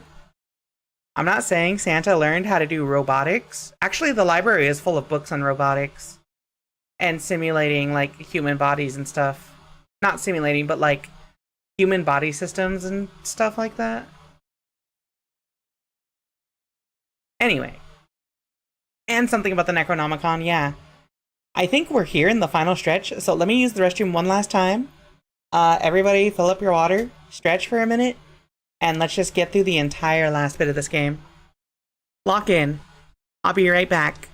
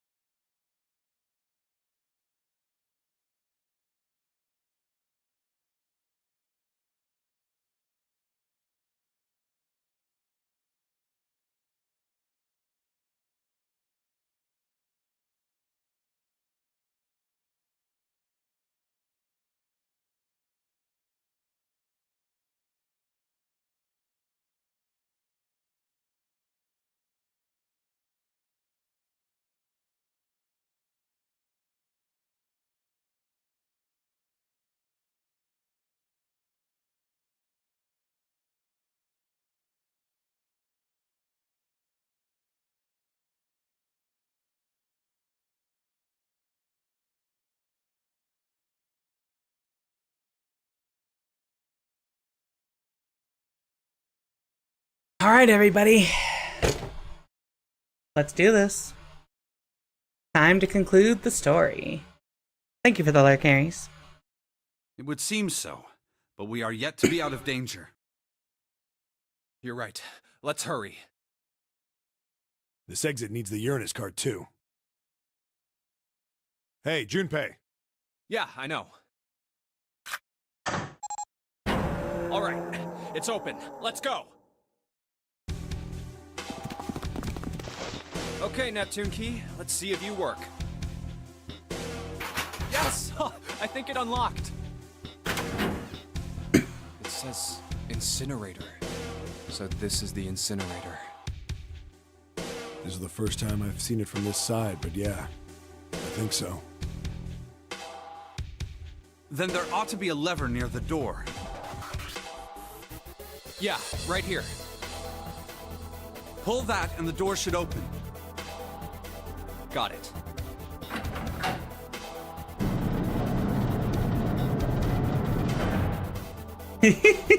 Let's go.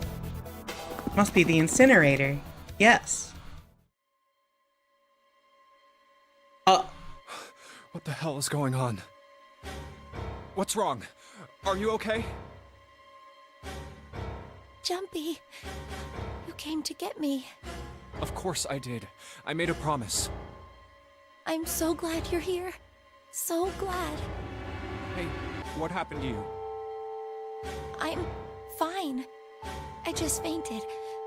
I wasn't feeling very good. I'm feeling a lot better now, though. Are you sure? Yes. I just need to rest a little longer. I'm sure I'll be fine. You shouldn't worry about me. Santa. Hey, where is it? Where's the gun? You hide it somewhere? I don't have it. I got sucker punched and they took the gun. What? Who took it? What? Isn't that obvious? I took the gun. Pongo. Ace. Just what the hell do you think you're doing, Ace? Or maybe I ought to say Gentaro Hongo, CEO of Cradle Pharmaceuticals? You have me at a disadvantage, and I don't like that. You know me, but I don't know you. Do you have any idea how much I've suffered? Can you even begin to understand my pain? The pain of prosopagnosia, right? Another irritating insect. And how do you know that, Good question. No matter. If you don't want to answer, it makes no difference to me.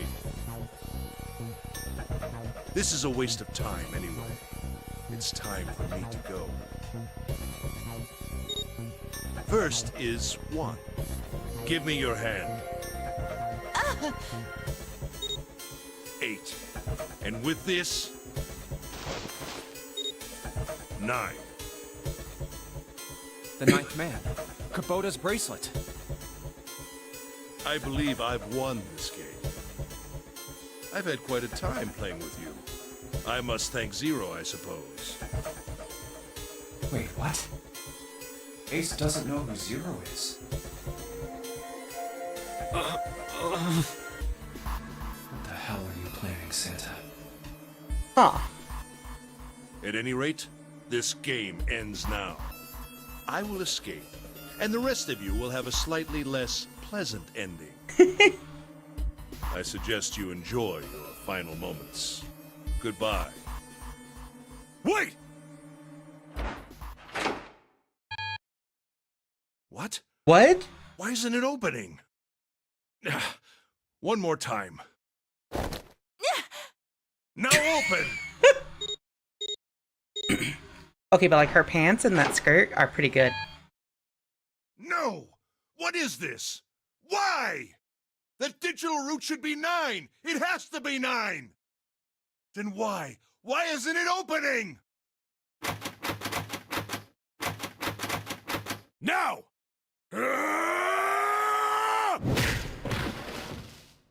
No! Oh.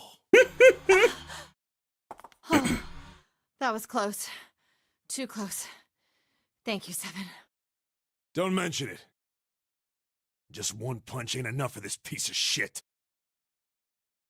After what he did 9 years ago, I ought to rip him to pieces.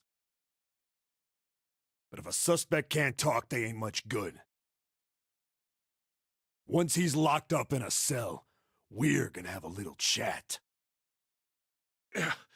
9 years ago? Then you must be... Yeah, you finally figured it out, dumbass. Dumbass!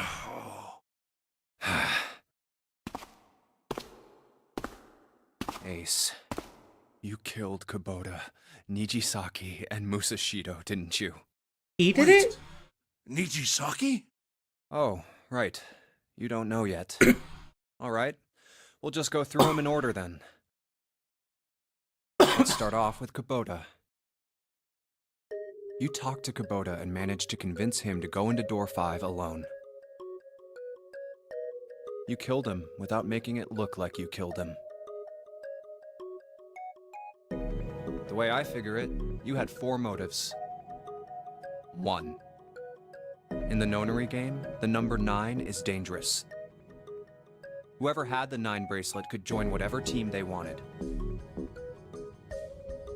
Adding 9 to any number doesn't change the digital root. Which means that number 9 could do whatever they wanted. You wanted to remove that threat as soon as possible. 2. You wanted the number 9 bracelet for yourself, so that you could make use of its power. In fact, you did use it in the murder of Nijisaki. 3. Even if his number hadn't been 9, Kubota was a problem. He knew your past. He knew what had happened 9 years before. You needed to silence him before he told anyone. 4. But last, and perhaps the most disturbing. You used Kubota as a test. You wanted to know how serious this nonary game was. Was it truly life or death, or simply a harmless prank?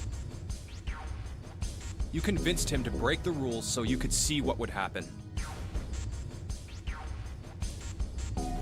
That was why you killed Kubota, but he was only the first.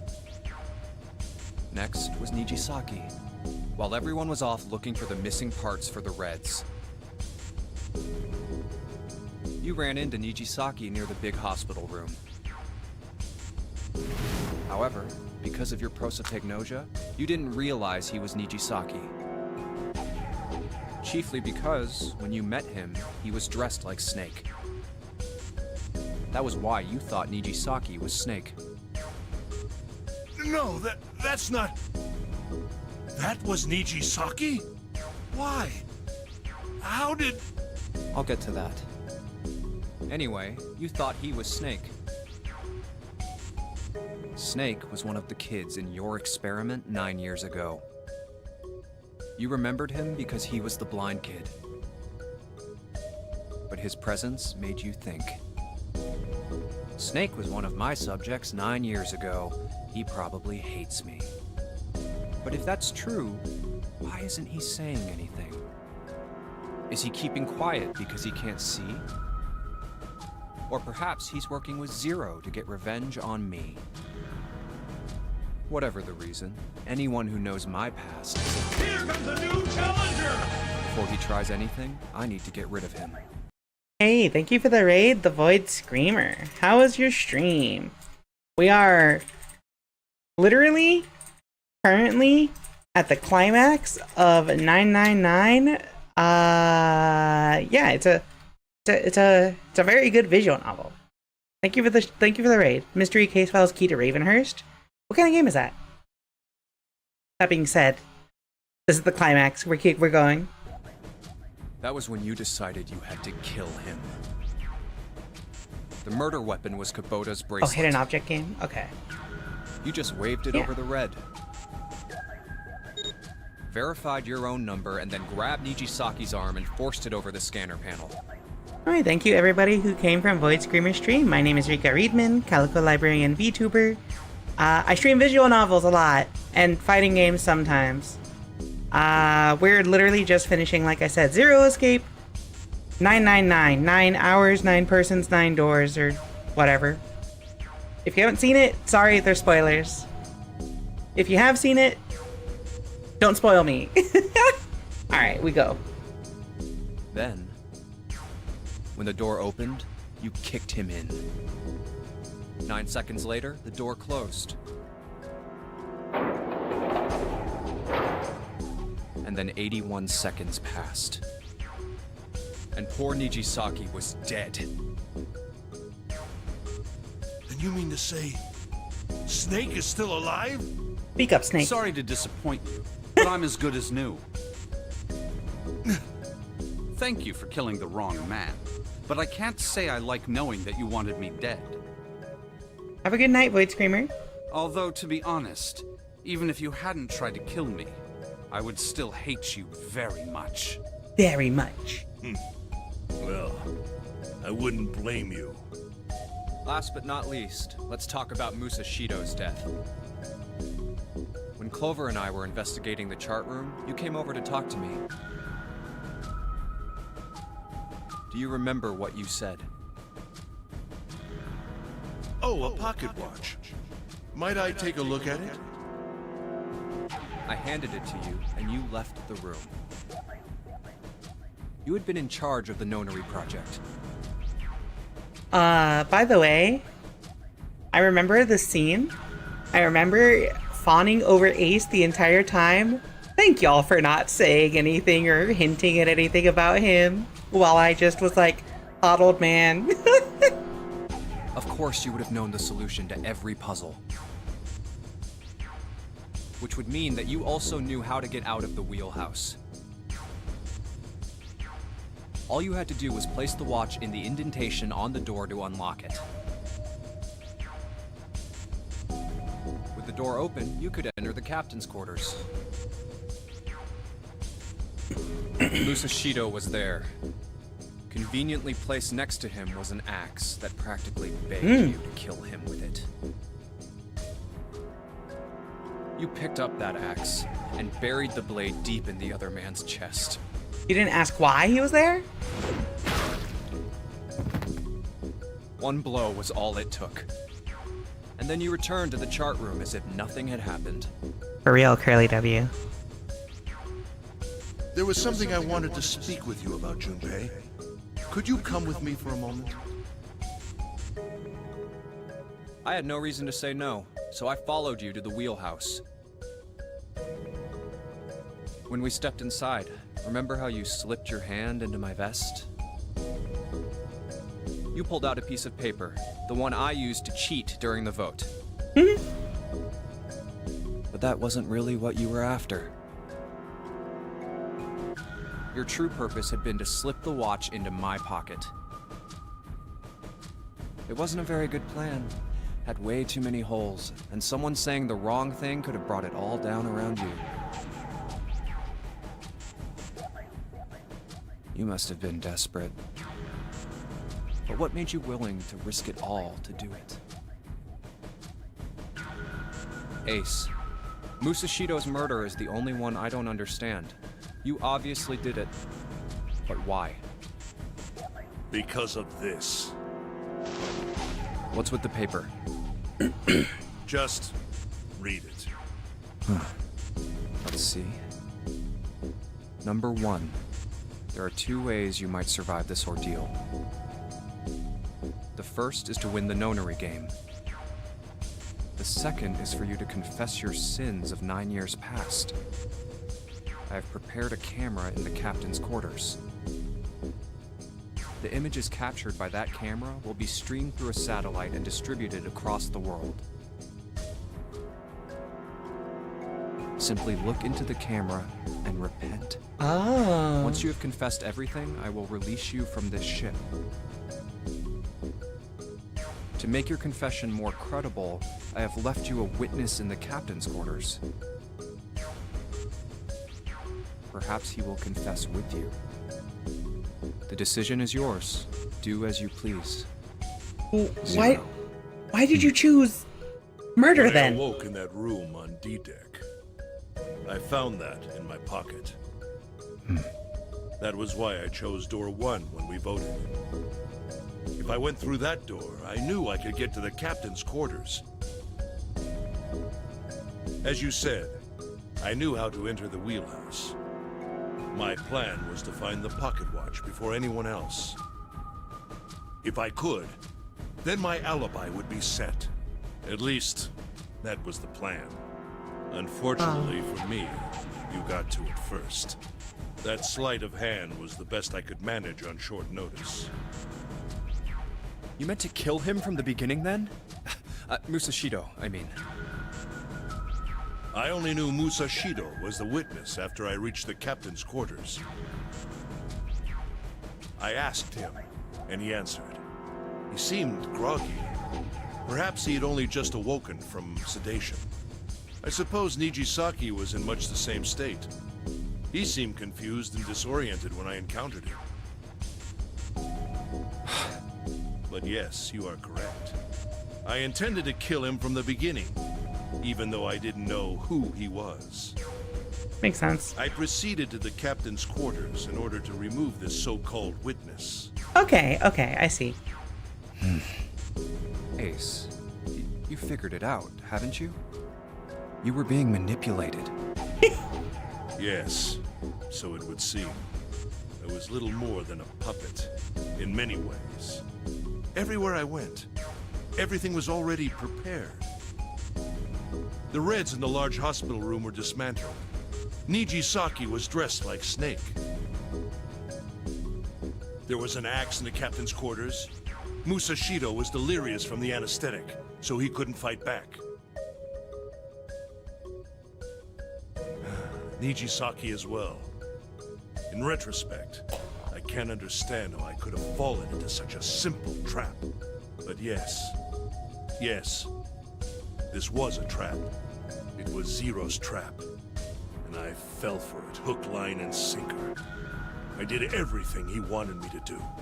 Yeah. By manipulating you, Zero was able to kill 3 people and keep the blood off his own hands. All of this was revenge for what happened 9 years ago. That's why this nonary game happened. Am I right, Santa? Santa? Huh? What the hell are you talking about? I don't know any... Ain't no point trying to play dumb anymore, Santa. Actually, I guess I should call you Aoi Kurashiki, huh? My memory came back to me, kid. You're Aoi Kurashiki, no doubt about it. Never thought I'd be back in this room talking to you. But hey, I guess this was all part of your plan, right? After all, the person who planned the nonary game this time around was Zero. And Zero's you. Looks like you really do have your memories back, huh? Well, I guess there's no point in hiding it then, huh? Yeah, you got me. I'm Aoi Kurashiki. I was one of the kids in the nonary game 9 years ago. I made it out. So did Snake over there. But there's one thing... No, I guess there's 2 things you got wrong. Number 1, I ain't Zero. What? Wait, what? What? Sure, I was helping Zero out, but I'm really more of an assistant, like a secretary. So it is June. But an assistant's only an assistant. No. I didn't come up with all this. All I did was follow Zero's orders. Then, if you're not Zero, who is? Calm down there, Junpei. Didn't I say 2 things? You made one more mistake. Junpei, you just said, all of this was revenge for what happened 9 years ago. That's why this nonary game happened. But that's not it. Revenge isn't the only purpose. Only?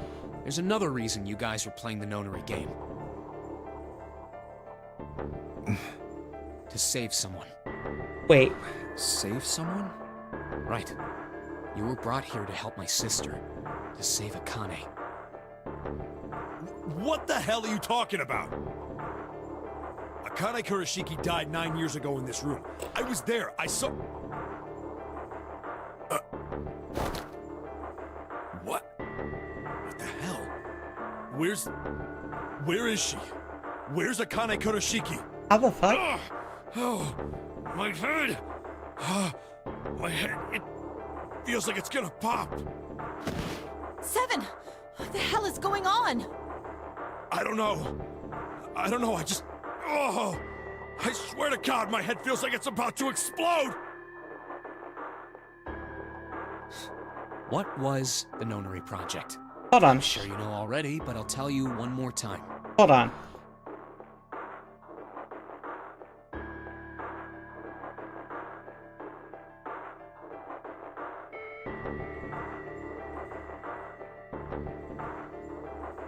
Did Junpei tell them that June is Akane Kurashiki? I thought that was a big thing, is he didn't mention her name to them. Unless 7 just made the assumption that that's Akane Kurashiki.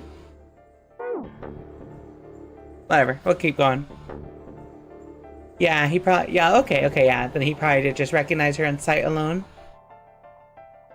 It was a project designed to test a particular phenomenon. And what was that phenomenon? For two organisms to communicate with one another in the absence of physical contact. The morphogenetic field theory. Could human beings use these invisible fields to exchange information? That was what this experiment was conducted to determine. Yeah. There were two separate locations. One was the Gigantic, and the other was a building in Nevada called Building Q. The 9 children trapped in Building Q were faced with numerous puzzles, copies of identical ones on the Gigantic. They were told to send their answers into the morphic field set and transmit them to their brothers and sisters on the Gigantic. Okay.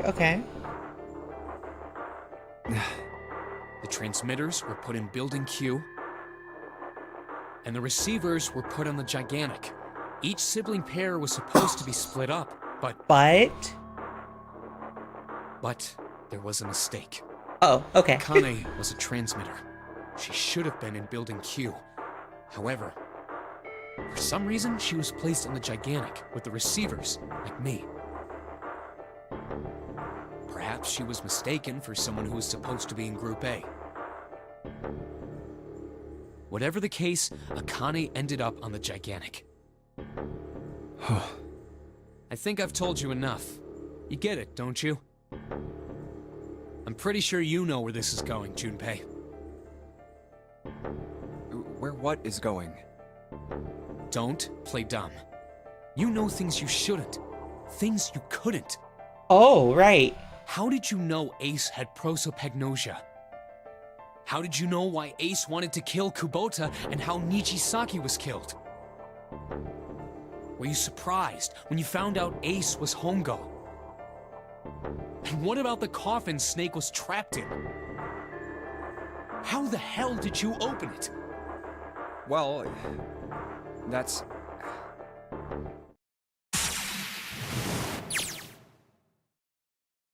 He knew, because I knew. Junpei was receiving information that I sent to him through the morphic field set. It's simple, really. How do I know the alternate futures, then? Imagine a river that splits in two, like an upside-down Y.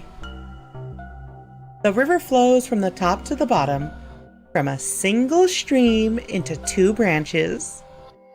It only flows in one direction. It can never flow backward. Information is the same way. It moves from the past to the future, but never flows backward. That's why people at the river's source, in the past, will never know about those downstream in the future. But the people downstream will never know about one another either. Information only flows along the path of the river. But I am different.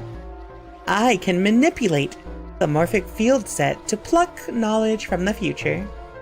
I know what happens on either fork of the river, even though the people on either fork know nothing about one another. Now, who am I? I am I, the 9th letter of the alphabet, but I am also 0. No, that's not true. I'm not really 0. Not yet. Perhaps you could say I am less than 0. 0 is my future. In 9 years, I will be 0.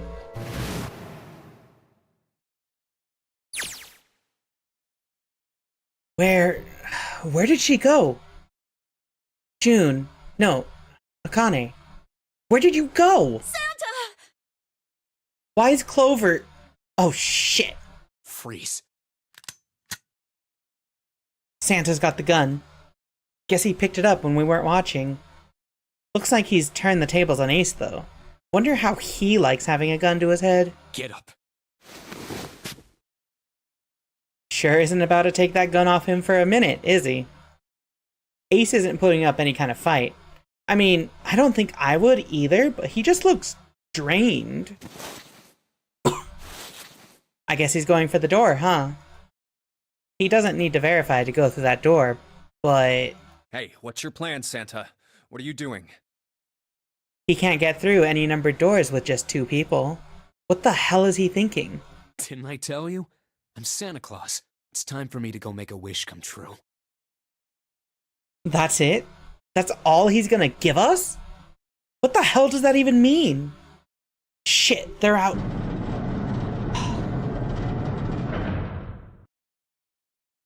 And now the gates are shut. Looks like the rest of us are stuck in here. They're all looking at me. At least 7's headache is gone. He seems to be alright. Well, I guess there's no harm in trying. Let's see if this door still opens. Damn. Well, it looks like this door isn't opening anytime soon. You mean we're trapped? So it would seem. What the hell is Santa trying to do? Oh my gosh. Oh my gosh, what? Have you considered where we are? There can really only be one thing Santa would do now. No. No, you can't be serious. Oh, but he is! Shit! We've got to do something. Maybe we can still get through door 9. There's the red. Yeah, alright, we can do this. I've just gotta...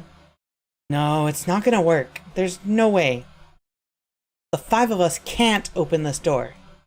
2 plus 4 plus 5 plus 7 plus 8 equals 26. Down to 2 plus 6, which equals 8. Is there any combination that'll work? Junpei, can I borrow your pen and notebook? Sure, why not? I don't think I'm gonna need them. Ever again. Well, she certainly looks purposeful. Looks like she's writing equations. A lot of them. Huh? Oh man, she doesn't look very happy. What? Hey! No need to be ripping pages out like that. Jeez. What the hell are you doing, Clover? Give me that! Alright, at least 7 got it away from her. Maybe now I can get a look at what she was writing. Let's see. Oh. What? And there's no other way? Lotus. Looks like she'd figured it out, though. Man, this is just too cruel. It's okay. Go. Lotus. Come on, you know we can't do that. Don't give me that. I'm sure you'd love to get rid of me. God damn it, you idiot! Whoa, where the hell did that come from? Looks like she expected that about as much as I did. Without, if you're not... Look, it'd be bad, alright? For a cop, he sure doesn't have much confidence. Bad? Yeah. If there weren't assholes like you around, I'd be out of a job. Uh-huh. Look, I'm just not leaving you behind, alright? And 7. Shit, my bad. End of story. He's right. I'm not leaving you either. Me too. You didn't honestly think I'd abandon you, did you? You're all idiots. Act as tough as you want, Lotus. We can all see you're about to cry. That being said, however, I doubt we would be able to open the door anyway, even if we were to leave Lotus behind. Huh? Why? I trust you remember what happened to Ace? I couldn't, see exactly what happened, but I was able to guess what he was attempting to do earlier at the Red. Oh, yeah.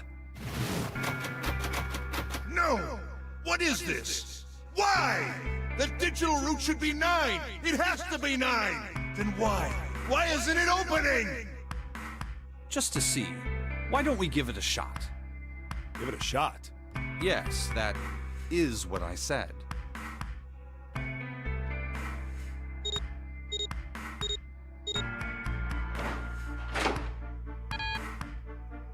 Two plus 4 plus 5 plus 7 equals 18. 1 plus 8 equals 9. You were right. It ain't opening.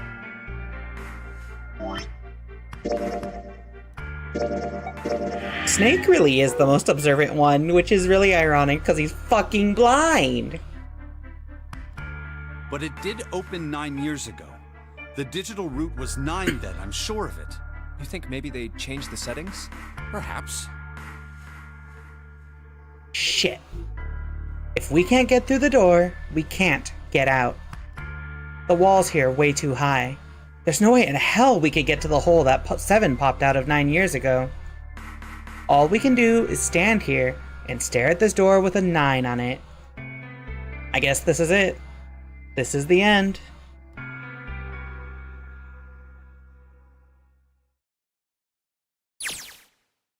A Connie vision? I was watching. I had watched everything that was reflected in his eyes. I was listening. Every sound that vibrated in his eardrums, I heard. Smell, taste, touch. I felt everything he felt. I knew everything about him. What he was thinking, what he was feeling, what he was sensing. All of his feelings and worries and fears became mine. My mind, my consciousness was inside of him. Through the morphic field set, we were resonant, and we were as one. I was him, and at the same time, I was an observer. It started with a tremendous noise like a clap of thunder. That was approximately 9 hours ago. A bomb had gone off on the ship we were on. That was when my resonance with him began.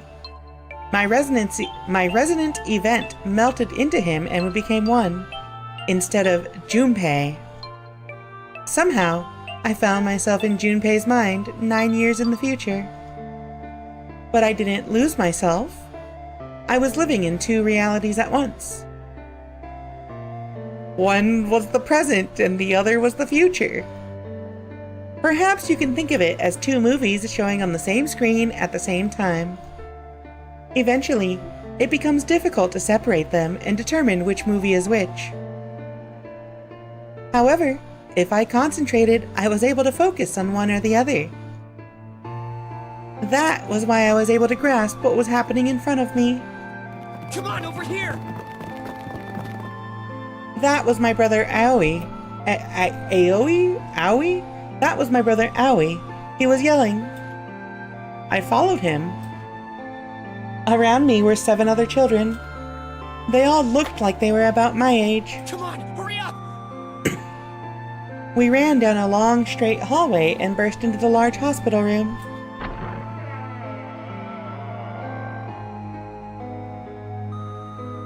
Everyone was arguing. 2 of the boys got in a fist fight. A girl watching them began to cry. I want to go home, she cried. I want to go home. Another girl slapped the crying girl and glared down at her. It has been 2 hours since the nonary game began. We were starting to fall apart. But just when all hope seemed lost, a light started talking. He was blind. 9 years later, we would call him Snake.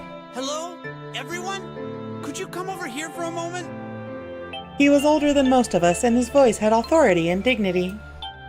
The fights died down, and we gathered around him. I have a little sister. She is very important to me. Right now, she is over in Building Q, and is desperately trying to send information over to me. Her name is Clover, and today is her 9th birthday. Wait, her name is actually just Clover? As he spoke, he pulled something from his pocket. In his hand were 9 four-leaf clovers. I was going to give these to her as a birthday present. I was outside picking them when I was abducted. I'm sure I've already told you, but I am blind. For a man who can't see, collecting 9 of a very specific plant is... well, it is difficult. But my sister means a great deal to me. And I hope that these would show her how much I cared for her. Since it's her 9th birthday, I thought 9 four-leaf clovers would be appropriate. Every one of you has a brother or a sister in Building Q with Clover. For their sake, we have to survive. We have to get off this ship. Do you understand? If we're going to do that, there are 3 things you have to remember. We need trust and love, and we have to have faith in one another. Aww. If we can take all 3 of those to heart, then I promise that good luck will come our way. Did you know that the leaves on the 4-leaf clover mean faith, trust, love, and luck? Those words are leaf words. So if you believe what I've told you, and you understand, then I want you each to have one of these. They're a promise between friends. He gave a clover to each of us. I took one too. Eventually, he was left with only a single 4-leaf clover. He had one last thing to say. Now, don't ever forget, so long as you have that, we will always be connected. Do you understand? When he finished, the tension of only a few minutes before was gone. We were calm. After that, we ran around the ship for a while longer and opened several of the numbered doors until we finally found a door with the number 9 on it. In fact, there were 2 doors with 9 on them, and we found them in the chapel. We split into 2 groups and walked through the doors.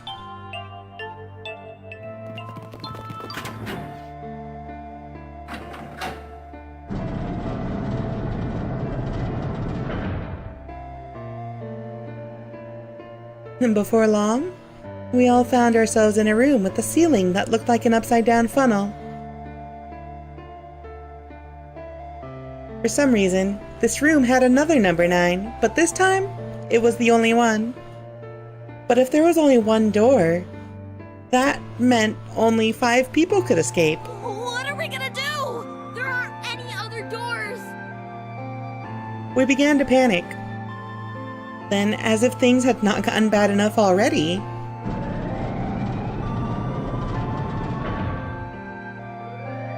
Warning. Warning. Emergency incineration command has been acknowledged. Automatic incineration will take place in 18 minutes. Please evacuate the incinerator immediately. Repeat. Emergency incineration command has been acknowledged. What? What's happening? What did that thing say? That didn't sound good. my brother always swallowed hard and answered, I think it means this room is gonna burn. Burn! The plaque on the door says incinerator, and that voice said that the incineration is about to start. And incinerate means to burn. No! Help me! Abject terror filled the room as everyone began to scream and cry. Every pair of eyes were filled with despair. Then, high up on the wall, a door opened and a man appeared. He was a huge, frightening mountain of a man, as large as a bear. 9 years later, we would call him 7. Don't worry, kids, I'm not your enemy. I'm one of the good guys. I'm a detective. I'm here to rescue you. The rest happened just like 7 had said it did. The 4 of us who had stayed behind were saved by 7. We crawled through the vent, away from the incinerator, and slid down into the hall. We came out on the other side of door 9. On the wall opposite the door was a set of double doors. We went through those and began to run up the spiral stairs. As we ran, I led the way. Behind me were Nona, my brother Aoi, Snake, and Seven. The other children, the one who'd gone through door 9 before us, were up ahead. I could hear them cheering each other on.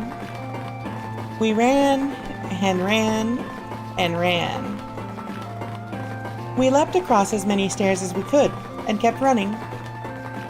The stairs spiraled upward like a tornado. Eventually, I pulled ahead of the rest. Perhaps Nona had slowed them down. I didn't want to lose them, so I slowed down as well. I didn't stop, but I glanced over my shoulder from time to time to see if they had caught up. That was when I realized... Oh no, where is it? Did I drop Jumpy's present? I knew I'd had it with me when we passed through the vent. Then... had I dropped it as we slid out? I had to go back. I had to. But I knew I couldn't tell the others. They would stop me. I was sure of that. I didn't stop to think. I simply moved. I ran to the central hall, the room that connected to all the other areas of the ship. I hid in the shadows, and moments later, I felt a rush of wind as they ran past me, up the staircase. I waited until they were out of sight, and then I ran. I moved as quietly as I could, down and down and down. Finally, I reached the bottom deck. I ran into the hallway and looked around frantically. There it is!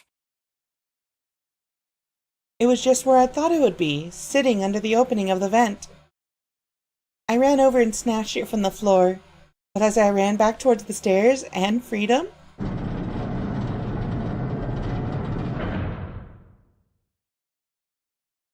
the door to the incinerator opened, and a man stepped out. It was Hongo. Gentaro Hongo.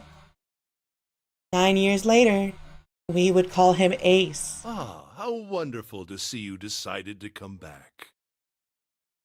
His smile made my blood run cold. It looked mechanical, as if someone had simply pulled up the corners of his mouth. Come with me. We must continue the experiment. I shook my head, eyes wide. Slowly, I began to walk backwards. 1 step, 2 steps, 3 steps. Then I spun around and broke into a run. I felt Hongo's hand close over my left wrist. I said, come with me. There was an edge of insanity to his voice now. I pulled as hard as I could. No! Stop! Let go of me! Let go! I shook my body and flailed my arms, trying desperately to get Hongo to let go of me. But I was still only a child. I was no match for a man like Hongo. Stop struggling, goddammit! Do as I tell you! He heaved on my arm, trying to pull me into the incinerator. I screamed. Help me! Somebody help me! Then, suddenly, Akane! the door to the stairs flew open, and my brother Aoi burst out of it. Behind him came Seven and Snake. Akane! He cried my name again as he leapt toward Hongo. You came back! I cried out. But then... Ah, you're too late, idiot! Idiot! Hongo threw his full weight against my arm, pulling us both into the incinerator. Ah! The force of it threw me to the floor. I scrambled to my feet and looked toward the open number 9 door. Hongo stood between it and me, but behind him I could see my brother, his fists clenched. But those fists never reached Hongo.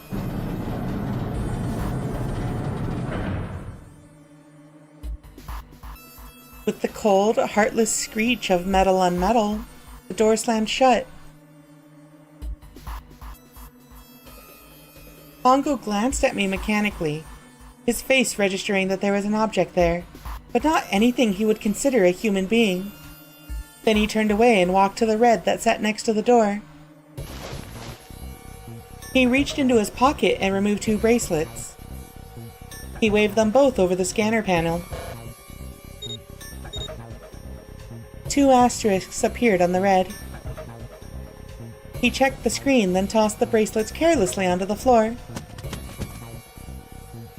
What was he doing? What was the point? He made no effort to explain himself, of course. He said nothing at all and walked past me as though I were nothing more than a rock by the roadside. A few moments later,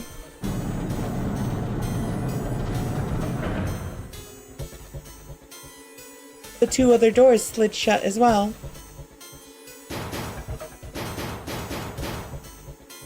Faintly, I could hear someone pounding on the door behind me. I turned around and ran toward the door with the 9. Akane! Akane! Are you okay? I could hear a voice from the other side of the door. A worried, frightened voice. Help me! My throat was already raw, but I screamed as loud as I could. My voice echoed lonely around the empty room. What should I do? I think I'm trapped in here! Where's Hongo? He went out the other door! What? Then it started again. Warning. Warning. Emergency incineration command has been acknowledged. Incineration will begin in 18 minutes. Please evacuate the incinerator immediately. Holy shit! Man, I knew what it was gonna say, but that is one hell of a creepy voice. I knew it! It's starting.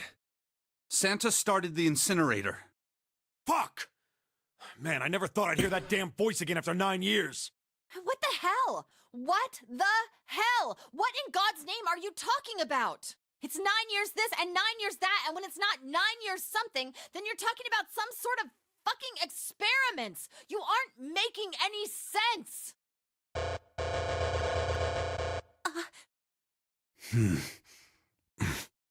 I'm sorry, Lotus, but we really don't have time to explain it right now. I promise, I'll tell you everything once we get out of here. But... Incineration will begin in 17 minutes. You know what that means, right? Incinerate means burn. What kind of idiot do you think I am? I know what incinerate means.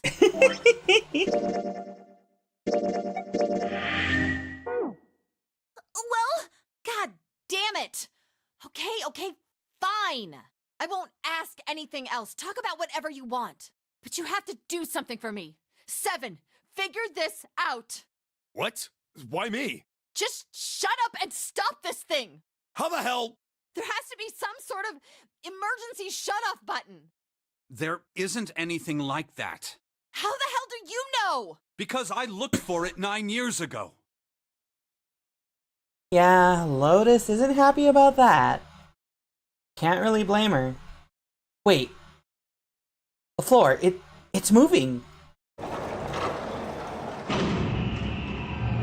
What the fuck? What else can I say about it, but... What the hell is that? What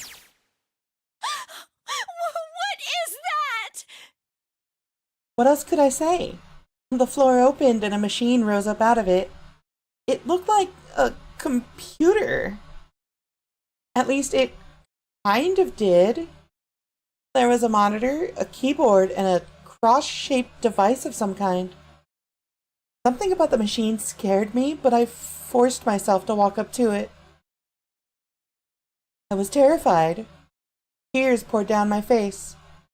I wiped them off even as more took their place and forced myself forward. Finally, I reached it. I looked at the screen. It was blank. All I saw was my own frightened face staring back at me from the glass, drenched in tears. All I can see on this screen is a reflection of my own face. I'm looking kinda freaked out. I know I'm sweating like crazy, but seeing it kinda drives it home. Okay, Junpei, just calm down, alright? Everything's gonna be okay. Gah. Man, I wish that thing would just shut up. Incineration will begin in 15 minutes. Alright, back to this thing. If it's only showing up now, then it's gotta be important. But what the hell am I supposed to do with it? Hey, move! Yeah. Hey, we're all tense, lady. That doesn't mean you get to shove people around. Okay, it's turned on. There's nothing on the screen, though.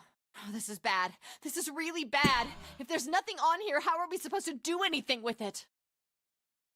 Sure, I'll just push buttons. I'm sure that'll... Huh. Well, at least it's on now.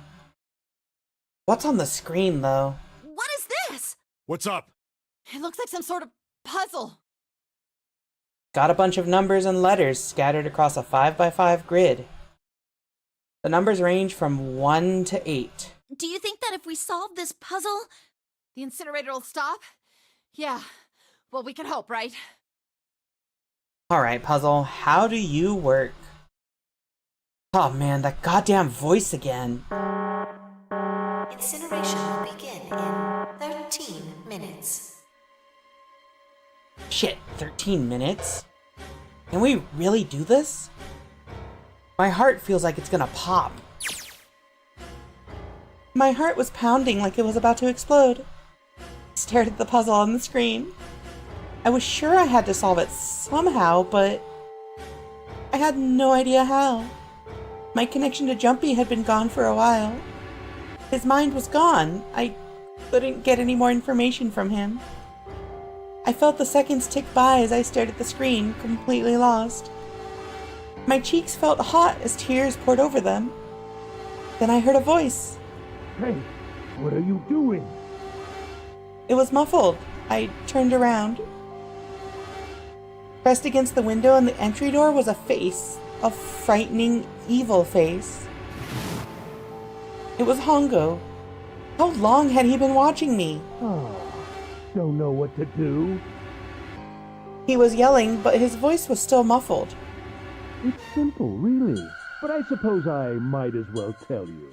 Just solve the puzzle on that machine. What's up, Curry?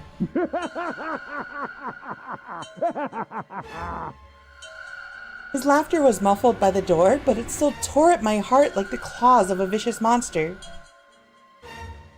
I bit my lip and glared at Hongo, struggling to hold back hot tears. You're a terrible person! I hate you! Oh my! How could you call a gentleman such as myself a terrible person? That's not very nice. I'm quite fair. I don't use tricks or play dirty. You see? I've even left you a way out. A way out? Didn't you hear me? All you have to do is solve that puzzle. Do that, and you can stop the incinerator. What's the point of stopping it? You'll only capture me and make me do this all again. I'm not going to listen to you. If you're just going to throw me back in here, I might as well just die now. My goodness, haven't you listened to anything I've said? I told you, I'm a fair man. Huh? If you solve the puzzle, the verification function of the red will in turn activate. If this experiment is to deliver valid results, there must be a chance of success. If you succeed, you will escape. Science.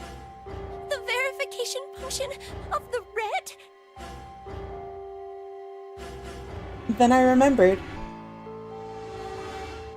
Before Hongo left the room, he had scanned 2 bracelets into the red. Ah, so you do remember. Right now there are 2 numbers in the red.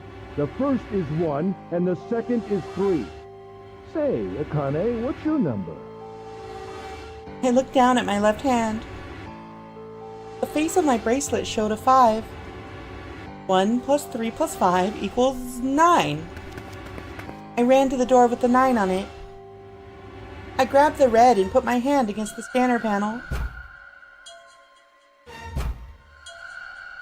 You really aren't one for listening, are you? I hear Hongo's muffled voice from across the room. I've already told you, didn't I? Once you solve the puzzle, the verification function of the red will activate. In other words, if you haven't solved the puzzle, you can't enter your number. What kind of fool are you? Why are you doing this? You could never understand. You don't know what it's like to spend every day surrounded by monkeys. Now start the experiment. Solve the puzzle. I can't! I don't know how! Of course you don't. Isn't that the point? You understand, don't you? Access the morphogenetic field and find the solution. I can't! Then you'll die. You'll burn alive. It's gonna be quite hot in there in a few minutes. I imagine it will be very painful.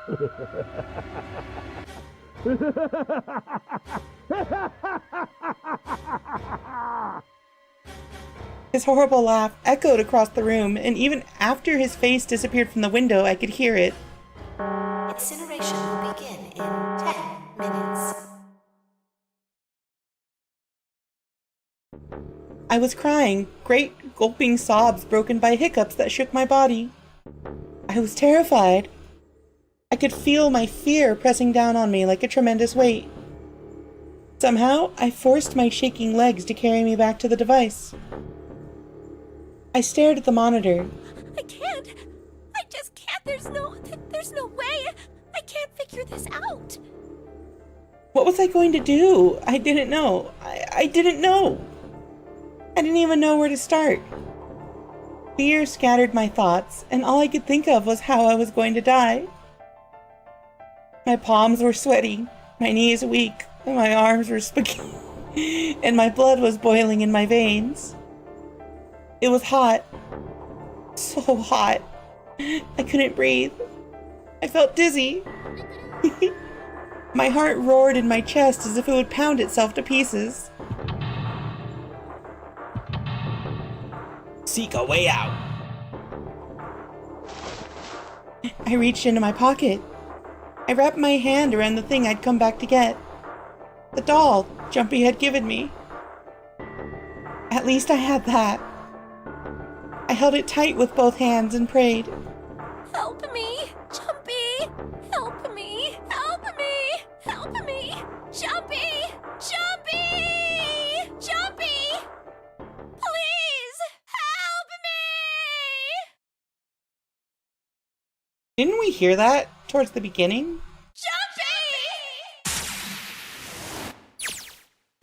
Akane? Akane? Who the hell is Akane? Shut up! Just shut the hell up! Seven and Lotus don't understand. I think Clover and Snake have an idea, though. Clover's looking at me, and I think Snake may have figured it out. No, it doesn't matter. They're in my way. Where'd she go? Maybe over here? Akane! Akane! Can you hear me? Akane! Say something! Fuck! Did something break our connection? I swear I just heard her. Shit! Akane! Answer me! Akane! Jumpy? I spun around. I heard a voice. His voice. I looked around. He wasn't in the room, of course, but I'd heard it so clearly. Like he was right there. Jumpy! I screamed as loud as I could. Akane! Jumpy! That's her. She's there. Then that means... Akane! Akane! Why didn't I say that? Are you in an incinerator right now? Yes, I am! How did you know? I couldn't believe that he knew that. Now I understand what Santa meant. Right. There's only one way to help her. You were brought here to help my sister. To save Akane. I think I get it now. Incineration will begin in 7 minutes. Jumpy, we don't have time! As quickly as I could, I told him that I had to solve the puzzle in order to stop the incinerator. Got it! And I do. I get everything now. At last, I finally understand what all of this means. I know why the nonary game was held today. I know why we were kidnapped and brought here. It was all for this moment. All of this was planned out to lead to this one moment. Oh my god. This is insane. I can't believe it, but there's only one possible answer. June is, Zero is, Akane Kurashiki. She recreated the history of the future that she had a glimpse of 9 years ago. She tried to save herself that way 9 years ago. No, she's trying to save herself right now. That means that there's only one thing for me to do. Even if this is all some sort of insane plan, I will save her. I will save Akane Kurashiki. I must save her, no matter what. Incineration will begin in 6 minutes. The voice reminded me of how much time I had left. Yeah, I know. Just hang on, all right? I promise I'll get you out of there. I'm not gonna let you die. I promise. So don't worry, all right? Just give me a few minutes, okay? Okay. My voice shook as I answered. It was hot in the room. It felt like my heart was on fire. 6 minutes or not, my heart burned with my feelings for him.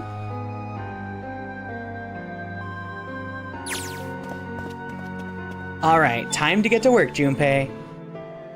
Is Snake talking to them about something? Whatever, it doesn't matter. Get out of my way. Hey, what are you... Just trust me, okay? Sorry, Lotus. I didn't mean to snap, but there's a lot more at stake here than your pride. I'll apologize later, alright? Now, let's have a look at this thing. We've got numbers all over this grid. I think the panels are out of order. So I just need to switch these out? Staring at it isn't going to accomplish anything. I'll just have to try it. Just think of what I did all those times before.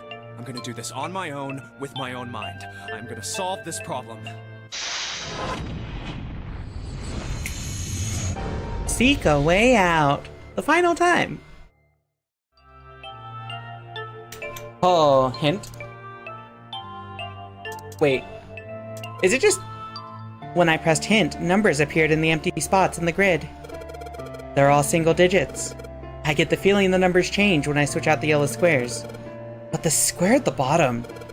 Why does it stay blank when I press hint? Pressing the button again makes the numbers disappear. Looks like I can turn them on and off. Then is there some special meaning to there being 2 modes? What could it mean?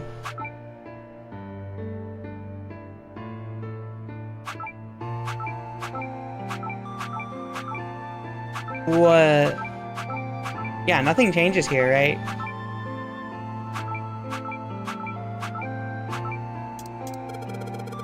When I flip the hint off, all of the empty spots look like the one in the bottom right. Does that mean they're supposed to match? Wait, maybe I need to make all the numbers in the squares the same. Wait, how does this work? If I switch out a yellow square, the numbers that show up in the hint change too. It looks like the numbers are affected by the adjacent squares. For example, when I switch out 3 with 5, the hint number increases by 2. I bet the hint just adds the surrounding numbers, does it? So...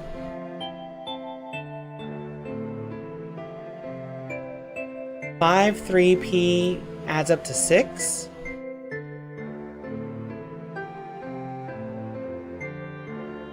I don't know if I understand this. Hold on. The hint displays what the adjacent yellow squares add up to, so most of the answers should be 2 digits. But each square only has a single digit. They must be calculated in a different way. Digital roots? If they're digital roots, then they'll always end up as 1 digit. So... I need to make them digital root to 9? So, like, which way is it adding up is the question. So, 14, 17, 18, that's 9. 18, that's 9. 7 plus 8 is 15. So what would S be? If this is hexadecimal thingy? What happened to your hair? Oh, because of the, it's a setting. It's a setting. So in VTube Studio, there's a setting that you can color match your model to like what is being displayed on a screen, right? So the whole thing is green. Oh wait, no, the hair just has a gap in it, doesn't it? Whoopsie! Can I turn off the fucking filter on that? There we go. Okay, so we need to get the digital root for everything to equal 9. If we look at base 20... base whatever? So, let me see. So A is 10. B, C, D, E, F, G, H, I, J, K, L, M, N, O, P. So P is going to equal... Fuck, what is P? What is P? What is P? That's 15 after that. 25? So P is 25. Q, R, S, and S is 28. 53. 61. 67? 6, 7, 13, 4. Okay. So that's the code. That's the code. We've got the hexadecimal with A equals 10. So from there, we can probably start tweaking things. I don't want to disturb any of these, and I don't want to disturb these. So let's assume these are all correct. So 8 plus 3 is 11. R is got to be something that adds up to 9. Which means what we need to do is we need to add an actual 7 here. And then... oh my god. So we established P and S are 25 and 28. So let's look at up here first. 7 and 8. These cannot change. This is 15. S is 28. That's going to be 1. So 28, 28, 28, 28. If I change this to 3, then yeah, there we go. So we got 9. So all these should be good. So now if I just change P, that should fix everything? So I think if I just fix the top left, I think that'll fix it, right? So 5 plus 3 is 8, plus P was 25. So 25 plus 8, that is 33. That's 6. So this needs to be 28. We got it. Add the numbers, but there are letters here too. Wait, haven't I used letters as numbers before? Yeah, that. Wait. I think I got to the gist of the puzzle up top. I just need to make all the digital roots the same. Yeah, aren't they all the same? But what number? Switching out a yellow square affects all hint squares around it. Wait, but one square doesn't get a hint number. The 9th spot at the bottom. 4, 5, 6, 7, 8, 9. Oh! Only this one stays blank. Maybe a fixed number goes inside. So the 9th square has a different rule.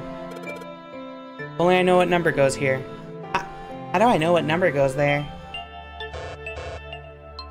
Wait, how am I supposed to change this? What am I supposed to do here?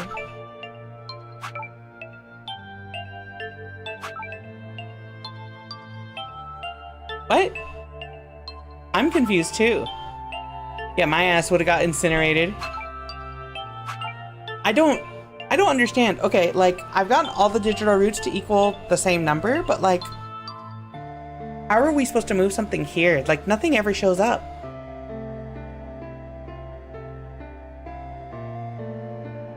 There's no way to get a digital root of 9.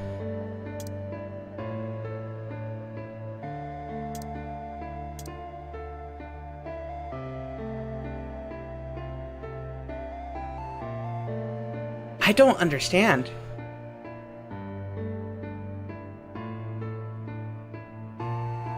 Wait. Oh, wait. Do all these have to have the same digital root too? Okay. So 1 plus 10, that's 11. Plus P was 20. We established that's 25. So that's 36 plus 28. That is 64. 69. Nice. 69. So A, B, C, D, E, F, G, H, I, J, K, L, M, N, O. 14 after 10. That's 24. So 69 plus 24. 89, 93. And then O, L, M, N, O, P, Q, R. 27. So 24 plus 27 is 59 plus 69. That is 120. So we're at 120 right now. And then D. D will be 10, 11, 12, 13. 133.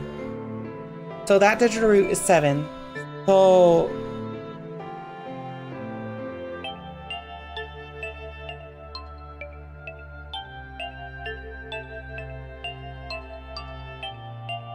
if I... What is W? So P is 25.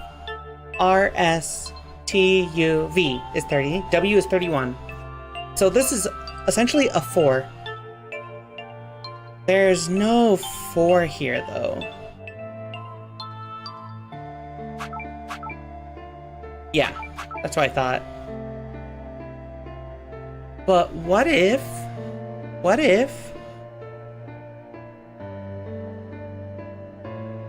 133. If I can add 2 to this...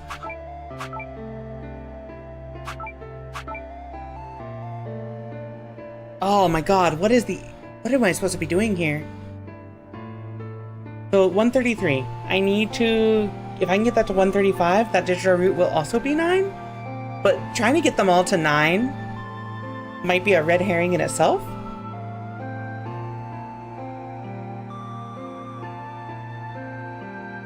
Okay, wait. 5, 10, that's 13. Maybe this is wrong. Maybe this is the wrong number. So this is basically a digital root of 7 right now. If I... 10?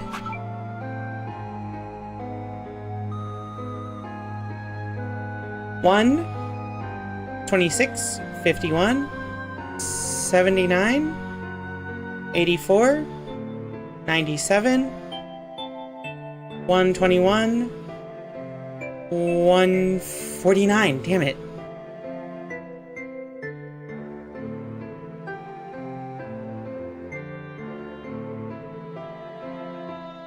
Am I on... Okay. I think Rika is too smart to get this. Wait. Huh?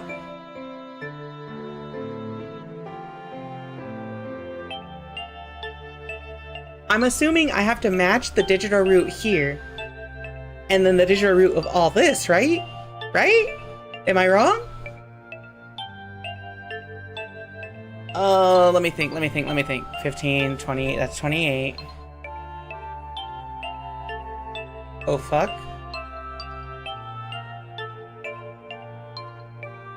Oh my god, how do I do this? So, let's see, that's 28, so that would be 1.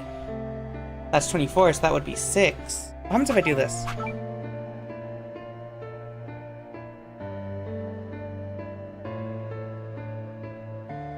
So R is 28, that's basically 1. I have to keep that there. D is 13, that's 4. I have to keep that there. S is 28, that's 1. P is 25, that's 7. So let's see.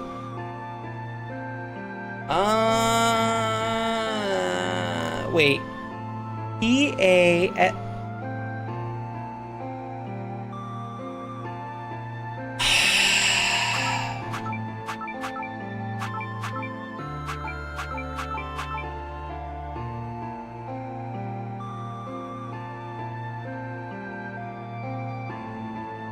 That's so dumb! Alright. Okay, now we just gotta reorganize this. So that is 15. This is... Okay, so this is a problem here. This is 11. Let's start over here in the corner. So we need to get 9 over here. Let's get 9 here first. If we swap these two... Wait.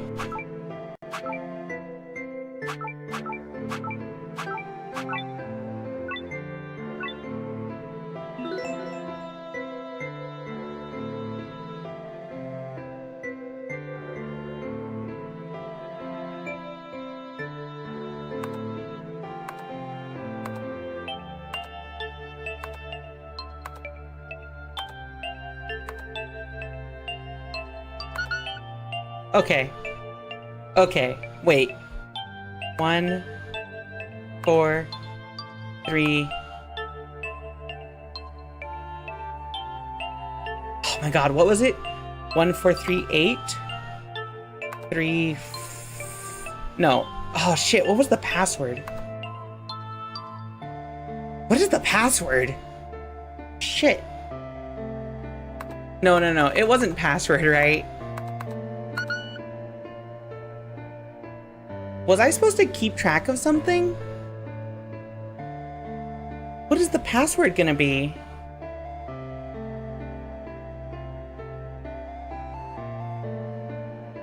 It was... What is that code again? It was like 1, 4, 3, 8? 1, 3, 2, 1? Password. I'm inputting a password now then. Are there any hints? What the hell am I supposed to put here? There was a blank square? Are you gonna tell me that there's a space? No.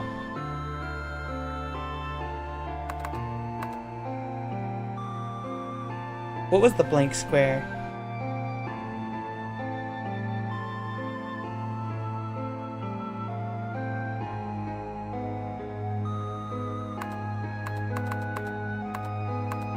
Alright, give me another hint, Junpei. The screen appeared after I solved the last puzzle. Maybe the hint was in that one? Can I look at the old puzzle, Junpei? 531 8008. I love... I didn't look at the numbers. I'm so mad. I didn't look at the numbers as I was doing it. I just kind of like added them together. Fuck. 1. The puzzle. The answer ended up being password. And after it was an extra space. The 9th square. Maybe that's the password. The 9th square? Oh!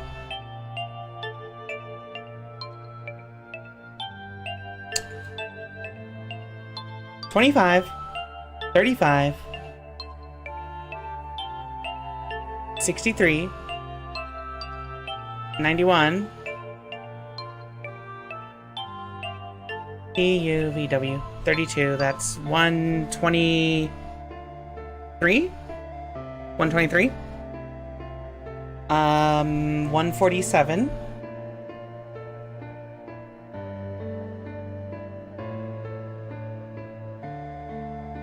$174? 187? No. You're once again being too smart. What? The puzzle. I solved it by making the hint squares all 9, so the hidden number should be 9 as well. That means... What? I don't... The number after password on the puzzle screen is 9. Then the password this thing is asking for, I should input. Is it just...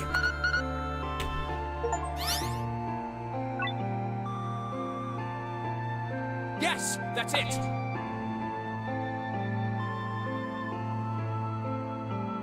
Why is your password literally just a single number? That's not secure! I've taken literally hours of security training classes on this! Ah! Yeah, tell me how this worked in the DS version. Oh wait, no. Yeah. Okay, wait, yeah, we still have to finish. That's it. Akane, did you get it? Yes, I did! I solved it! I mean, really, you solved it for me, but I copied everything you did! Now I just have to press enter! Then what the hell are you waiting for? Push it! Okay, I will! I hit the enter key. Emergency shutdown command has been confirmed. Incineration system has been disabled.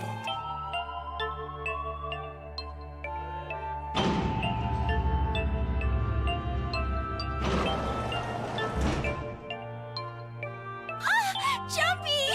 It worked! It worked! The incinerator shut down! It worked!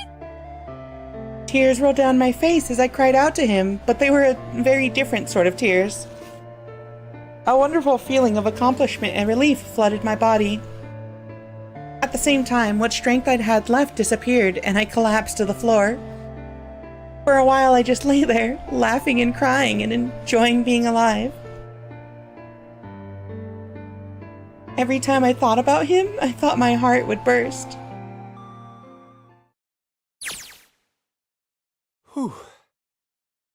I can't quite believe I did that. But I am so glad, so glad. I feel like my heart's on fire.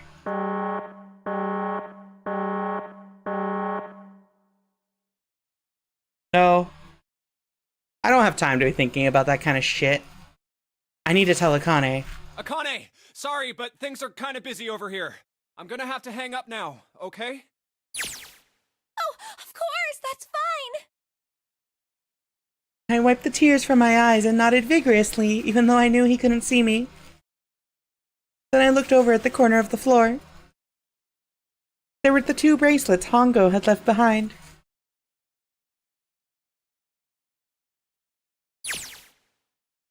Now. Well, Seven and Lotus don't look particularly happy with me. Not a very nice look to give someone who just saved your lives, guys. Junpei, are you... Okay. Shut it. Right. Okay, so maybe they have a reason to be pissed off. So what if I haven't pressed the enter key yet? Alright, nothing holding me back now. Here goes. Wait. Incineration will begin in 90 seconds. It doesn't sound like it's stopping. What the shit? Why isn't it stopping? Okay, maybe I didn't hit the key hard enough. Just hit it again. And again. And again. Okay, that's not working either. The alarm's still going off. What the hell is going on? I've got all the right numbers in the right boxes. It's perfect. So why the fuck isn't this thing stopping? Incineration will begin in 60 seconds. Wait, of course. That's what the numbers that showed up after the puzzle mean. 2 plus 4 plus 5 plus 7 plus 8. Snake, Clover, me, 7, and Lotus. Then, door 9. No, that's it! That number on the door isn't a 9. It's not even a number. It is hidden, but an exit can be found. Seek a way out. Seek a door that... Holy shit! Of course! And we just have to put the right number into the red and... Incineration will begin in 30 seconds. Run, guys! Get to the door! Run! Oh shit, oh shit, oh shit, oh shit! Don't have much time. Man, I sure hope they can just trust me on this one or we are all fucked. Alright, no time to explain, just go. Quick! Verify your numbers on the red! Verify? Who? What combination? All of us! We all need to verify! Why? You really think this is a good time to ask questions? Just do it! Hurry, hurry, hurry, hurry, hurry! Incineration will begin in 10 seconds. 9, 8, 7, 6, 5, 4, 3, 2. Central gate has been opened. Incineration system has been disabled.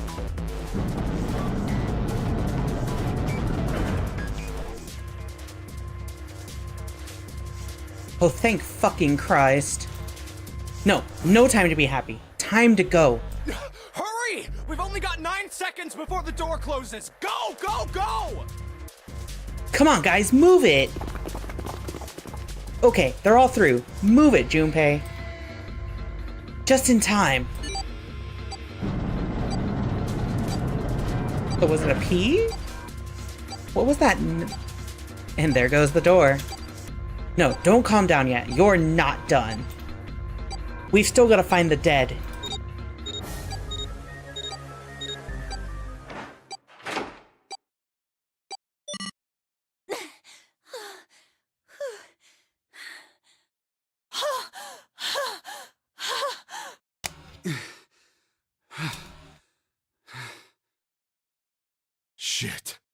Looks like we made it, huh? Oh, it was a Q? Okay. Yeah, if it was a Q, that would make sense, because Q is 28. Also, hold on, I just need to be right back.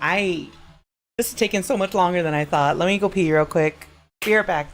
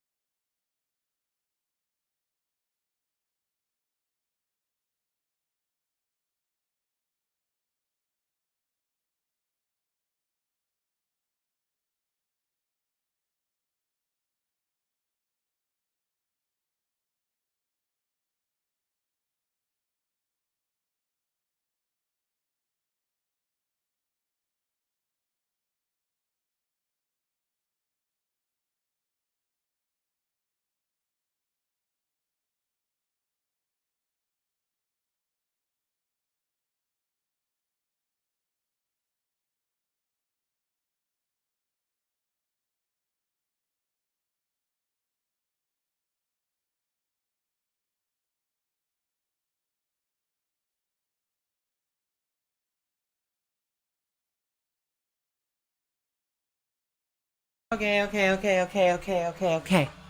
That's right, building Q, that's correct. Okay, we're here, we're going in.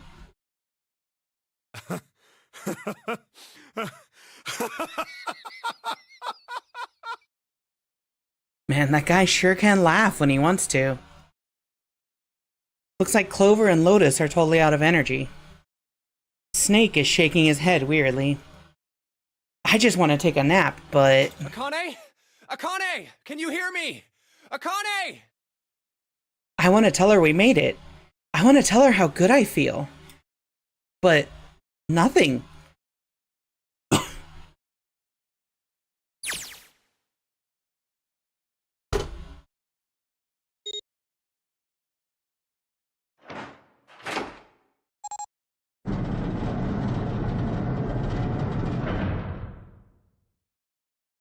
The door opened. Standing in front of it was my brother. Akane! Oops. Oi!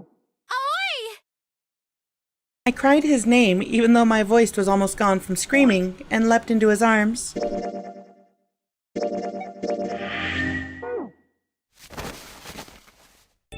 Oh, oi!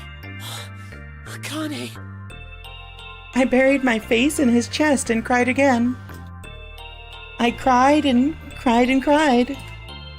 The steady thump of his heart in my ear made me feel like I was home. Its beat was almost like a lullaby. I wrapped my arms around him as far as they would go and held him as tight as I could.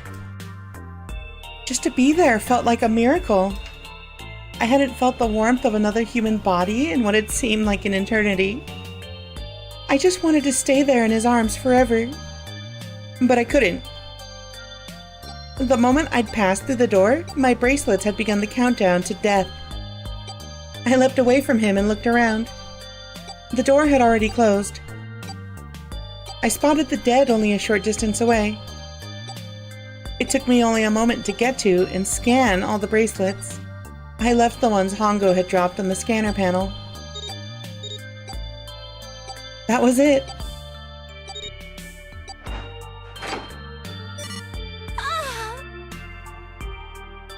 I took a deep breath and looked around again.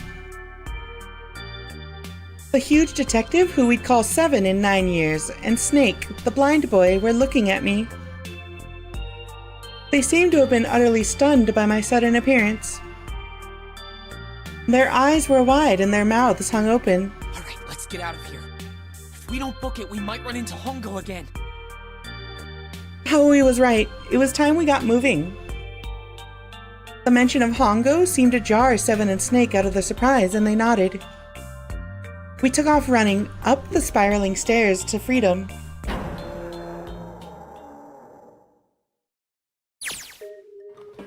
Time for more running. But if they can get us out of here, no wonder we're running so hard.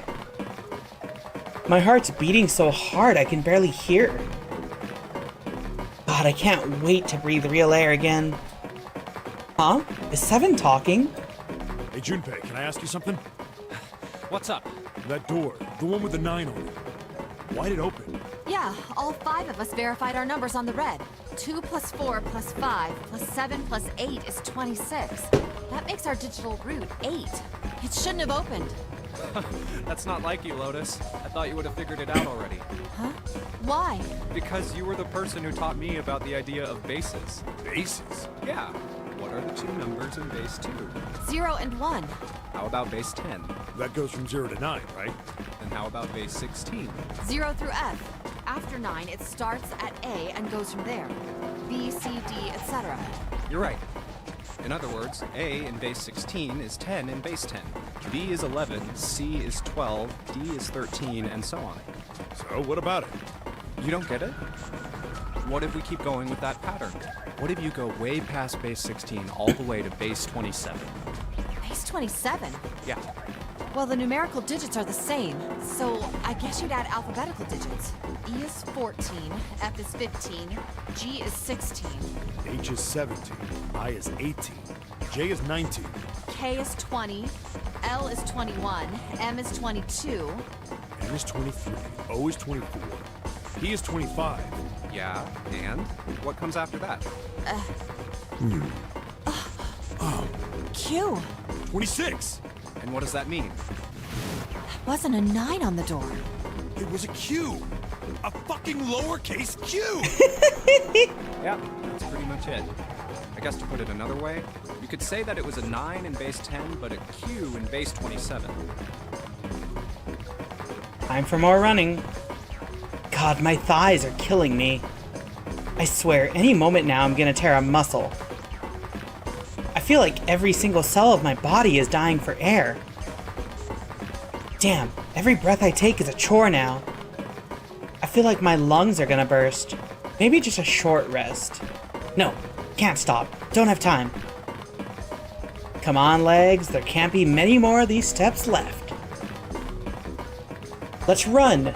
Run like a bullet down a rifled barrel. Like a tornado cutting through a sea of clouds.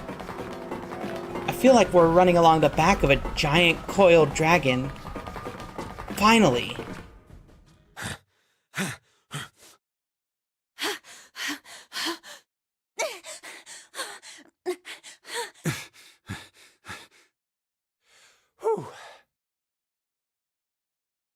Jesus, I can barely breathe. No, Junpei, no time to rest. Pull yourself together. You're almost there. All right, I'm gonna open it. Yeah. Yes, we're finally here. Please do.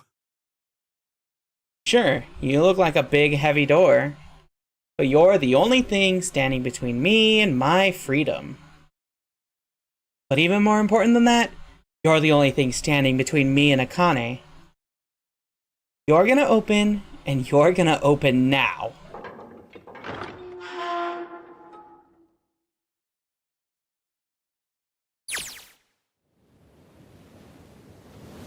I felt a hand on my shoulder. It was Aoi's. He gave it a small, reassuring squeeze. I was so happy I felt like I could melt. My heart was at peace.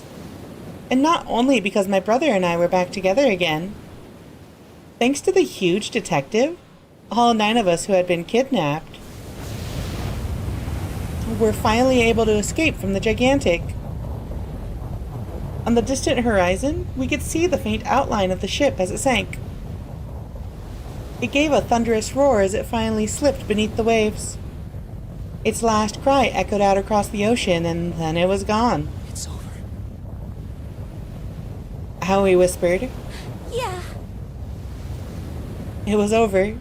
It was finally over. Or was it? Was it really? No, that was wrong. That wasn't it at all. I was sure of it. This wasn't the end. It was only the beginning. This was only a prologue to what would happen in 9 years.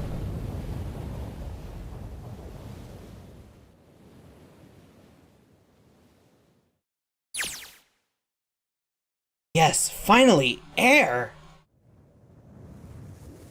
Gah! Damn, that sun is bright. I can barely see anything. Huh, I gotta admit, this doesn't look quite like... Wait. No way.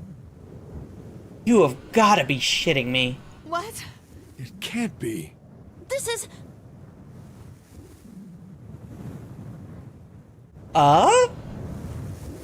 They were in Building Q? This is the building in the Nevada desert. The mock experiment building. Oh my god. This whole time we were in Building Q. Sure enough, that's a desert out there with mountains all around it. Hello there, son. Boy, am I ever glad to see you. I don't think I've ever been so happy to see a sunrise. Huh? Did I just hear something fall? Oh! Right. Our bracelets.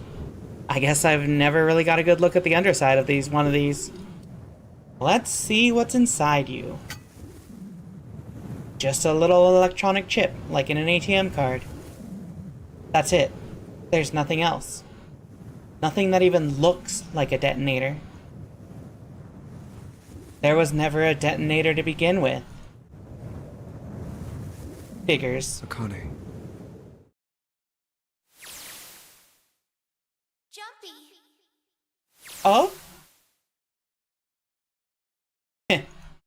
Guess I must be pretty crazy about the girl if I think I'm hearing her voice in the wind.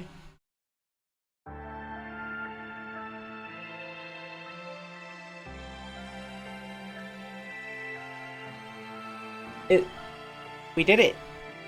We did it, team. We, escaped the zero. 9 hours, 9 persons, 9 doors.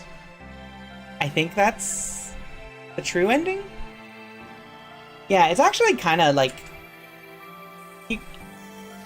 I'm surprised they didn't do more with the Alice thing. Like... They kept hinting that you're gonna find her corpse on the ship somewhere, but... Wait! Because it's not a ship. It was the building. That's why there was no way that she was gonna show up. There's post-credits? Oh, okay.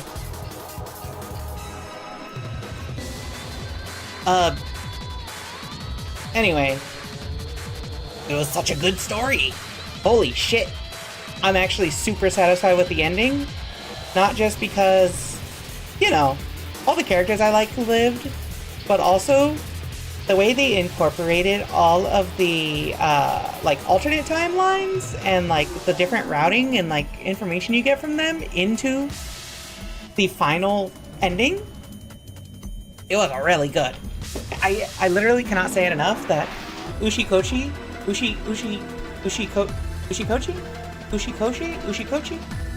guy that wrote this, really good writer. Really good writer. I am a gigantic Hero Escape fan now. In the DS version, once Akane and Junpei link up, their POVs take up the touch and main screen respectively. Oh wait, hold on. Are you okay? Oh, come on. This is nothing.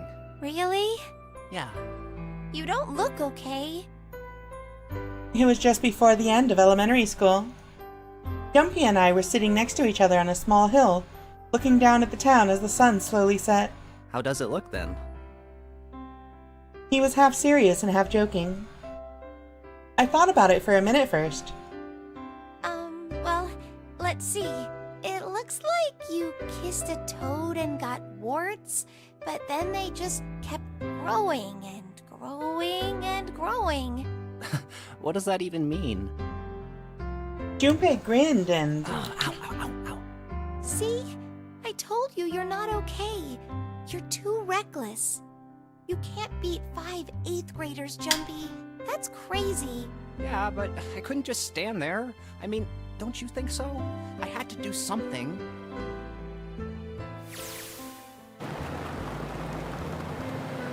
Look at the Nevada desert go past. For an SUV, this thing has a pretty smooth ride. Sure was nice of someone to leave it for us outside the building, keys in the ignition and gas in the tank. Almost like it was a present, you know? Anyway, we jumped in, and now here we are, screaming across the desert. Lotus is over there in the passenger seat. Snake and Seven and I are all squeezed into the back seat here. I still can't believe we let her drive. Woohoo! This is so fun! This is so awesome! Driving is so great when there's nothing around, and there's no speed limit. Hey, Clover, watch those bumps, all right? This car jumps even a little, and I think I'm gonna get crushed to death. Hey, shut it. I can't help if I'm big, all right? Suck it up. Why don't you drive, Seven? I'm a cop. I ain't gonna break the law. He doesn't have an international license. Yeah, but you could have sat in the passenger seat. Oh, hell no. There's no way I'm giving this seat up. And Clover, there's no need to slow down. The car Santa and June are in should be somewhere down this road ahead of us. Yeah, I saw some fresh tire tracks going out. There's no doubt about it. Then we've got to hurry if we want to catch them, don't we? Sure thing. Oh shit! God damn it, she doesn't have to drive so fast. Man, I didn't even think a car like this could go this fast. We're sure throwing up a lot of dust.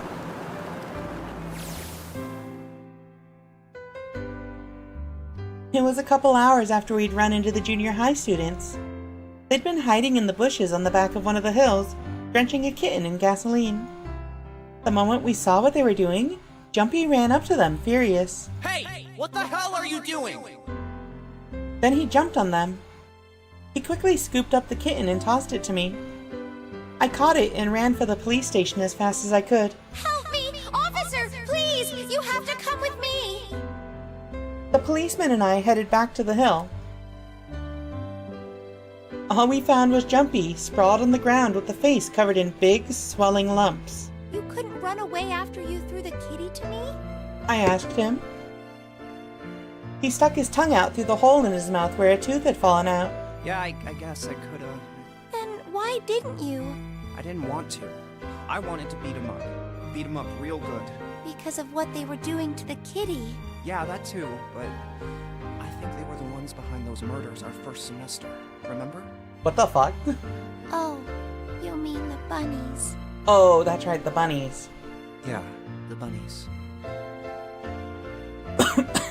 He plucked some grass from the ground and tossed it into the wind. They asked me what elementary school I was from, so I told them. And then they said they'd do the same thing to you that they did to the rabbits. I couldn't forgive them for that, so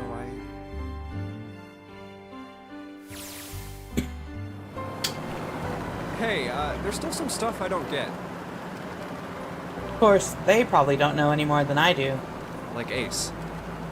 Well, I guess I should say it too. Why did he create the Nonary Project? Anybody? Any ideas?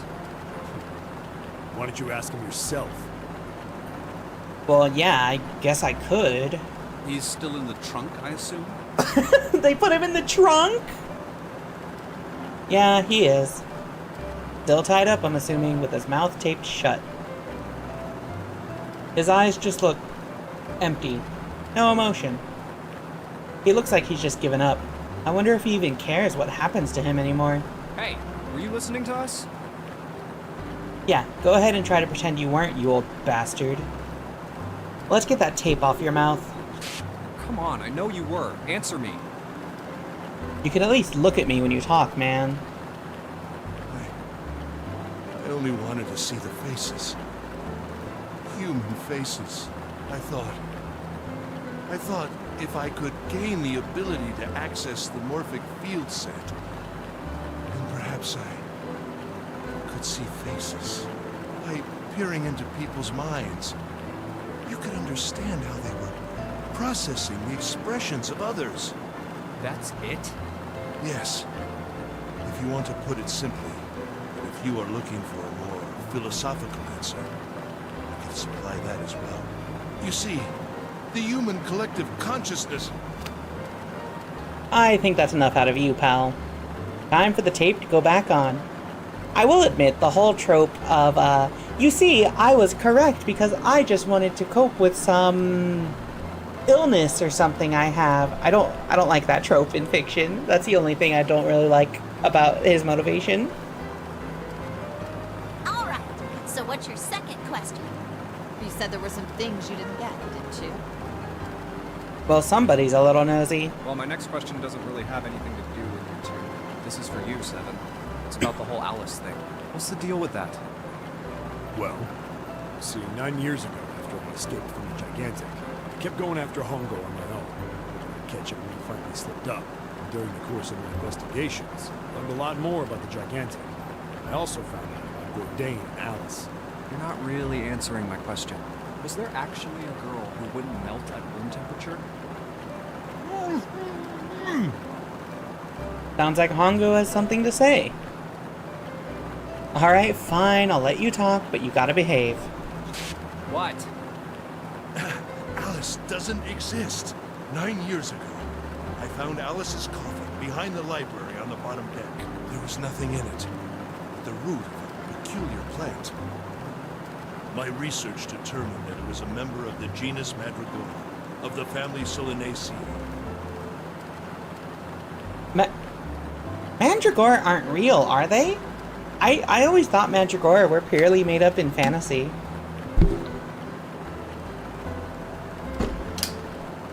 I was able to extract a particular alkaloid. I used that extract to create Soper. Its creation was a tremendous boon to my firm, and we grew rapidly. Shit, this is gonna go on forever. Tape's going back on, Hongo. Oh, nightshades? Okay. The rest of my questions can wait a bit. For now, I think I'll just enjoy the ride.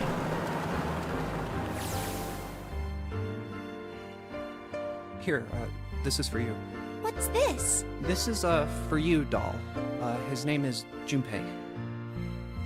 Jumpy pulled something out of his pocket and shoved out his arm toward me. In his hand was a doll made of yarn small enough to fit in his palm. Jumpy, are you sure it's, for you, doll? Huh? Yeah, the lady at the shop said so that means it's for you, right? Are you sure it's not a voodoo doll? Wait, what? That's... Oh, man. Oh, man. Well, it sure looks like a voodoo doll. I mean, you do know what a voodoo doll is used for, right? Yeah, I guess calling it Junpei isn't a very good idea then. Why are you giving me this anyway? It just seems really sudden. You know how after June, we aren't gonna get to see each other too much? I mean, we're gonna be in different schools, and I just thought I'd, Oh, okay, well, how about we call it June then? Okay. So, I wanted to give you this. You sound like some sort of tribal chief in a bad movie. Yes. I, head of tribe. This doll, traditional charm of tribe. I don't like this. So I give this, it me. So we always together. Oh, Jumpy. If something bad, then hold and pray. I go wherever you are. So here, take. I reached my hand out and picked up the doll gently. Thank you. Thank you so much, Jumpy. Before I knew it, I was crying. Tears streamed down my face and fell into June's tiny yarn body. Oh, Jumpy. I'll never forget you. I promise. Jumpy looked straight into my eyes and said just 5 words. I'll never forget you either. The sky was a beautiful crimson red as it melted down toward the horizon. The last golden rays of sunlight stretched out across the city and painted themselves across the hills. We sat, bathed in the warm light of evening. Just the two of us, leaning gently against one another, shoulder to shoulder. The sun set and we still didn't leave.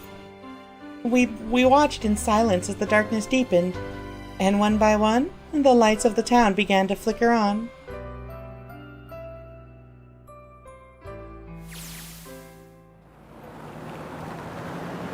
There's still one thing I don't get. To be honest, it's the biggest mystery as far as I'm concerned, and also the one that's really important. It has to do with June and Akane. 9 years ago, she died in the incinerator on the Gigantic. But she's still alive now as June. But how? Was it because I tapped into the morphic field set and saved her 9 years ago? Alright, let's say that makes some kind of insane sense. If I did that, then... how do I make sense of what Seven remembers? Snake makes sense. He's blind. He couldn't have seen her body anyway. But Seven... he said he was sure he saw it. Does that mean that there's some kind of historical discrepancy? I was thinking this too, was like, didn't he just create a time paradox? Or, wait, maybe that's not it at all. There is one other logical explanation. Was what you told me the truth, Seven? You look satisfied. No. No way. He couldn't. Hey, look! Over there! There's somebody next to the road. Huh?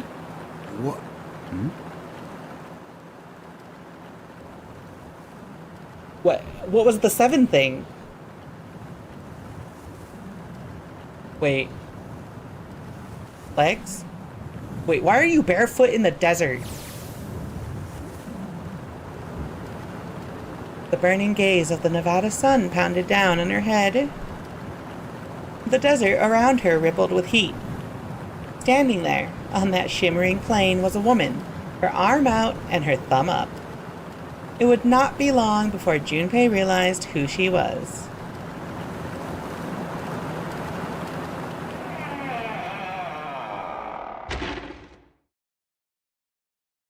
Huh? Who? Who? Who? All eyes. Would you like to save the info you obtained during this playthrough? After saving, the game will start from the beginning. What's the achievement? Oh, the achievement was, get every ending? Don't forget your towel. Finished all scenarios in 999.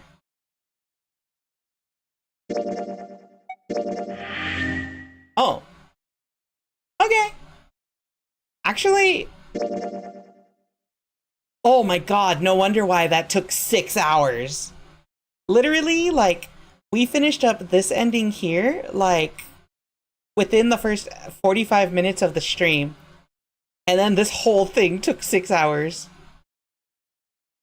Don't forget your towel. Okay, we did it. We finished everything. Alright, Rojo, give me the info dump. Also, I gotta fucking check, I gotta check the rest of what y'all said earlier with the DS stuff. Stop. Alright, I can just Alt F4 this, whatever. Alright, gamers. Alright, gamers. No, not what I want. Oop. Alright, let's discuss this. Let's talk about this. Let's talk about the game. Holy crap, let's talk about this game. Let's talk about this game. Let me put on some, like, Zero Escape background. Seek a way out. That's... you know, this is probably gonna be spoilers, so let me put that instead. That's a... these are cool images. Here you go. Oh wait, that's not even showing. There you go. Alright. Good game. Very good game. Extremely good game. Okay, so first of all, let's talk about the DS changes. So Staub said in the DS version, once Akane and Junpei link up, their POVs take up the touch and main screen respectively. The cutaways are just sentences that start on one screen and continue on the other. The final puzzle is a big Sudoku instead. I think Sudoku would have been more fun. When it starts, Junpei starts acting as the transmitter instead of the receiver. So the screens are flipped upside down, meaning you need to flip your DS upside down to solve it. Akane sees a number entry screen that displays the addition Junpei figures out the door with.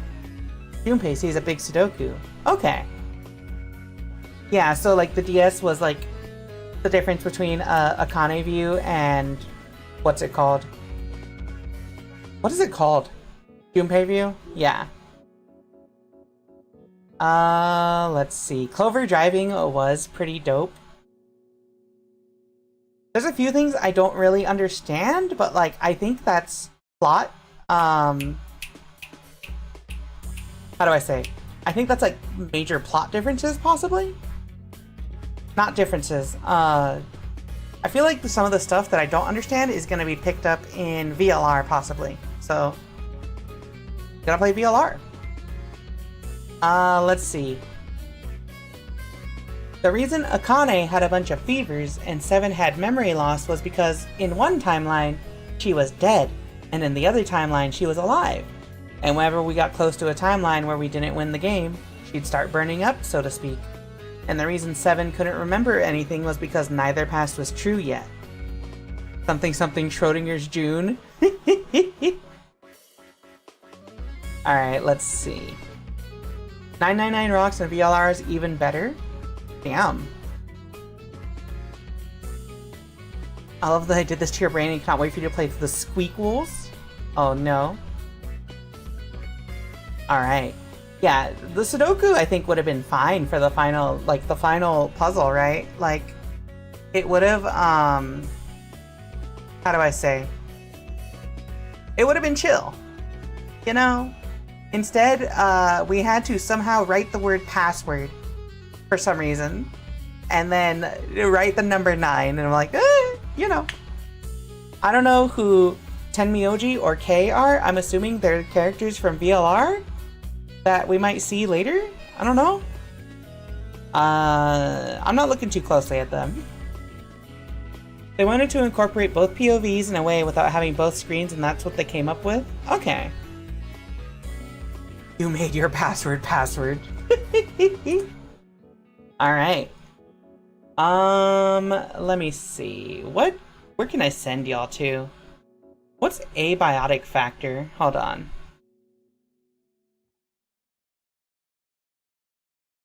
That's not the right vibe. Persona 5 Royal, just chatting, Toho, Persona 3 Reload. I'm gonna send y'all to Zephyr Koban. But first, here, enjoy this. Okay, so, as much as I just want to jump immediately into,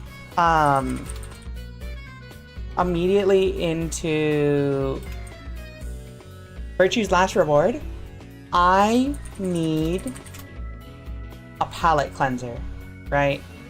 Is there like no trailer for this? Need a palette cleanser. Is there like no preview video for this visual novel? I don't think there is. Actually. I actually don't think there is. Okay, anyway. Watching everyone else play it after you're done. So next week. So I do visual novels on Mondays and Tuesdays. And that means that next week we'll be doing more visual novel. Like I said, need a little bit of a palette cleanser after 999.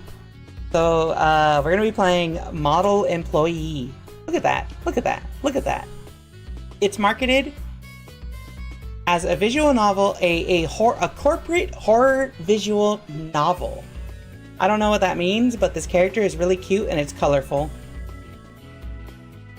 Also, this looks Yay? Question mark? Anyway, this is going to be the visual novel I'm going to start playing next week, next Monday. And, you know, up to Tuesday. So, you know, nice little break. After that, we'll continue with Virtue's Last Reward. Her hair is cute, yeah.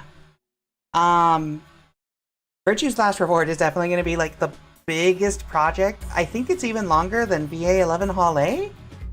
And that took me a while to get through. So I completely expect to take a few months on Virtue's Last Reward. I keep seeing people talk about not wanting to do Zero Time Dilemma, but like, you can't have a trilogy without finishing the third game, right? Wait, did Nirvana like officially get canceled? There's no way that it's actually like canceled, right?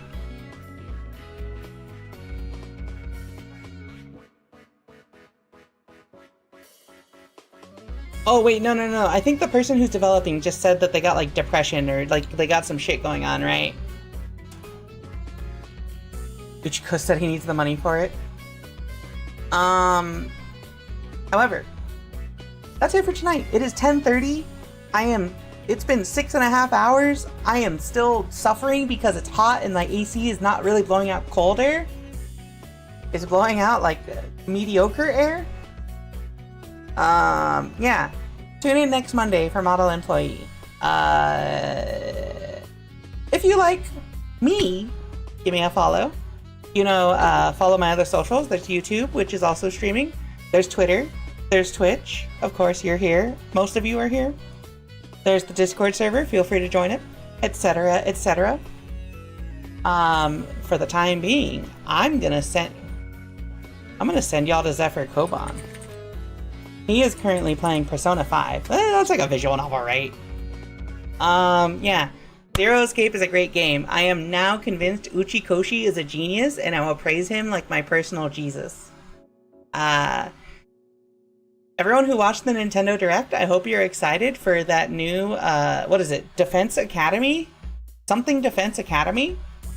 The game that looks like Danganronpa. Apparently, the Danganronpa writer and Uchikoshi, like, both are co-writing it. Also, Metro Prime 4. So, look forward to that. You know I'm going to be streaming that game, the Tower Defense game, in 2025. That all being said, thank you, everybody, for joining in. Thank you for the continued viewers. I will be streaming again Thursday. I'll be streaming some Apex Legends with some friends. Friday will be some Outer Wilds. Yeah. That's it. Have a good night, everyone. Adios, Rika amigos.